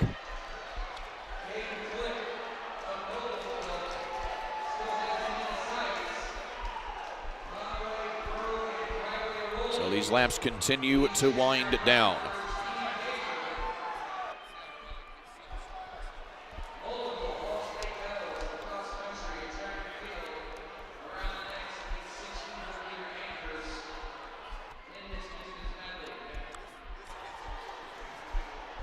So coming to 4 laps to go here for Caleb Winders. This back half of the race brought to you by MF Athletic, Everything Track and Field. We're still more than everything than ever.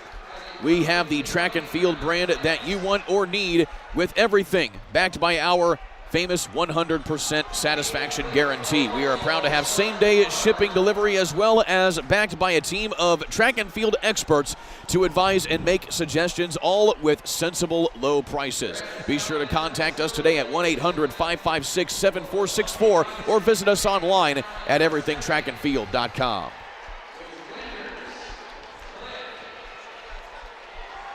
Caleb Winders letting things come to him here. Noblesville still well back here. Caden Click, the runner for the Millers. He is now caught up to Winders. Yeah, I was going to wait and say something to you, but I knew you were going to catch it there. There are two black jerseys I was looking at here, and so Caden Click keeping it close here as, again, Caleb Winders, he is an 800-meter specialist. He doesn't do a whole lot much else beyond that, and now Caden Click is going to put some pressure here on Winders with 2 laps to go. I like when he made his move, too. He waited until Winders got kind of pinned in behind the lapped runner. But I think Winders still has something in the tank. We'll see. Should be a good finish. Caden Click, an excellent miler in his own right. In fact, he finished 4th in the mile at the IHSAA state finals last season. So you have a top miler in the state going up against a top 800-meter runner for the final 200 meters in this event. Bell lap. Yep, they're on the bell lap. It is going to be a drag race, essentially, to the finish. And now here is the speed of Caleb Winders. He's saying, you're going to push the pace? Well, I'll do you one better. The 800-meter speed coming in here at the end of 1,600 meters for Caleb Winders. And it is going to be an absolute shellacking for Bloomington North, coming across the line at 10:14 on the season, a new season best for them. Caden Click, a valiant effort by him, but he comes home in second here for Noblesville. Well, Click ran a 4:19.78. Winders, who doesn't really run a 1,600, not a bad 4:21.31 with an impressive last 150-meter kick-in. Wow. So what an effort there by Winders. He felt the pressure, but he got it right there in the final 100 meters. And the sophomore making his presence felt yet again here inside the rafters of the Fall Creek Pavilion. Just kind of feel like he doesn't run the 1,600.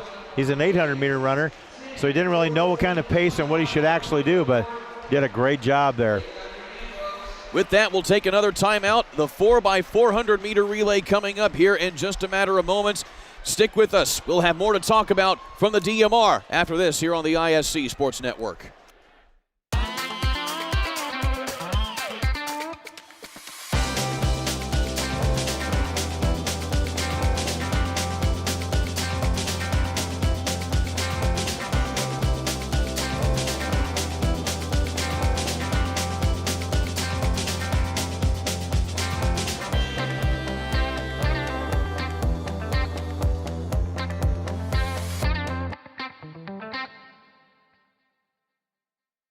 It's the 50th year for the Midwest Meet of Champions.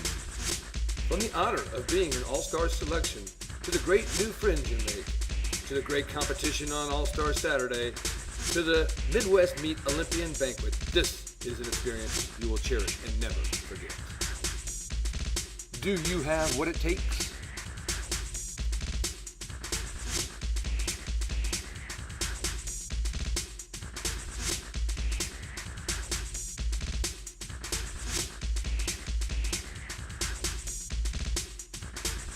For more information, visit iatccc.org.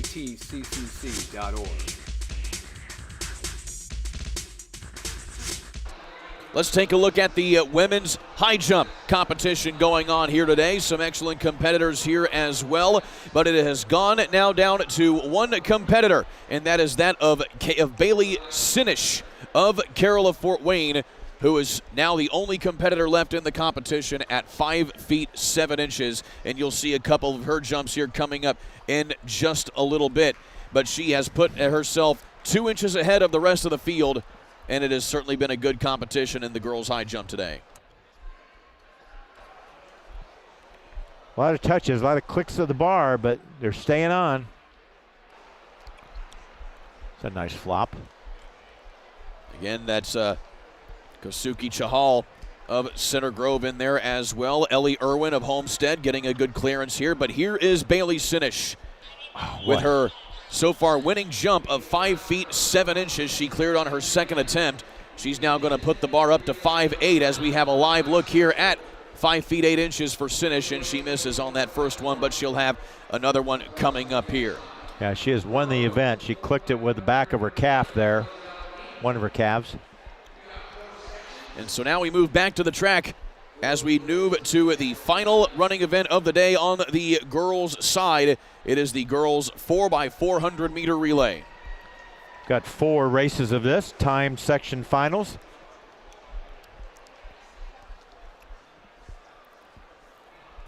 And so in this first section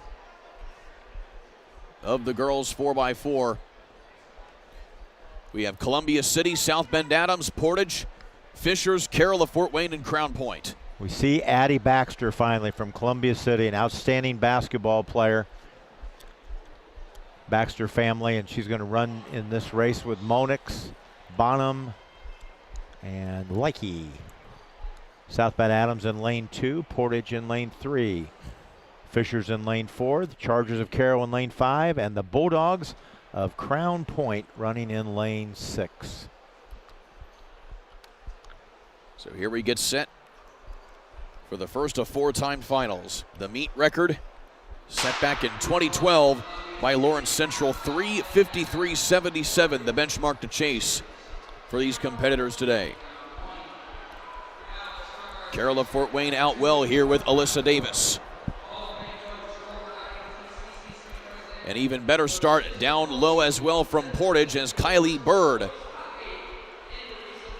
will give Portage an excellent start here in this race as they filter down here to the pole at the end of the first lap.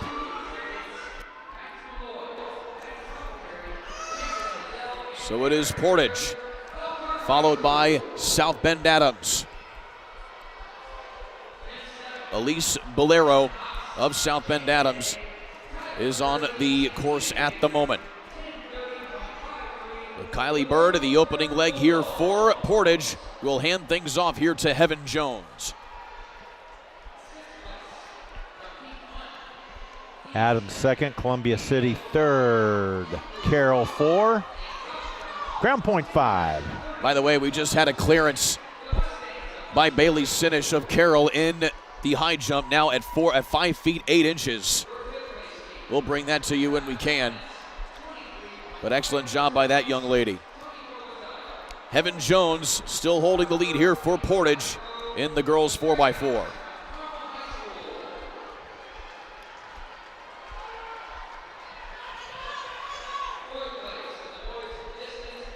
By the way, an update in the team standings here on the girls' side. North Central leading Carmel by just 4 points coming to this final event.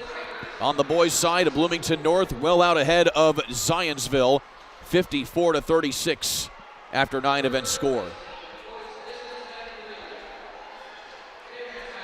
Next exchange here for Portage. This is Tiara Gray. South Bend Adams now going with Agnes Hassler. And so far it has been all a Portage here from the get-go. At the halfway point, Heaven Jones with a 61-second split here for Portage. Nice.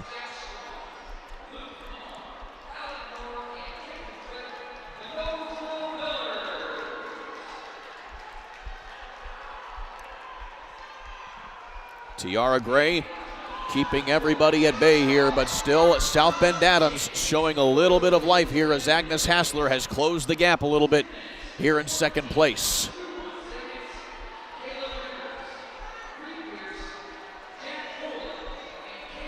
This may be a little more competitive than what it has appeared, as Gray starting to tighten up coming to the final exchange. She will hand it off now here to Gorgeous Davis of Portage, and South Bend Adams will finish things off here with Isabella Sowens.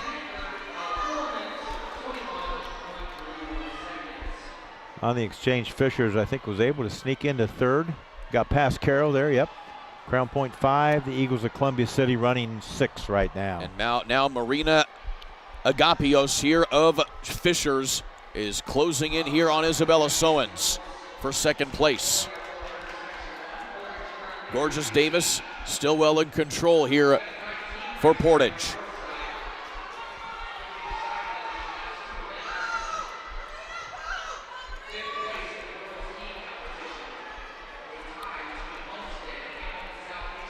They're trying to run her down. Davis starting to slow down a little bit. losing her pace. Davis tightening up here. Meanwhile, surging ahead here is Isabella Sowens. Adams. It may not be enough No. here for Adams. Gorgeous Davis lifting her legs as much as she can, and she gets across the line for the win at 4:08. Valiant effort from Adams in second, and Fisher is with Marina Agapios in third. Officially Portage at 407.88. The Tribe.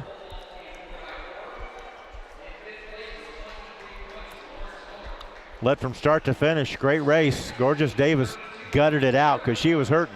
That last 100 to 150, she ran in. You can just see she is just, come on, I got to do this. Not going to let my team down. Got her done. Pride of the Duneland Conference in this race. Portage High School. Meanwhile, at the high jump, here is Bailey Sinish going at 5 feet 9 inches. And can't quite get that there on her first attempt there at that height. She will have 2 more tries.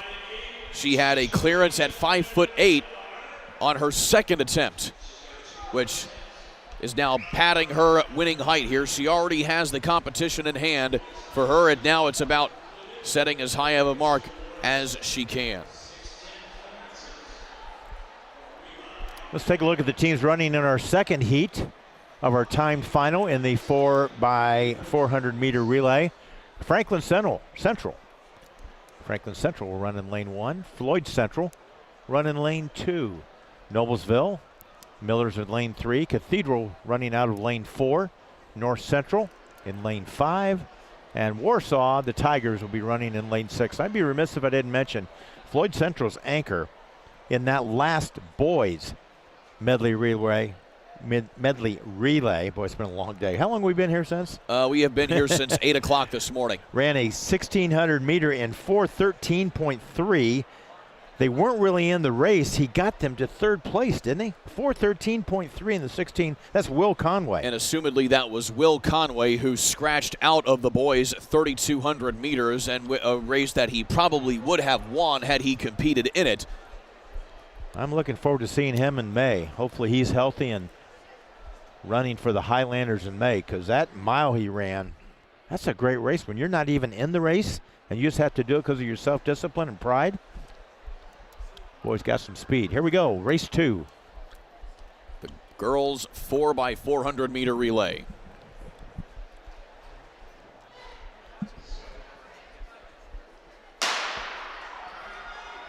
And another clean start. And already making up the stagger is North Central's Elise Smith, wasting no time here for the Panthers getting out to the lead. Wow, like she was shot out of a cannon. She made up that stagger in about 50 meters. I like Noblesville, though, in lane 4, too, or lane 3, I should say. They're going to be second coming through this. Elise Smith looking really good here. She's a senior and was third at the MIC Indoor Championships in the 60-meter dash, so she has a lot of short speed. She was also first in the 400 at the Pike Individual Championships at the University of Indianapolis earlier this year. And North Central getting a good start to this relay here with her performance. She hands it on to Olivia Smith. Meanwhile, right behind them is Noblesville. Brinkley Cooper handing things off here to Gretchen Graham. 59.16 split for Smith. And here comes Graham coming up on the heels of Olivia Smith.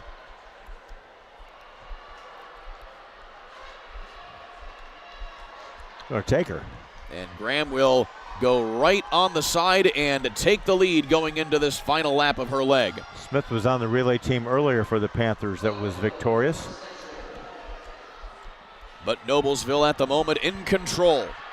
By the way, an opening lap split from North Central's Elise Smith of 59.61. And this will be a quick split here from Gretchen Graham, as the rest of the field has now caught back up with them, as you have Cathedral in on it as well. Exchange, and North Central will get the lead back here. It's just unfortunate.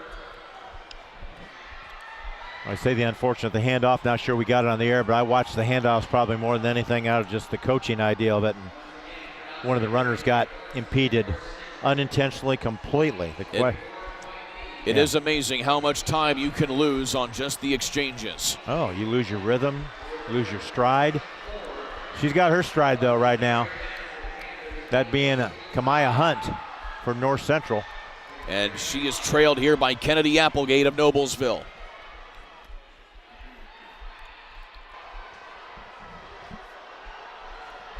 Hunt holding the lead now here, in fact extending it for North Central as they will hand things off here to Ailey Heavy. Here for Noblesville in second, rather. Here, Athena Dixon will keep things here for North Central. So it is Dixon for North Central and Heavy for Noblesville. I think Hunt wanted to take another lap. She looks fresh as a daisy there on that handoff. All the while, we have Warsaw Community in third place now here with Josefina Rastorelli. Well, we did. Franklin Central just overtook her up in the curve. Big opening. Holy 100 cow. meters here from Cameron Simons. Holy cow. And Simons is not messing around at all. She has made up the lead and then some. I wonder if she knows she still has a lap left.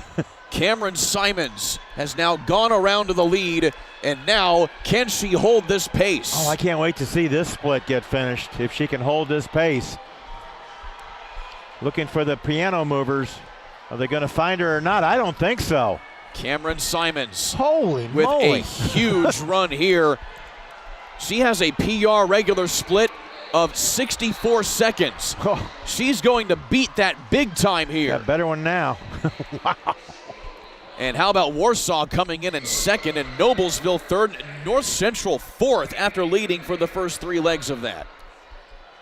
That was a 56-92 closing split by Franklin Central. What a run. Let's take a look at the pass here on the final leg. And then after that, it was all Franklin Central. I got to tell you, Kurt, I thought she was just sprinting just like she lost track of how many laps she had left. But wow, what a great split. This early in the season particularly, and she looks like she meant business. She did mean business. 4:06:08, the official time there for Franklin Central. Off of that blistering last split. And now that is going to be a tall order here for these next events, but still Hamilton Southeastern will be the one to watch later on as we now move into the third of four-time finals here. Hamilton Southeastern will run in the final time final here, but here next we will have Avon, Bloomington North, and then Plainfield, Brownsburg, Lawrence North, and East Central. East Central. I'm not sure I've called that school's name today. Not yet. Nice to see East Central from the eastern part of the state. No pun intended. And there you see Cameron Simons I should say. Sorry. Wow, did she run a great race. I just thought she completely forgot it's 2 laps and not 1. And she is exhausted as she's being helped there by her fellow teammate. But now we'll see a few more excellent runners here in this next heat. Angelique Howgate, Eden Wolf, Izzy Neal, and Asia Thurston make up the Brownsburg relay team, who are likely favored here in this particular section. Brownsburg, the second fastest time here in this heat to Plainfield. Ellie Stewart, Berkeley Williams, Susanna Akinwole, and Carmen Sedgwick will make up that team there for the Quakers.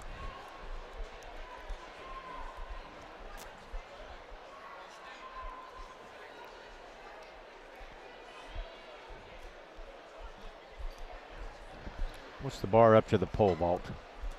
Any idea how far it is now? Pole vault competition is currently at 13 feet 6 inches. Okay. Roughly 4 meters and some change, with Isaac Roman of Crown Point here currently up on the runway. So the pole vault competition starting to dwindle down here, but it looks like we will be getting some bonus coverage in that regard after the running events have concluded.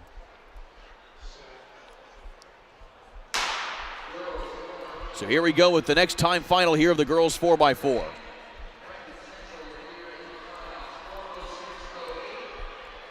The top 4 runners all the way out in the upper lanes out well.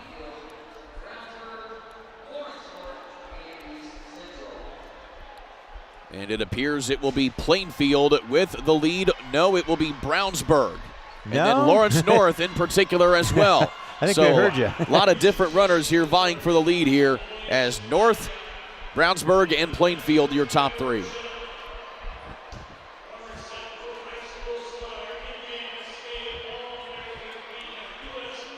Plainfield now moving in. Ooh, Brownsburg really dropping back, moving to 4th now. This is Ava Grace Winters here for Lawrence North, leading things off. She will hand things here to Lanaya Collins. 3 good handoffs.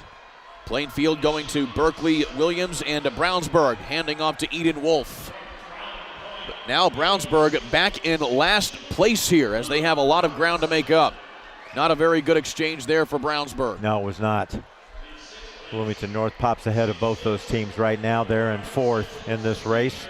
This is the second time final of the 4x400 meter relays. All 3 of these runners neck and neck here as now it'll be East Central taking up the lead. This is Lauren Huber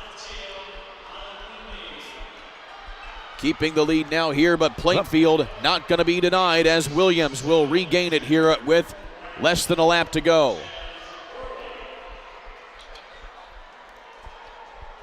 Looking strong. Berkeley Williams giving the Quakers a sizable lead, and they will hand things off here to Susanna Akinwole. What a great leg. Bloomington North's in 2nd place in this. Great leg. That was Nola Summers Glenn going off now here to Grace Wellman.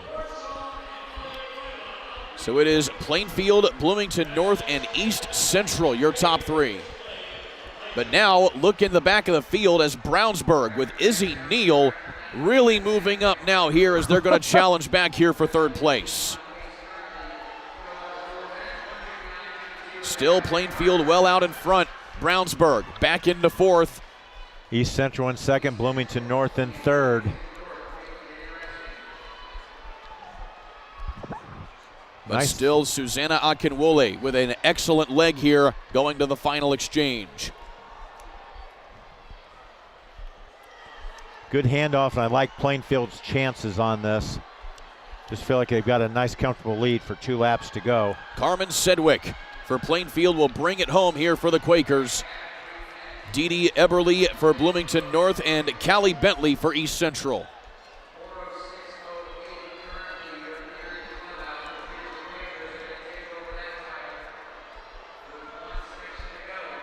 Yeah, Lawrence North has dropped back. They are the last team in this race right now, but there they pass Brownsburg. And Brownsburg now in last place. Again, these are timed finals, but Plainfield really looking to set the bar high. Cameron Sedgwick still maintaining a sizable lead here over Callie Bentley of East Central. Callie Bentley's gaining on her a little bit on the backstretch. I don't know if she's got enough left in the tank. Sedgwick starting to tighten up here, but so is Bentley.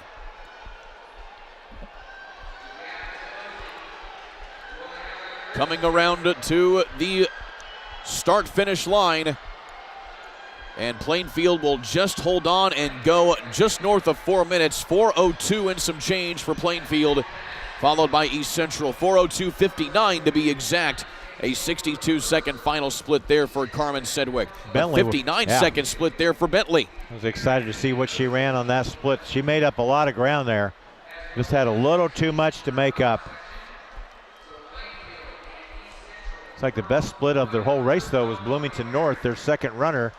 That was Nola Summers Glenn. You mentioned it. Going to that exchange, it was a 58-74 split to give Bloomington North at least a chance at it, but they end up coming in last. So there you see the compiled results after 2 races. And it is Plainfield and East Central. There's your leaders so far. Franklin Central 4:06.08 that won the first heat. Puts them in third right now after the races have been combined.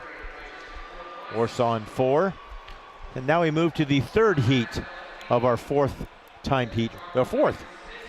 Boy, it's going so fast. This is the final one, huh? It is. Okay, well. This will be the fast heat here of the 4 timed finals. Here for the girls 4x4. Hamilton Southeastern will be the one to watch. They have a seeded time of 3:51.57. That would be 2 seconds better than the meet record from Lawrence Central back in 2012. And you'll see the likes of Addison Smith here on this one, as well as Sierra Kepner, who had excellent performances in the 4x800 meter relay earlier today. Lanes 1 and 2 know each other very well. They're both from the Duneland Conference, Merrillville and Valparaiso. Favorite in the race, as you just mentioned, Hamilton Southeastern is going to be in lane 3. Warren Central, always a strong track program, and look who they've got in this race. Layla Smith, Jyla Vaden, Kyra Smith, Smaya Smith. Wow. The team of Smiths and Vaden. Wow. There for Warren Central. Then you've got Carmel and Westfield running in lane 6. Watch out for Lucy Hauser. She's a good 400-meter runner. They got her running second according to the lineup card, but you can throw that out the window. We've seen so many changes in that today. We can only do so much. Warren Central, the reigning MIC Conference champions in the 4x4. Lila Smith, a big runner in her own right, as we mentioned, also competing in the high jump earlier today. A top 3 finisher in the 110 high hurdles and 300 hurdles at the IHSAAs. But HSC going to be the ones to watch here as Kepner, Smith, and Senefield. Here for Hamilton Southeastern, we're all on the state championship qualifying at 4x4 team last June that placed 7th.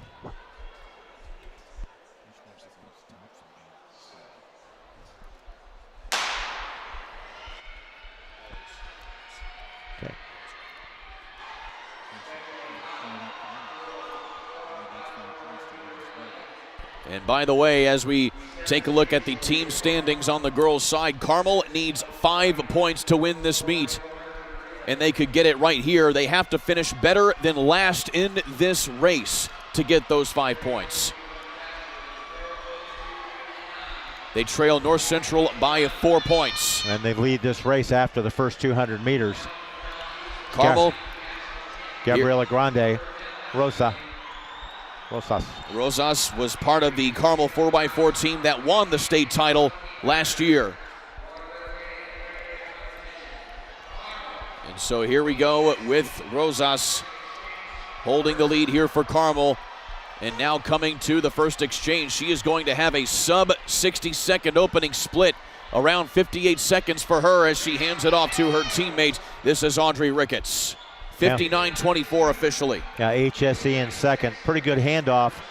Kepner on the lead for Southeastern the first leg. And now Southeastern challenging on the outside of their Hamilton County rival. This is Addison Smith on course here for the Royals. And now Smith going to take over the lead here, but can she hang on to it? Hamilton Southeastern back out in front, Carmel in second.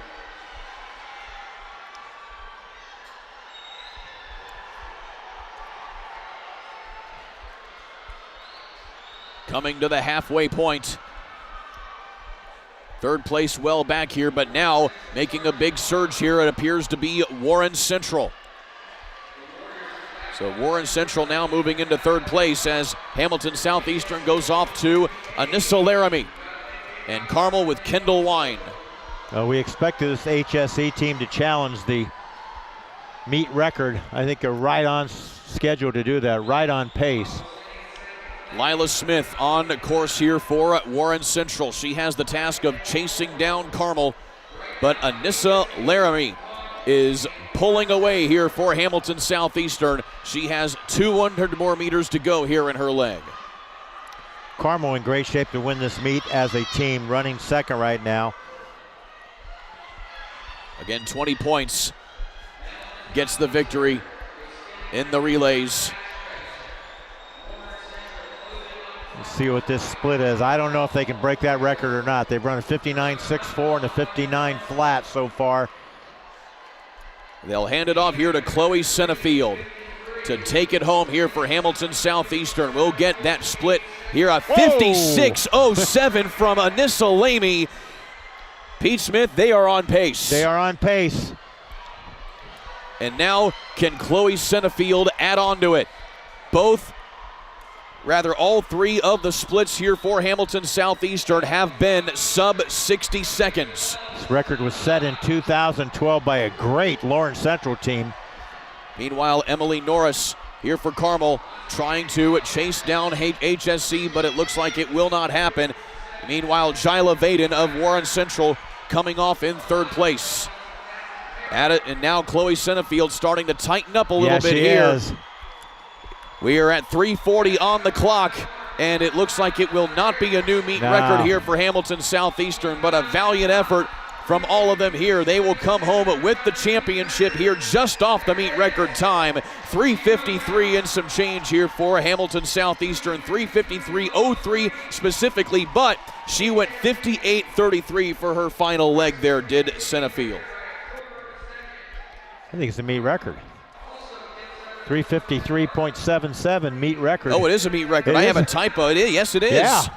I was looking at I was expecting 3:51, which is what their seeded time was coming into this one. So it is a meet record here for Hamilton Southeastern. It sure looks like it hasn't been validified yet by the timing system, but. And there it is. Yep, there we go. Congratulations. So a new meet record here for Hamilton Southeastern as they come home with a big victory. Great. And that will move Hamilton Southeastern into second in the team standings, but Carmel, finishing second, gets the team championship off of that run right there from the Greyhounds. 60 points for the Greyhounds. They win by 10 over Hamilton Southeastern, win by 12 over North Central. Warren Central, they win by 18. Noblesville, their county rival, has 39. Wow. Came down to the last race, and both teams passed the leader, North Central. So Hamilton County dominating here in the girls' large school meet, as all 11 events have been scored now for the girls.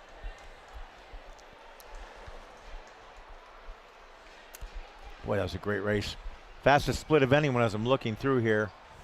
It's like that 56.07. Gosh, that was a great by Lamy. That was done by Anissa Lamy of Hamilton Southeastern. 56.07. That would have certainly competed for a state championship in the 400 meters if they were to run it. And how about Jyla Vaden?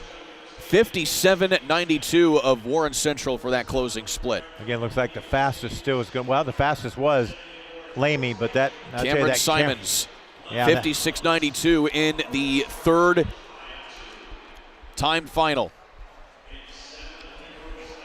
And now we go back to the track here for the final event of the day on the track. This will be the boys 4x400 meter relay. There'll be 4 timed flights. Looking at Heat 1, it'll be Indianapolis Cathedral in the first lane. 4-way Northrop Bruins in lane 2. They have Javion Westfield on that squad. Evansville North, Huskies in lane 3. Chesterton's Trojans running in lane 4. Floyd Central, the Highlanders in lane 5, and then the Marauders of Mount Vernon, their relay team in the 4x4 running in lane 6 to start. Our last boys running event of the night, we have 4 heats in the 4x400 meter relay.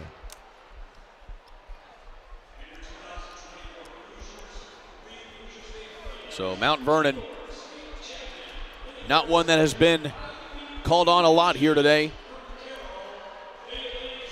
But Evansville North and Chesterton among the favorites here in this first timed final.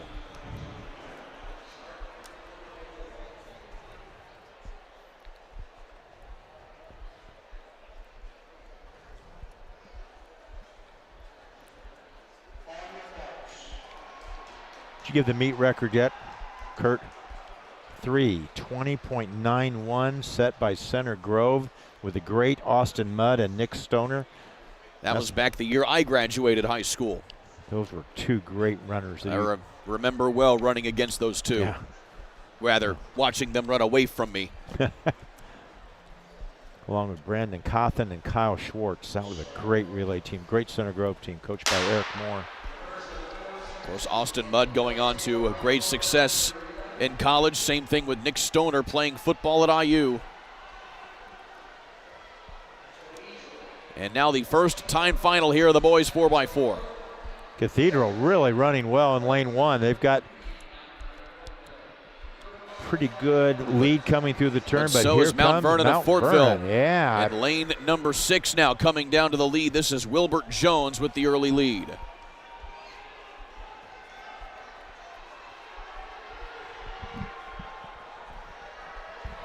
Passed on the inside. Jones let him come on the inside. He didn't hold him Going to the off. inside there. That is James Pappas of Cathedral. So it'll be the Fighting Irish with the lead coming to the first handoff. And this is Alex Richards going to keep things up here for Cathedral. Meanwhile, Evansville North slots into second place. A 53-second opening split there from James Pappas. It's been nice to see the Pocket City represented here by North in our meet. North had a good showing earlier today, as did Evansville Rice in the distance medley relay. Oh, and we have a wipeout. It is one of the Mount Vernon runners. Did he leave the track? Could you tell? He got off to the inside, but I don't think he stayed off the track for too long, so he will stay on the competition floor for the time being. That's Nate Hauser of Mount Vernon who took the big wipeout. Meanwhile, Fort Wayne Northrop has taken the lead. The Bruins in first. Cathedral now drops to third, and that is Floyd Central in second, the Highlanders. Javian Westfield with a 48-80 Nope, I take that back. I'm sorry, it's Evansville North still. for Northrop. Yeah, Evansville North's in second. Meanwhile, Dade Waters for Evansville North with a 49-second split of his own. Some fast 400 splits here among these competitors. Whoa. And now, how about this? Huskies. The Evansville North Huskies coming out to the lead here. This is Darian Walker.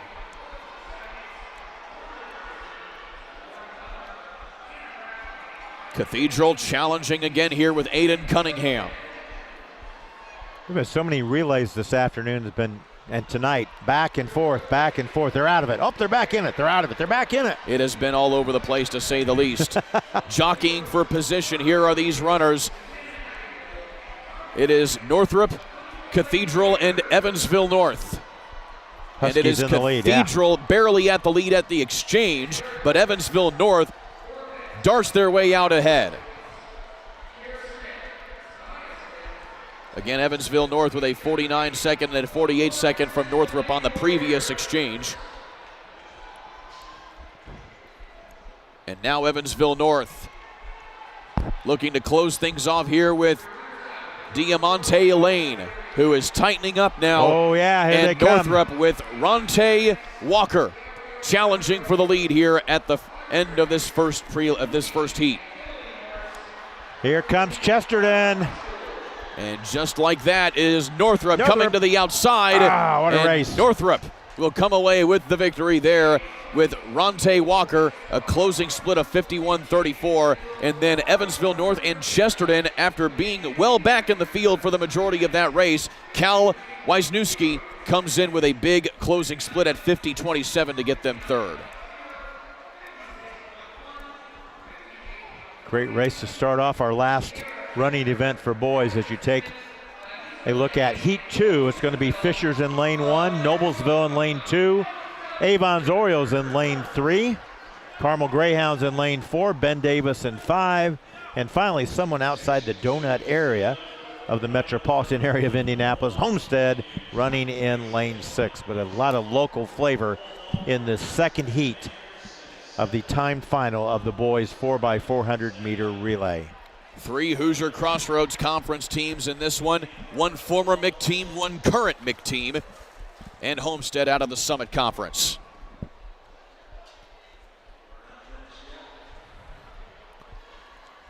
So Carmel going to be one to watch here, as they have one of the top qualifying times here, at least in this particular heat.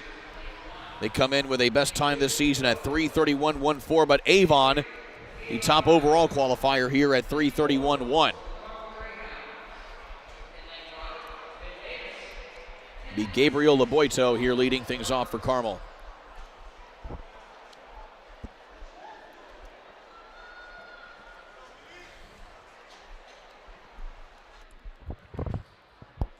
Still 2 more races after this, and a lot of jumps still left in the pole vault, as they got a little late start compared to what they normally would here in the Hoosier State relays. The bar's still at 14 feet here in the boys pole vault, but the competitors starting to drop like flies in that particular event. As we get a quick update here, still lots of competitors yet to go here, and a couple passing. A lot of passing, yeah. As well here, but the bar right now at 14 feet even as they work through their paces in the boys pole vault.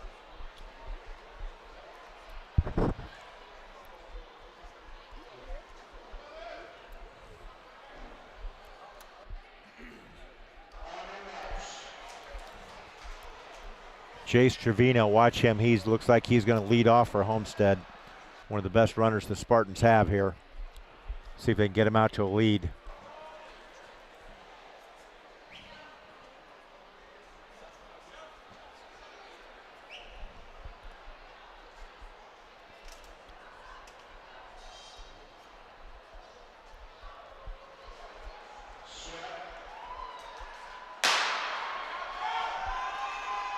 Clean start here from these competitors. Ben Davis out well here with David Cornell. You know, we haven't called Ben Davis very much this afternoon.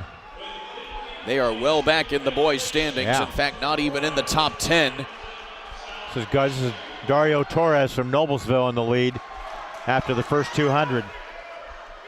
So it is Noblesville, followed by Fishers. Avon in third. And Fishers now starting to reel in Noblesville here. This is Leo Morrow for Fishers, right on the heels here of Dario Torres. And so Noblesville will now hand things off here to Angel Wilson, I believe. That's not Luke Mumaw right there. Meanwhile, Fishers also going to keep things here with Mikkel Wiggins. There's no doubt a lot of these competitors in our morning and afternoon meets, the small schools and the big schools, have not run on bank curves before. You've seen some mistakes tactically by some of the runners, but it's still a great experience for them to run in something like this on those banks, even though they won't in the outdoor season. Angel Wilson. Oh, pass him on the inside. Letting the inside pass come there from Mikkel Wiggins. And so Fishers with the lead now. They will go off to Matthew Kim.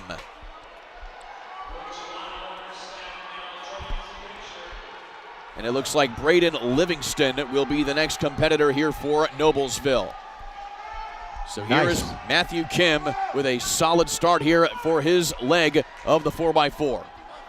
51:39, that opening leg right there for Mikkel Wiggins of Fishers. Guess who's going to anchor this? It'll be Tyler Tarter, who I call the great one in Hamilton County. He was the 60-meter hurdle champion. 60-meter hurdle champion. Back-to-back champion, mind you. But still, Kim having to hold the lead here for Fishers, and it looks like he is just going to be able to do that. Well, that doesn't look like Tyler Tarter is going to run the last leg, does it? So they may have subbed someone on there. They may have a last-minute stretch here for Fishers. Meanwhile, Luke Mumaw is on the final leg here for Noblesville, it seems. Towards the back, Avon has lost its fifth place spot. Good for Homestead. They're in fifth. See if the Orioles can run them down in the back, but let's go back to the leaders. So Fishers with their anchor runner here, looking really good here going into the final 200.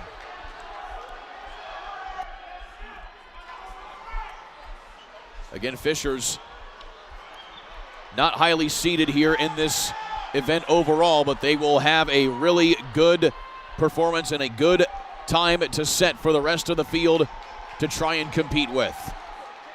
Let's just assume this is Mikkel Wiggins. What do you think? I don't know. I don't know. It's the 3:23. Fishers with a really good time here by comparison, and to put that to comparison here, Coach, that would have won the state championship last season. It's a great time at Fishers. So we will assume that was Mikkel Wiggins here of Fishers on that last exchange, bringing it home here for Fishers. So with that, we'll take another quick timeout here. Don't go anywhere. 2 more heats of the 4x4 to go here on the ISC Sports Network. So you or your athlete are a budding pole vaulter, then you know that you need the right poles to take your ability even higher. That's why Inverted Rentals has partnered with Pole Vault Elite, giving you access to all the poles they use to train state and even national championship winning athletes. When you check out their website, their app-based program will give you access to every Team Pacer pole they have, all geared to help you achieve your goals. And you can choose how long you want to keep it, or swap it out free with a new one as you progress. So scan the QR code today and go higher with Inverted Rentals. Moving right along here in the boys 4x400 meter relay. 2 more timed finals to go, and we still have a long way to go as well in the boys pole vault. Alongside Pete Smith, I'm Kurt Darling. 2 events left to be scored here, Coach, and those were just the ones that I mentioned. Meanwhile, a quick update here in this particular time final that we have coming up. Harrison of West Lafayette has scratched their relay team, so they will not be competing here. There will be 5 teams competing, those being Zionsville, LaPorte, Franklin Central, Westfield, and Merrillville. Saw Janie Omer, Assistant Commissioner of the IHSA, presenting the championship trophy to the Carmel Greyhounds, winning the team championship this evening. Congratulations to the Greyhounds, coming up once again with a team championship here in the Hoosier State Relays. And it came down to the last race. They won the 4x400 meter relay and picked up 20 team points. This is a weighted event where these relay teams earn more points because it takes 4 runners instead of just an outstanding individual. And they just weigh it that way, and I think it's a neat way of doing it here in the indoor season, preseason, before the outdoor season. Meanwhile, back on the track, getting set to go here in the 3rd time final of the 4x400 meter relay on the boys' side. In lane 1, be Zionsville. Actually being lane 1. Lane 2, let's make it lane 2. Lane 1 was where Harrison was supposed to be. Lane 2, Zionsville. Lane 3, the LaPorte Slicers. The Flashes are in lane 4, that's Franklin Central. Westfield runs in lane 5, and Merrillville, the Pirates, round out the field in lane 6. So again, 5 competitors with Harrison scratching out. And already making up the stagger here is LaPorte in lane number 3.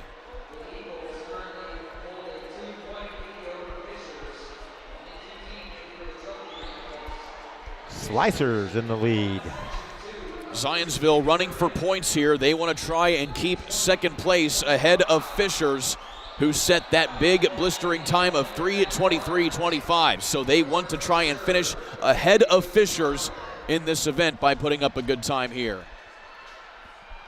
Well, this could get Fisher 2nd place too in the boys final events. We haven't added up the pole vaulters yet. We don't know if Zionsville or Fishers. We do, but we haven't looked. See if they have any vaulters. Bloomington North with a big lead currently at 54 points in the boys. Bloomington North will also have one of the slots in the final time final here in the 4x4. How about those Slicers? Able to hold on to the lead so far. So it's LaPorte, Franklin Central, and Westfield. On the course right now is Landon Hunt for LaPorte, Hudson Moritz of Franklin Central, and Maxim Poirier for Westfield. Moritz now closing in here on Hunt, trying to challenge for the lead coming to the next exchange. Good handoffs from both squads here as they go to Drew Flores and Joey Ashman.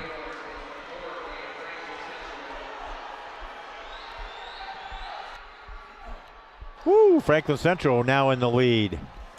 The Flashes flashing ahead now. Joey Ashman looking really good here for the Flashes. 49-79, by the way, that previous split from Hudson Moritz of Franklin Central. Again, not completely sure of the name. This could be Kluger. Vincent Kluger. We have lineup cards, but we don't always have them in the right order. And I got to tell you, as a coach, I've not always done that either. In fact, this is probably likely Kluger here for Franklin Central. So Ashman likely to bring it home. So either way, Franklin Central with a really good lead now here as Tayshawn Williams will bring things home here for LaPorte. Meanwhile, Zionsville still holding on in third place. They're trying to hold on to the second spot in the team standings. One more lap to go here from Franklin Central.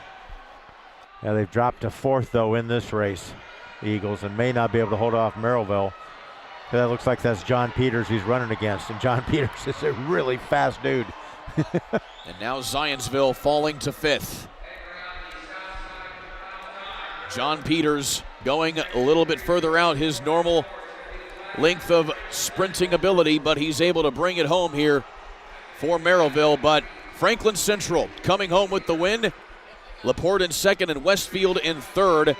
And with that performance from Zionsville, they will fall out of second place, most likely to Fishers and Merrillville, mind you, who score ahead of them in the team standings. It is awfully close. All three of those teams separated by 4 points between second and fourth place. Congratulations to the Flashes. Their time 3:23.35. Is that 3.5? My eyes are really bad. 3:23.33, just enough to take over the lead over that Fisher squad. Wow, 3:22.33. There you see the compiled standings there with the final heat coming up here in just a little bit. But Franklin Central with some really good split times, 52 seconds, 49, 50, and 49 for the Flashes. All right, let's take a look at this last race, our final race of the evening on the oval. Crown Point, they'll run in lane 1. Brownsburg will run in lane 2 at the start. Bloomington High School South will run in lane 3.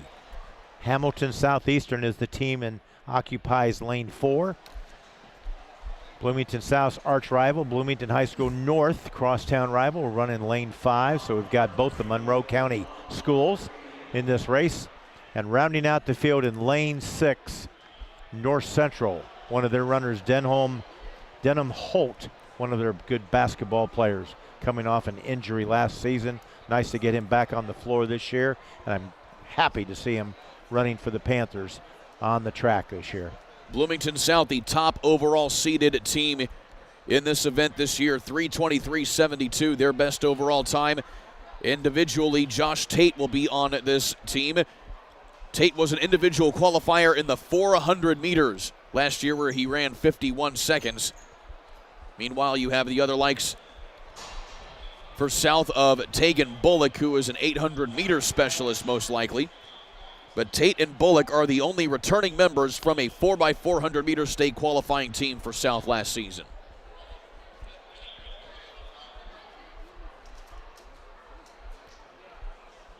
HSC going a little bit diverse for their team here. They will have Michael Griffith on this squad. He is one of the top long jumpers in the state. In fact, he set a new meet record in the long jump today, mind you. You also have Jackson Wanza, a sophomore who is already accomplished runner nationally. He was second at the USATF Indiana Junior Olympic Championships as a freshman for his club team back in July. So here we go with the final one of the 4x400 meter time finals. Smoking good start by all the teams in this one. It's a neck and neck, but coming out of the top is North Central Antonio Smith. Smith leading the way here with North Central. Brownsburg second. And Hamilton Southeastern with Michael Griffith in third. Now Griffith going to the outside here of Brownsburg. That is Alex Iyasu. And now look at that closing speed here from Griffith for Hamilton Southeastern, putting the Royals in really good position to be neck and neck with North Central.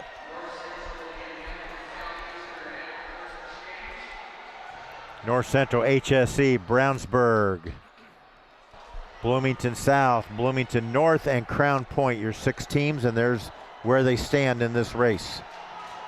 North Central looking really good here.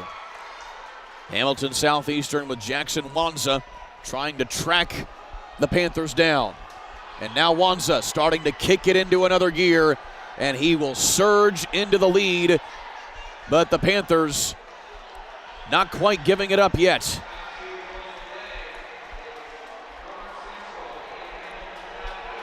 Evan Hewitt will pick things up here for the Panthers, and Hunter Hoft of Hamilton Southeastern will bring it in here.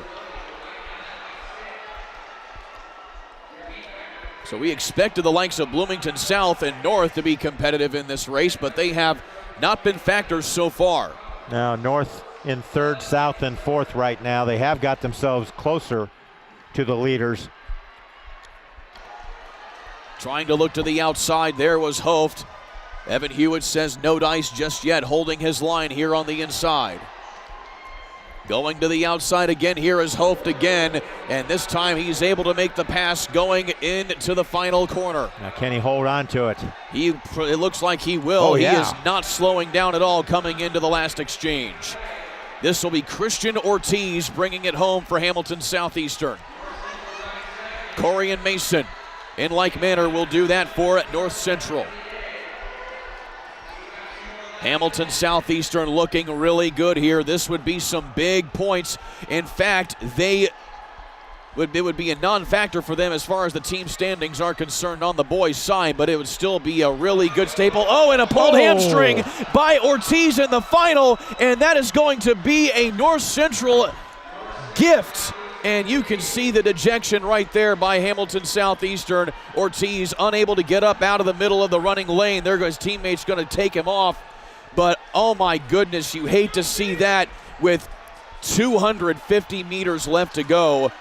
And North Central will come away with the victory here as Corian Mason will bring it home, and Bloomington North will outstretch Bloomington South. 3:22.26 the winning time here for North Central. But oh my goodness, Pete Smith, you hate to see that on the last game of the last race of the last leg here of this one. Boy, we had a couple, I don't want to say minor injuries, and injury's an injury, but that is by far the worst injury, and just at a tough time. You were just mentioning Hamilton Southeastern. It looked like they had a chance to leapfrog about 4 teams where they were standing in that race. And unfortunately, injury, he goes down and does not finish. Southeastern will get no points in it. Meanwhile, that leapfrogs North Central into the 3rd spot, and Fishers will solidify the 2nd spot in the team standings. And Bloomington North still holding the lead at the moment with 10 of the 11 events scored. Closing speed here for Corian Mason.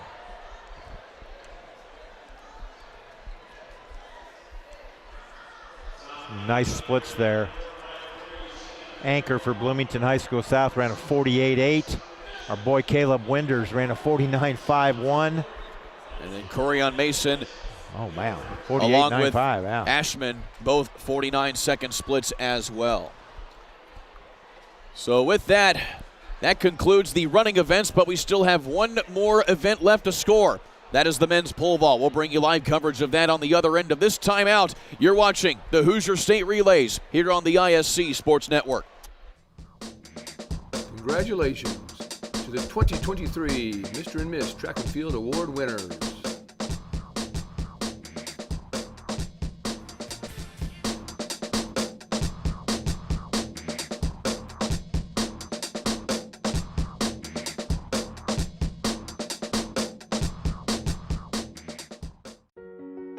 Why Washington Township?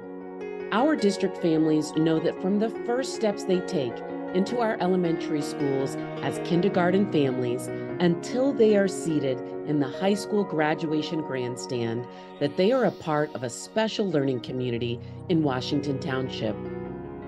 Situated on the north side of Indianapolis, our 8 elementary schools, 3 middle schools, preschool, career center, and our flagship North Central High School offer a multitude of learning and extracurricular opportunities and experiences.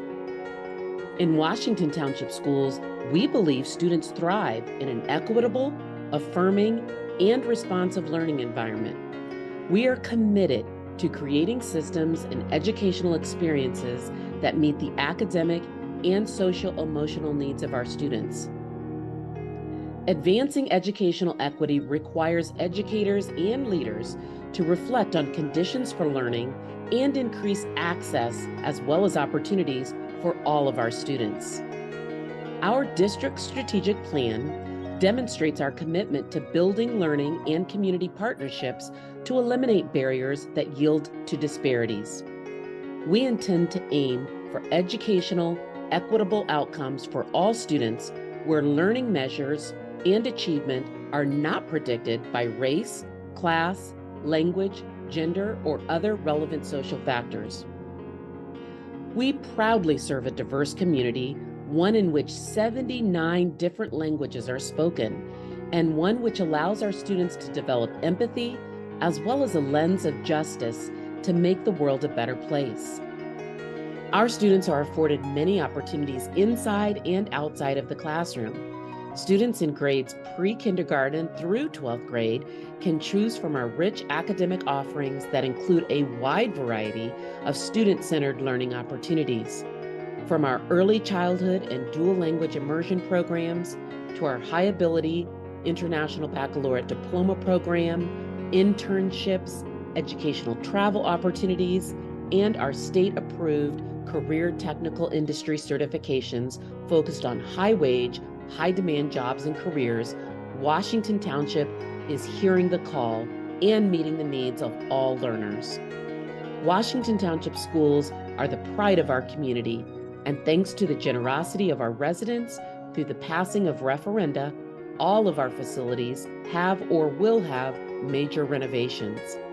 These renovations are ensuring that we meet the goal of optimal learning access across all age groups and demographics. Washington Township students and families also benefit from our strong relationships with our partner organizations, including the Washington Township Schools Foundation, who support and enhance the unique educational experiences of our Washington Township teachers and students. Learn more about our unique Washington Township learning community. Visit us at msdwt.k12.in.us or schedule a campus visit today.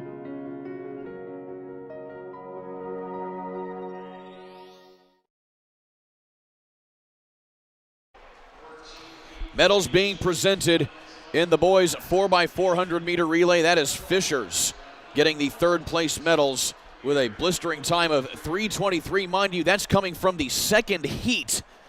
They had a really good anchor leg there in Mikkel Wiggins. And Franklin Central getting the runner-up medals here in this one. They had another valiant effort out of the third heat. And then the winner coming out of the fourth heat, that would be North Central, who will take the top spot on the podium. That was an entertaining 4x4, but certainly got to keep our thoughts with, of course, Hamilton Southeastern, whose runner there, Christian Ortiz, had a pulled hamstring there, it appears, with about 250 meters left to go, and he's needing crutches to be helped off of the racing surface here. You certainly feel for them, but still, congratulations to the Panthers on that win there on the 4x4. Yeah, just a terrible break, and it did elevate the Panthers a little bit in this team standings as well as Fishers. So both of them moved up in the standings. I'll let you tell what the final standings are. Typically, we end the meet with our team awards, but we've got a lot of action going in the pole vault, and from that standpoint, that could change some of the standings of some of these teams in the middle. it's a given. I shouldn't say that, but this is an individual event that will be scoring with a pole vault. So I think it's a pretty given that no matter what, Bloomington North is going to win this boys championship. The pole vault won't exactly have too much of an impact on the team standings as far as the championship is concerned. Bloomington North has all but secured the boys championship. On the other side of the Carmel Greyhounds of the girls, they were able to come away with the win in that one. But here you see the team standings after 10 of the 11 events scored. Bloomington North with 64 team points. They picked up some big wins in the 4x8 and the DMR, and also a solid performance as well in the 4x400 meter relay. That is where the bulk of their scoring came. And they also had some competitors in the 60 meters and the 3,200 meters add a little bit as well. Yeah, I just love the concept of this meet. It says it's the Hoosier State Relays. It doesn't say the Hoosier State Track and Field meet like the IHSA tournament does at the conclusion of their season.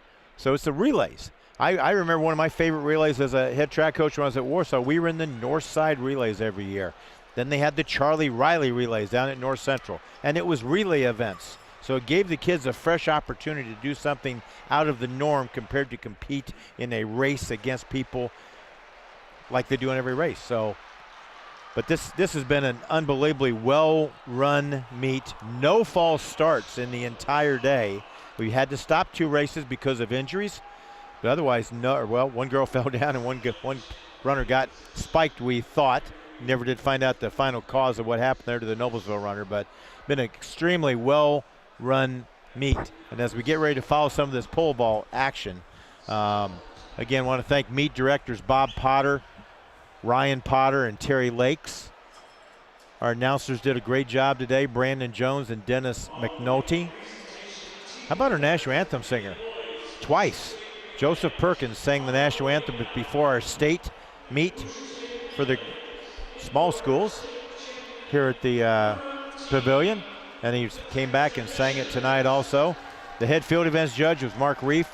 Head track judge, the ornery and lovable Lane Custer, retired coach at West Lafayette. Head track and contacts were done by Andy Dunn. Our starter was Jay White, did a great job. John Yantis was also in the starter along with Kurt Parrish. And just a lot of great people to help make this event go well. So yeah, so let's move over to this. Go ahead, Kurt, and take it over for the state championship trophy. So they are awarding now the runner-up trophy here to the Fishers Tigers. Certainly all smiles for their efforts today as they finish second in front of North Central to get the runner-up plaque. But it will belong to the the Bloomington North Cougars. How about them? Yeah. The Greyhounds of Carmel won the girls' meet, but the Cougars of Bloomington North will be awarded the plaque for the team championship coming up here in just a matter of moments. And again, this is, of course, being awarded preemptively because even though they have not scored the pole vault yet, the pole vault will not have any impact on who will come away with the team championship here, so they will award it to the Bloomington North Cougars here in just a little bit. Very nice size plaque there for the champions, but Janie Omer is going to present the award to the Bloomington High School North Cougars. Janie is the assistant commissioner in her, I want to say her 3rd year now, I think, in that role. So it's great to have her with the IHSAA. Former administrator at several districts, including Hamilton Southeastern. There she presents the trophy to the Cougars. So again, the Hoosier State Relays state champions. Here for indoor track and field on the boys' side, the Bloomington North Cougars going to bring home some hardware back down that trip down State Road 37. You see Winders in the background. You got the D'Onofrio boys. They just really had some clutch performances by some of those relay teams, and those are the big points. Those are the big points. And so that's all the hardware that gets to be awarded here today. We, of course, will have to wait on the boys pole vault competition, which is still being adjudicated, for lack of a better word.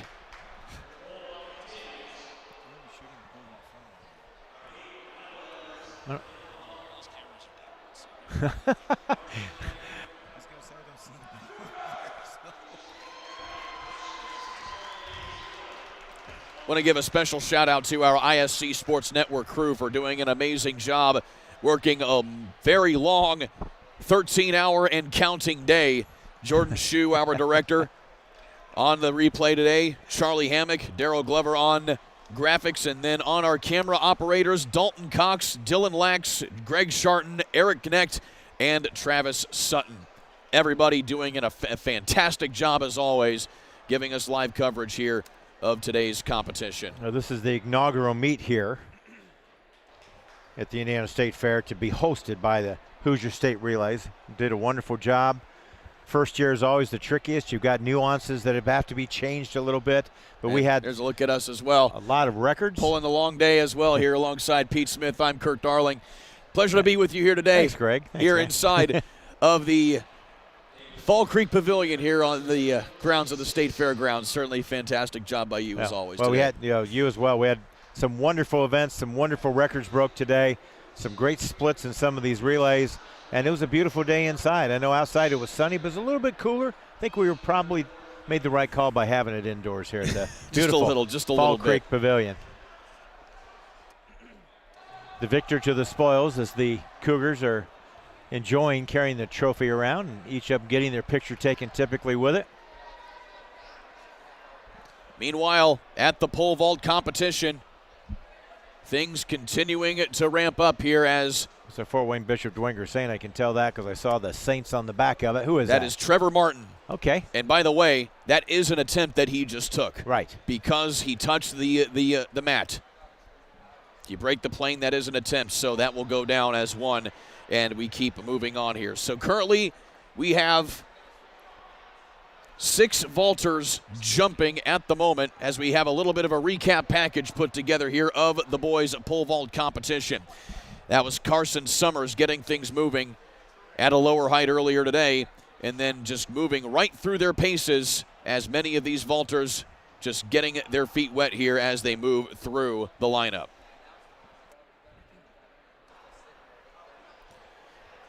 See a lot of different competitors put together some excellent competition here. Some excellent lefties always fly to the right. They always seem to always fly to the right, left-handers.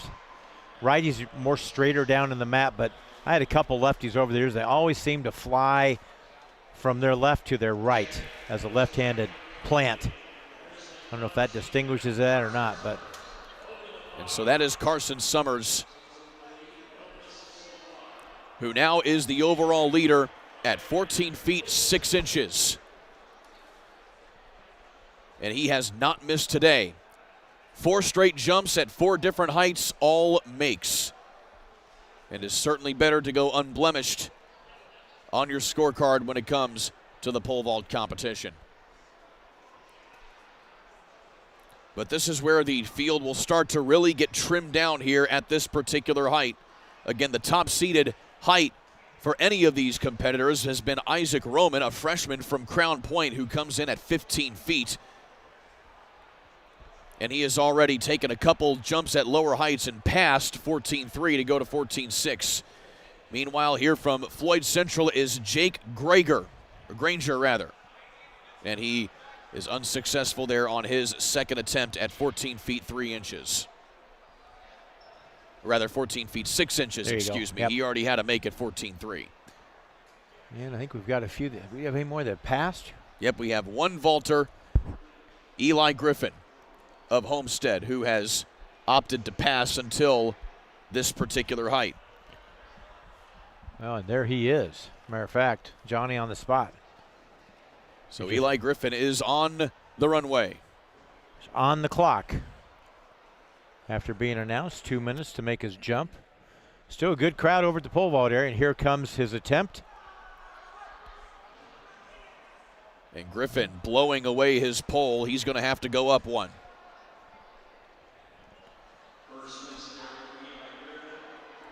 So that was. How many poles do they carry with them, Kurt? Well, it all depends, but you have a series of poles based on the flex and weight of the pole. So in a series you go through in any particular meet, maybe depending on how well you're going, maybe 5 or 6 poles.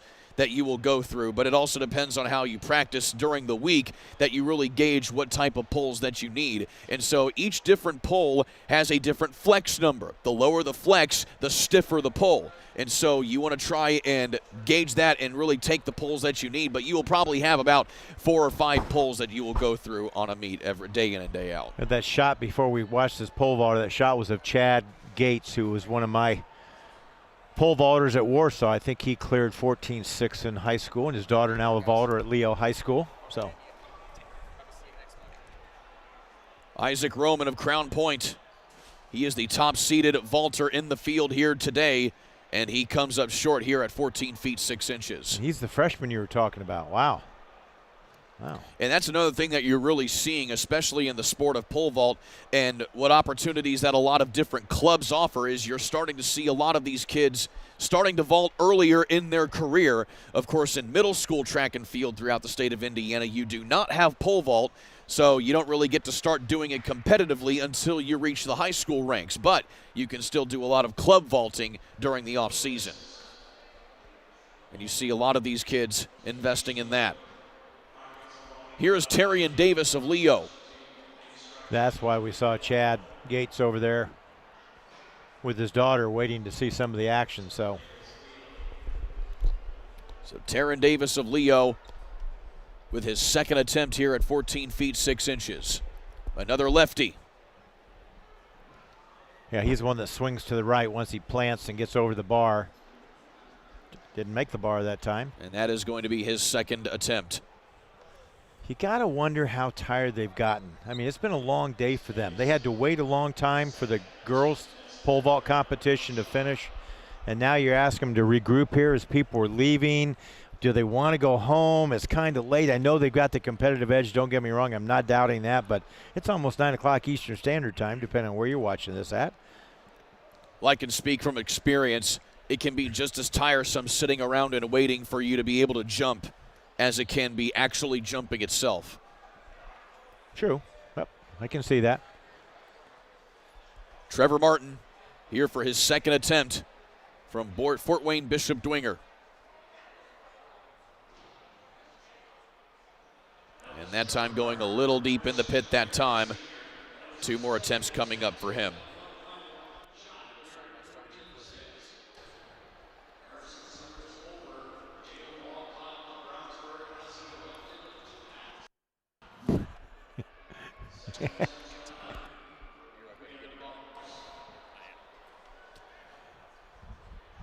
Jake Granger will be the next one up here for Floyd Central. Again, this will be his second attempt, moving through second attempts here. Isaac Roman will have another one coming, as will Eli Griffin.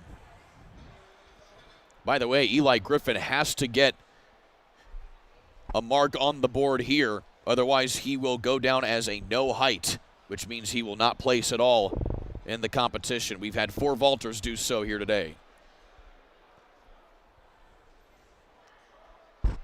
It's a terrible feeling when that happens. Oh, yes. I know you and I have talked before. I had a high jumper that won the regional at 6'9" one year, and then we go down to the state meet, and he no heights at 6'4". Just didn't have it that day. That's all I can say. Great kid, just didn't have it. Over at Kokomo at that regional, 6'9", looking like he was Dwight Stones, you know. Oh, yes.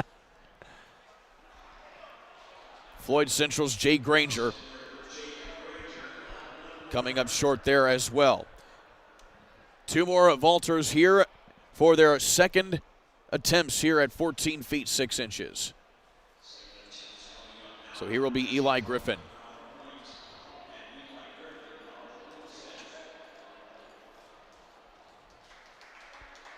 Okay, next question for you, because again, the standards have changed since I've been a head track coach and field coach.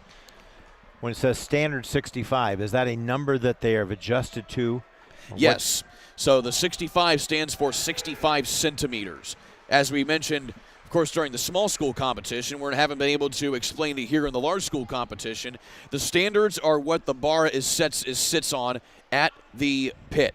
The two long poles that they stand on, the uprights, that is where the pole is set on. Well, you can move the bar forward and backward to your preference, between 50 centimeters and 80 centimeters. And here, Eli Griffin has chosen to put the bar at 65 centimeters from the pit. Thank you for explaining that for everybody. And he gets it over with a little bit of a tap, but he puts a mark on the board. And that will put him into second place. Now he's in the competition. Now he is in. No height on his record here.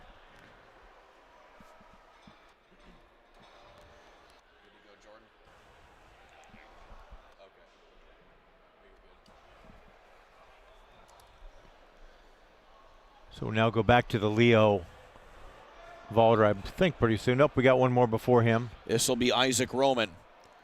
And this is interesting enough here, Coach, is the fact that right now we have, by my count, 7 vaulters in the competition. We could get whittled down to 3 if we get 4 misses right here over these next couple of jumps. Again, if you're joining us, the bar is set at 14 feet 6 inches.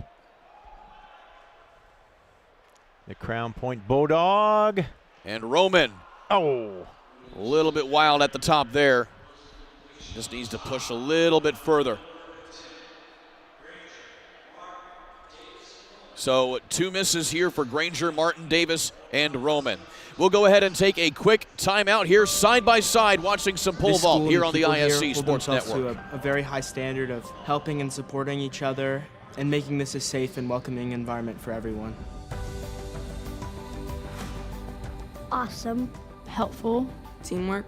Learning and listening. I would say diverse because we are a bilingual school. The word I use is excellence, and that's what the administrators, teachers, everybody expects out of their students. We have many different teachers from many different places. The way that they connect with the students, they just understand how teenage years are really hard for students. I've learned to treat others the way I want to be treated, and I feel like I can take that anywhere that I go and be successful with that. This school is just great for college readiness and career readiness. I'm 100% prepared. That's one thing I'm going to take with me for the rest of my life is the amount of support I get here. I found everything I need in Lawrence Township to become the best version of myself. Globe Asphalt Paving Company, paving progress in the community.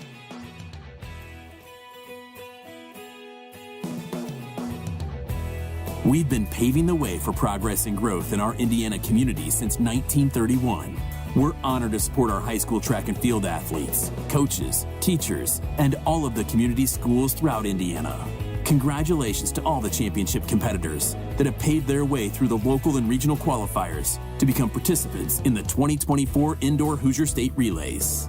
This athletic contest showcases the very best in Indiana high school track and field competition, sportsmanship, and excellence found in every community and school throughout our state. We are proud to be gold sponsors of the 2024 Hoosier State Relays. The Hoosier State Relays are more than just a statewide high school track and field championship. It's a winning event for all of Indiana. Globe Asphalt Paving Company has paved the way throughout Indiana since 1931. It's the 50th year for the Midwest Meet of Champions. From the honor of being an All-Star selection, to the great new friends you make, to the great competition on All-Star Saturday, to the Midwest Meet Olympian Banquet, this is an experience you will cherish and never forget. Do you have what it takes?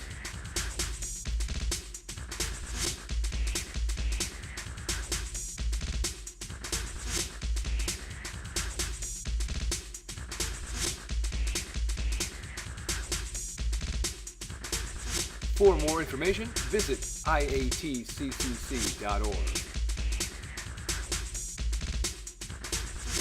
Globe Asphalt Paving Company, paving progress in the community.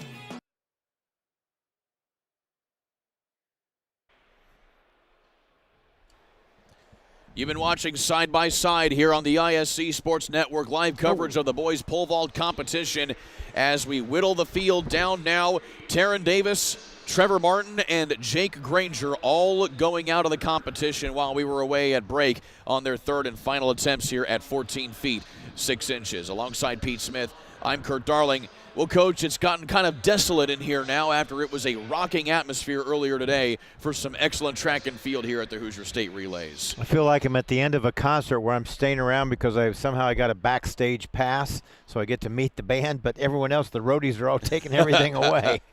So as we take a look at Isaac Roman, his third and final attempt at 14 feet 6 inches. He cleared 14 feet. He passed at 14.3, so he has to make this, or he's going to drop down a little bit more in the standings here.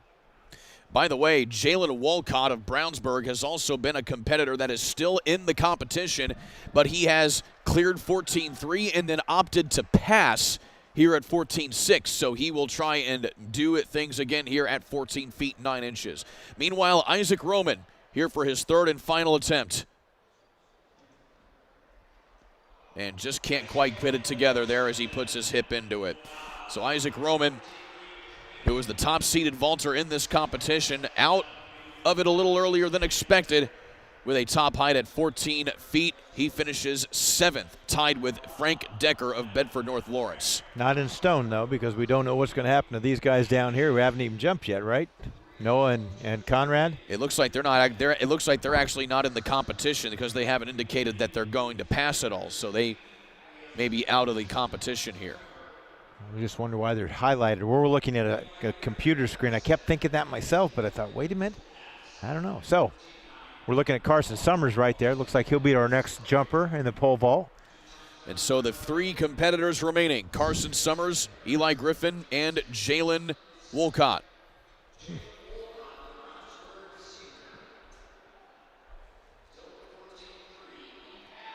And so now we move the bar higher to 14 feet 9 inches officially. Wolcott passing 14.6. He has one attempted jump and a make at 14 feet 3 inches. And that is Wolcott there at the center of your screen from Brownsburg.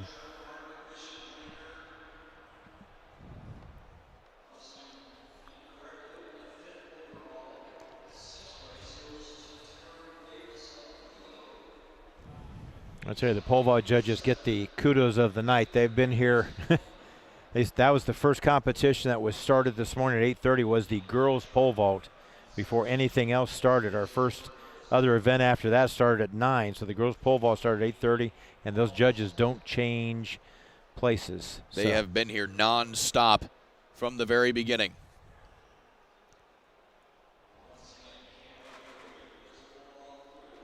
So I would be remiss if I didn't talk about our pole vault judges since they're the ones still here. Got Bill Perdue down there, Tom Simpson, Greg Arnold, John Feely, Mike Osby. On the bar, we had Alyssa Toomers, Brandon Bood, still here. And again, all the workers we want to thank today. They did a great job.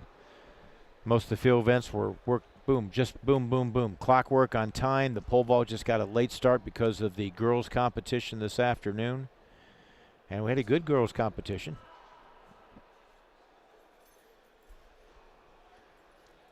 So the bar at 14.9 here. This is Carson Summers of Franklin Community.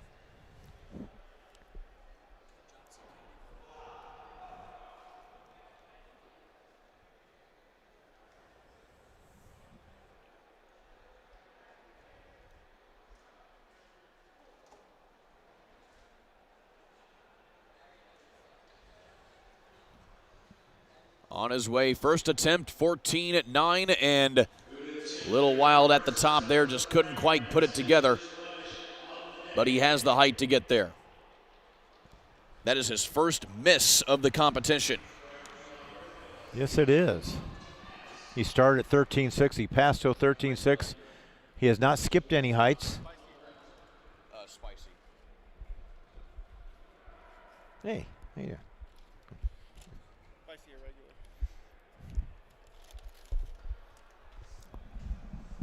Of course, a lot of competitors like to pass and skip and move around in the competition. You have the option to either take an attempt at a height or pass. But if you pass, you have to go to the next height in order to stay in the competition and make, so you can skip and pass depending on which height that you feel more comfortable at. So case in point, Jalen Walcott on the runway right now, he opted to pass the opening height, which is about 13 feet, and go instead start the competition at 14 feet 3 inches. But of course that puts a lot of pressure knowing that you have to make it even though the bar goes higher. So you have the preference of which height you want to start at, but it puts a lot of paramount on where you actually can make a particular height. So here is Walcott. 14 feet 9 inches. And a little early there off of his release at the top. So to add to that, it's like a risk-reward thing, because we talked earlier in the broadcast, maybe when it was the girls were vaulting, how many optimal jumps you have. The people that I studied under a little bit when I was a track coach said you can't have 20 jumps in one event. I mean, you just can't. So you have to pick and choose when you have to use your jumps, but the risk is that maybe you just don't have your steps, your standards aren't set right, and you may miss at a height that you normally would clear, but you passed. And then passed to get to that height, so it falls back to where you did make a make, and that could hurt you in the standings here. So far 2 misses, and again, Summers and Walcott, the only competitors here at 14.9. As I talked about for the skipping and passing earlier, Eli Griffin had a make at 14.6, but has opted to skip this height and instead make his next attempt at 15 feet, which is the next height.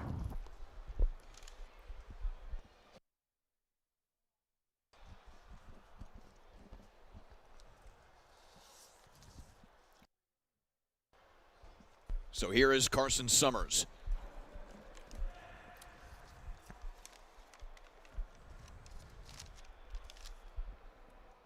This is his second attempt here at 14 feet 9 inches.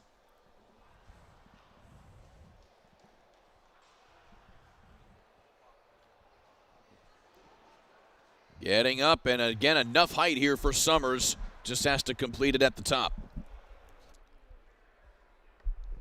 I'm having shades back to my track and field days when at the end of the meet would be over, but the pole vault would still be going on. We're outdoors. And the coaches, like I would when I was a coach, okay, guys, we're going to go cheer on Mark Houkinson. He was our pole vaulter at Rochester High School. He's about a 14-foot vaulter. And he was just in the middle, like 11-6 or something. They got a late start, whatever. You know, in dual meets, you usually give guys longer times to come back and check in and vault and so forth. But then we'd be freezing in the spring, and we'd have our leather jackets on, and we'd be huddled up, and we'd be thinking, darn pole vaulters, we should be home by now. And some of the road trips we made, for track meets, Dennis DeWiggins, my head track coach, was wonderful, and we went over and we ran against a lot of people just outside of that little 25-mile area, and we get home like at 10:30 from track meets and get chewed out by your parents for being out late. And it's, hey, we just got home from the meet, and we had to go to Pizza Hut and get something to eat, So I'm looking at some of the teammates of these 3 vaulters that came on the little minibus, and they've got to put the poles back on top of the bus, and just one of those nights where the pole vault got a late start, and ISC is still here for this great Hoosier State Relays. Been a great day here. Of course, me being a former pole vaulter myself, I know exactly what you mean, except I wasn't the one watching. I was the one competing. I remember one in particular, the Hoosier Crossroads Conference meet, as we take a look again here at Walcott. Nope. And he bails out of the top. He'll have 1 attempt remaining here at 14.9. But as I was saying earlier,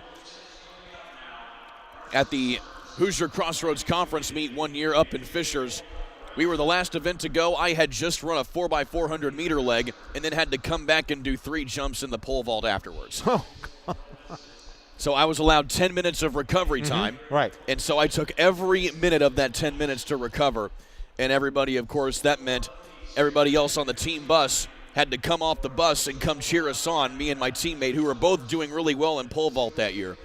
And we ended up going 1-2 in the Hoosier Crossroads Conference meet that year, which was certainly a fun time.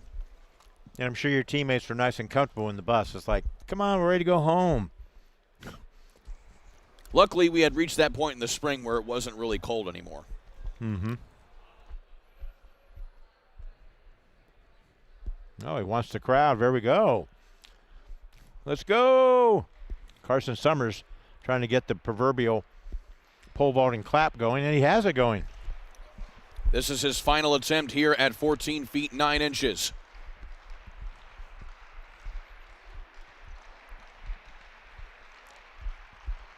Come on, Grizzly Cub. Get over this. Summers putting it all into it. Oh, he had it, but just fell on top at the end. That'll be the end of his competition, but a good card today here for Carson Summers taking a bow. He has the lead as he made 4 straight bars on 4 straight heights through 14.6, but he comes out here on 3 attempts at 14.9.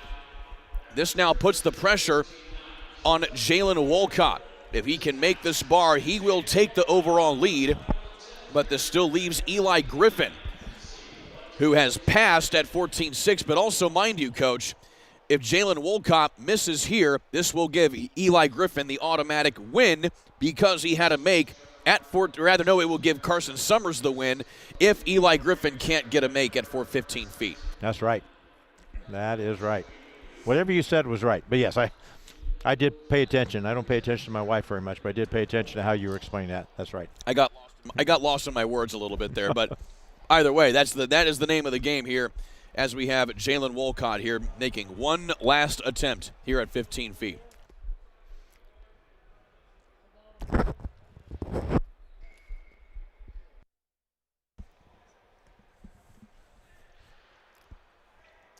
Jalen Wolcott, 14 feet 9 inches. Oh, my goodness, he almost had it that time. And he knew he had it there. Just must have knocked it off with a chest hair. Just might have. So Jalen Wolcott only taking 4 competitive jumps today, 1 make at 14.3, and that is all it has to show for it. He will finish in 3rd place regardless of how the rest of this competition plays out.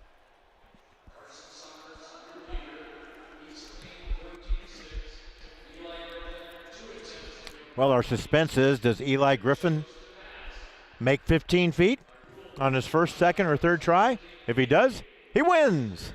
If he doesn't, he's runner-up. He's going to have to here if at 15 feet. He will be the only competitor left.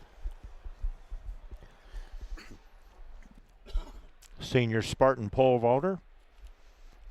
And this is certainly a rarity where you have the competitor who is in 2nd place as the only competitor remaining in the competition. Again, Carson Summers is still the leader on misses. Eli Griffin has only taken 2 competitive jumps today, both of them at 14.6.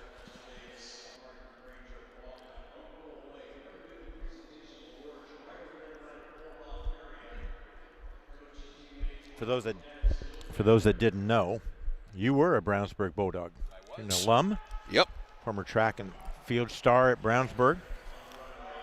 I wouldn't say star by any means, but yes.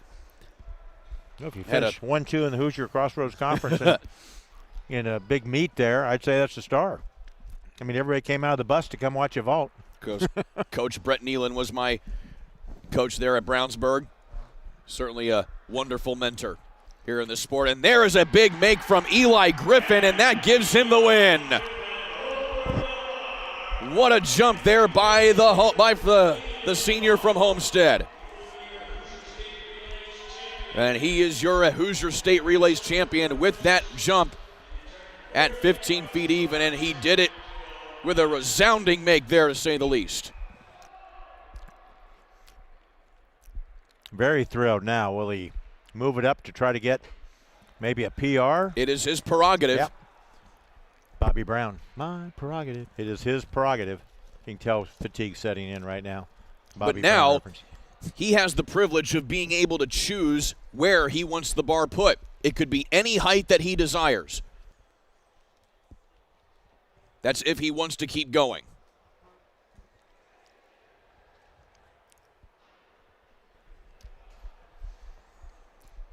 And so we'll get an indication of where they're going to put the bar here in just a little while, because it looks like Eli Griffin has indicated he will continue to try and jump.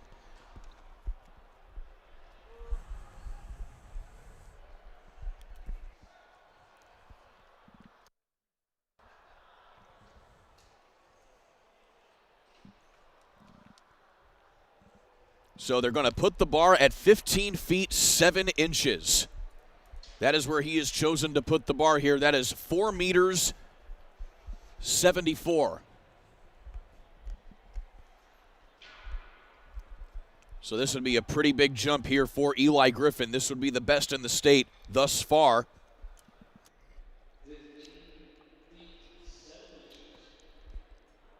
I did mention a while back the record.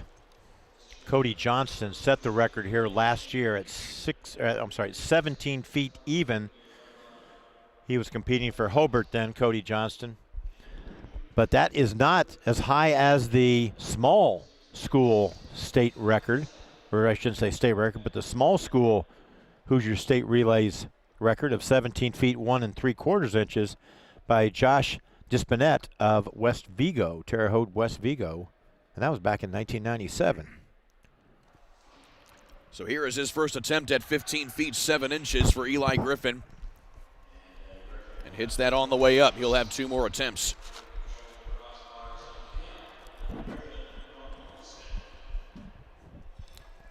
Has some good records broke today as I'm just reviewing the boys' records since we got the boys' competition still going on. Had some girls' records broke also. Good day of track here at the Indiana Farm Bureau Fall Creek Pavilion.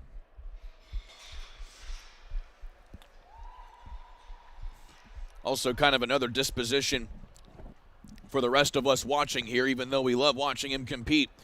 Eli Griffin now has the privilege of taking as much time as he wants between jumps. When you're the only competitor left, the 2-minute clock goes out the window since you're not holding up the competition from any other competitor.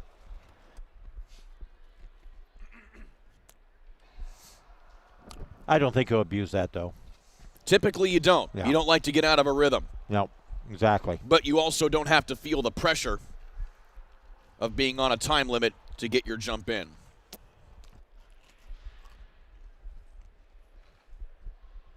Who's our girl that won the small schools today, 12 feet? That would be Annalise Sloan. Testing your memory. She's broke the record. It was 11:10 by Sophie Brown from Fairfield, set about 11 years ago. By the way, Delaney Tiekner, the girls champion in the pole vault for the large school competition. So here is Griffin's second attempt here at 15 feet 7 inches. And again, the height is there, but the depth is not. He'll have one final attempt here at this height.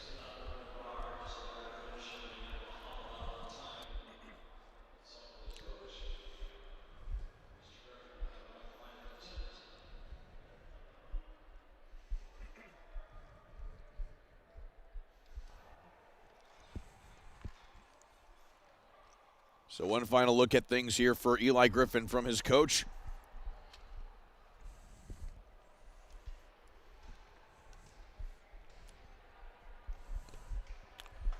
Explain that one more time. If he would touch that screen. That's right. I haven't been able to explain that here in this particular broadcast. We talked about it in a small school broadcast, but there is a unique rule in pole vaulting. Same thing for high jumping as well as long jumping. The athlete cannot touch the device in which the replay of a jump is being presented to them. Now they can look at the replay and get the coaching that they need from their coaching staff, but they cannot touch the tablet or the phone or however you record the device. Otherwise, you could risk being disqualified. But that'd be a real bummer if he just would have accidentally sneezed and his hand would have touched the screen. But I know, fatigue setting and shut up. It's also, but also, too, it is a rule that is at the discretion of the official. Okay. So are block charges in basketball. Oh, wait a minute. You see? There you go. See, now you're getting it. So waiting for Eli Griffin here. He has his standard set. And so now he will take one last jump here at 15 feet 7 inches.